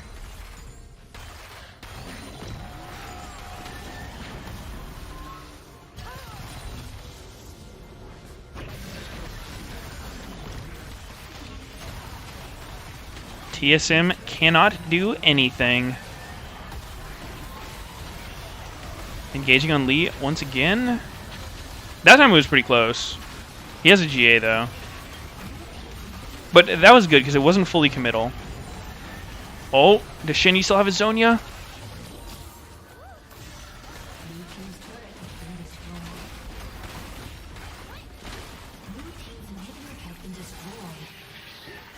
And there's the 2 inhibs down. All right, now let's see how 100 Thieves plays this. It looks like they are all going to group into the bottom lane, and I still think this could give TSM a shot back into the game. I think this looks really, really sketchy by 100 Thieves. They have the good flank. Nara's about to go Mega. They have a ward from TP too. I think this is TSM's best chance. Yep, here it is. Nautilus has Zonia. They're baiting. Uh-oh. Uh-oh. 100 Thieves giga trolling. Oh, maybe they're just ahead enough to win anyway. No, doesn't matter. They gave TSM about as good of a fight as they could have, but they were just so ahead that they won.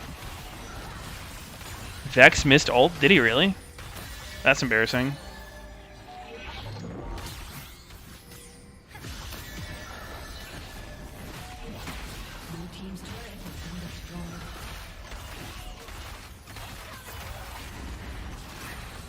I want to see the Vex ult. Show me the replay now.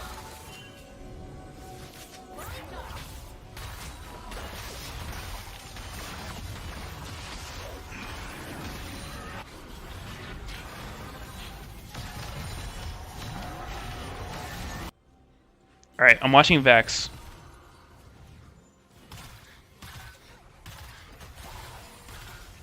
He must hit some sick field goal to miss all these people.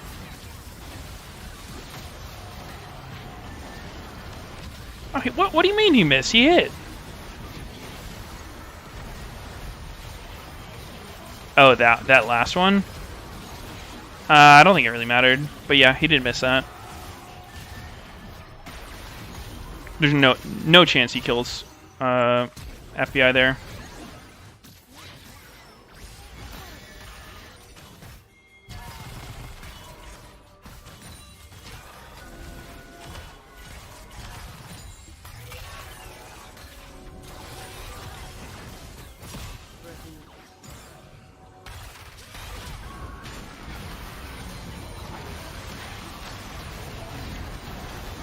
Ooh, pretty big Vex engaged, but again, like they're just so tanky, didn't do anything.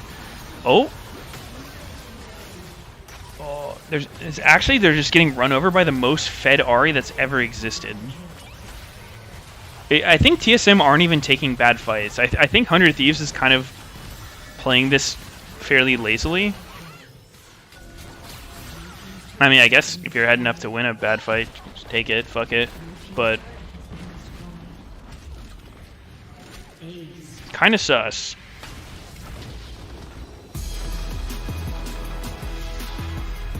Positioning-wise, it wasn't a good idea for 100 Thieves, but obviously they were just so fed.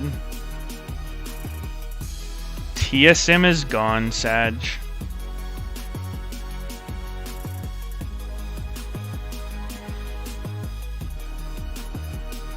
I don't think Takeover played badly. I think the biggest issue is I'm not convinced Takeover is helping Peter Zhang's family enough with their medical bills. And I think that might just really be a big factor in TSM not making playoffs.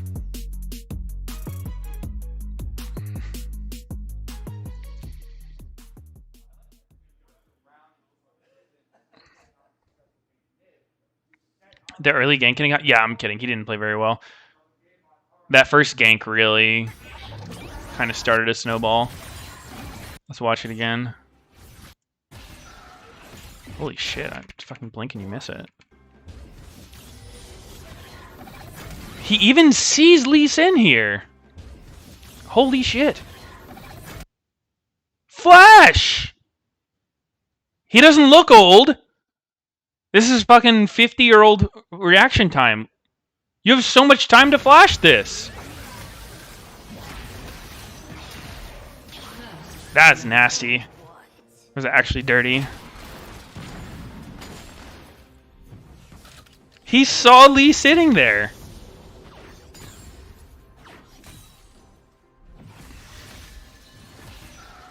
And it was obviously that's like the only place he could go.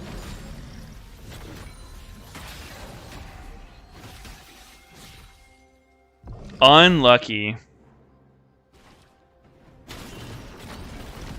He wanted to get coomed on? I guess so. I mean, I'm wondering, like, if he doesn't waste his Q Fear proc, could he have survived even getting hit by the charm? Because that was kind of a problem too, right? Like, he shoots... this is his Fear cast right here. It looks like he has no... He doesn't actually know Lee's coming when he shoots this. I'm pretty sure he's just doing this to get last hits. So this just shows me a lot of inexperience. Like, most pro mid laners should recognize there's danger here. I get takeover is kind of new, but like this is pretty big mistake.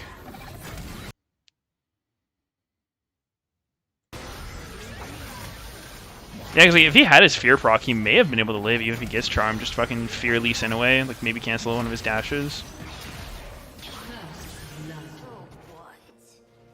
Show the closer tower dive? Oh yeah, that was pretty sick.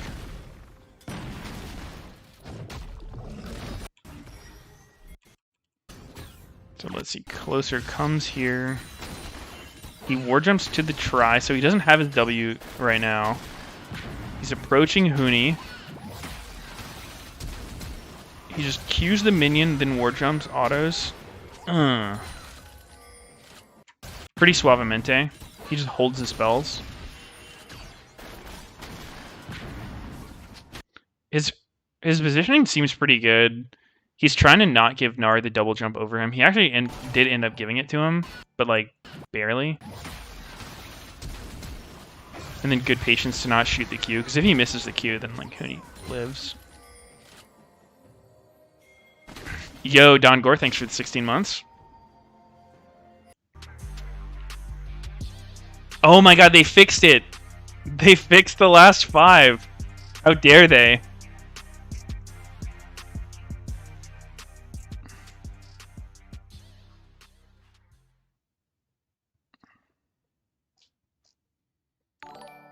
Skarner only thanks for the sub.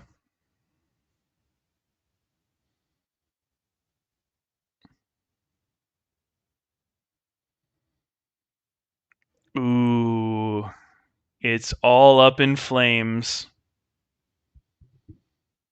I'm just waiting for the TV to actually catch on fire from all these particles on it.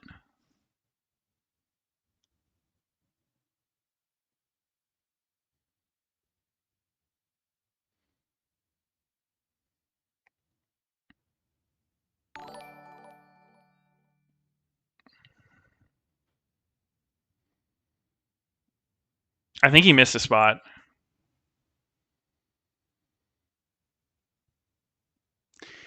Kaiden, thank you for the sub.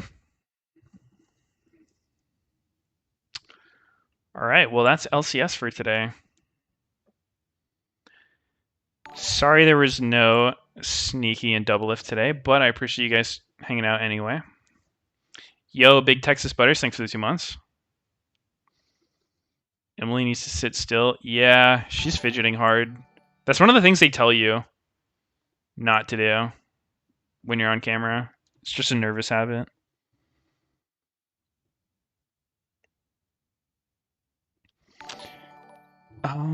Buttonus, thank you for the sub. Exo Meep, thank you for subbing.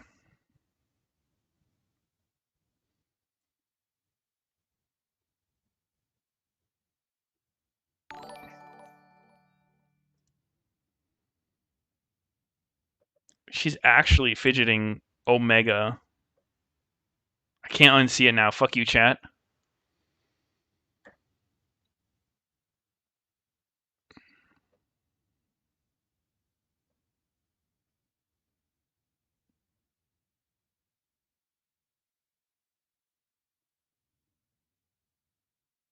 I've always heard the way to calm down if you're feeling anxious or nervous like that is you take 2 deep inhales and then an exhale. Like, so you breathe in, and then you breathe in again, and then you exhale. And it's like a calming thing. Yo, Ramrude, thanks for the 2 months. What's up, bro? Oh, wow. They're making me watch this again. I already saw it like 3 times, dude. This one was good, though. I'll watch this one again.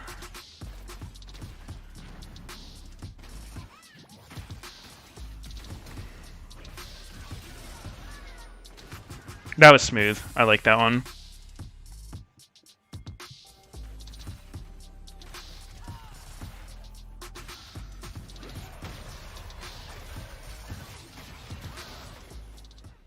Wait, did he actually go 17-1?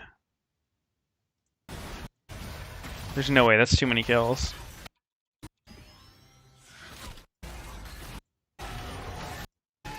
No, he was 11-1. 14? Oh, maybe they don't show it at the end. Oh yeah, 14. That's a lot of kills in a pro game. Ramioni, thanks for the 3 months. Time for Kirsty, thank you for the sub.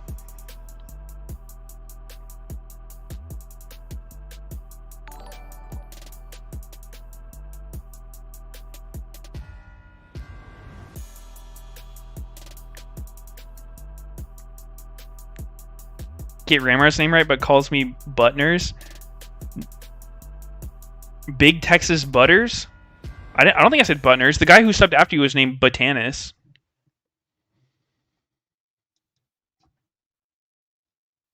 Maybe I did. I don't know. That's heck yes. Yeah, I know.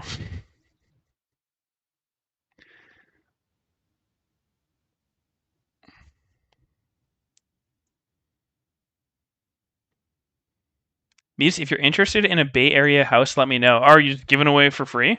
I mean, I'll fucking take one if you need someone to take it off your hands. Tomorrow's schedule. I will be back tomorrow for these games, and I think Sneaky and Double Lift will probably be there too.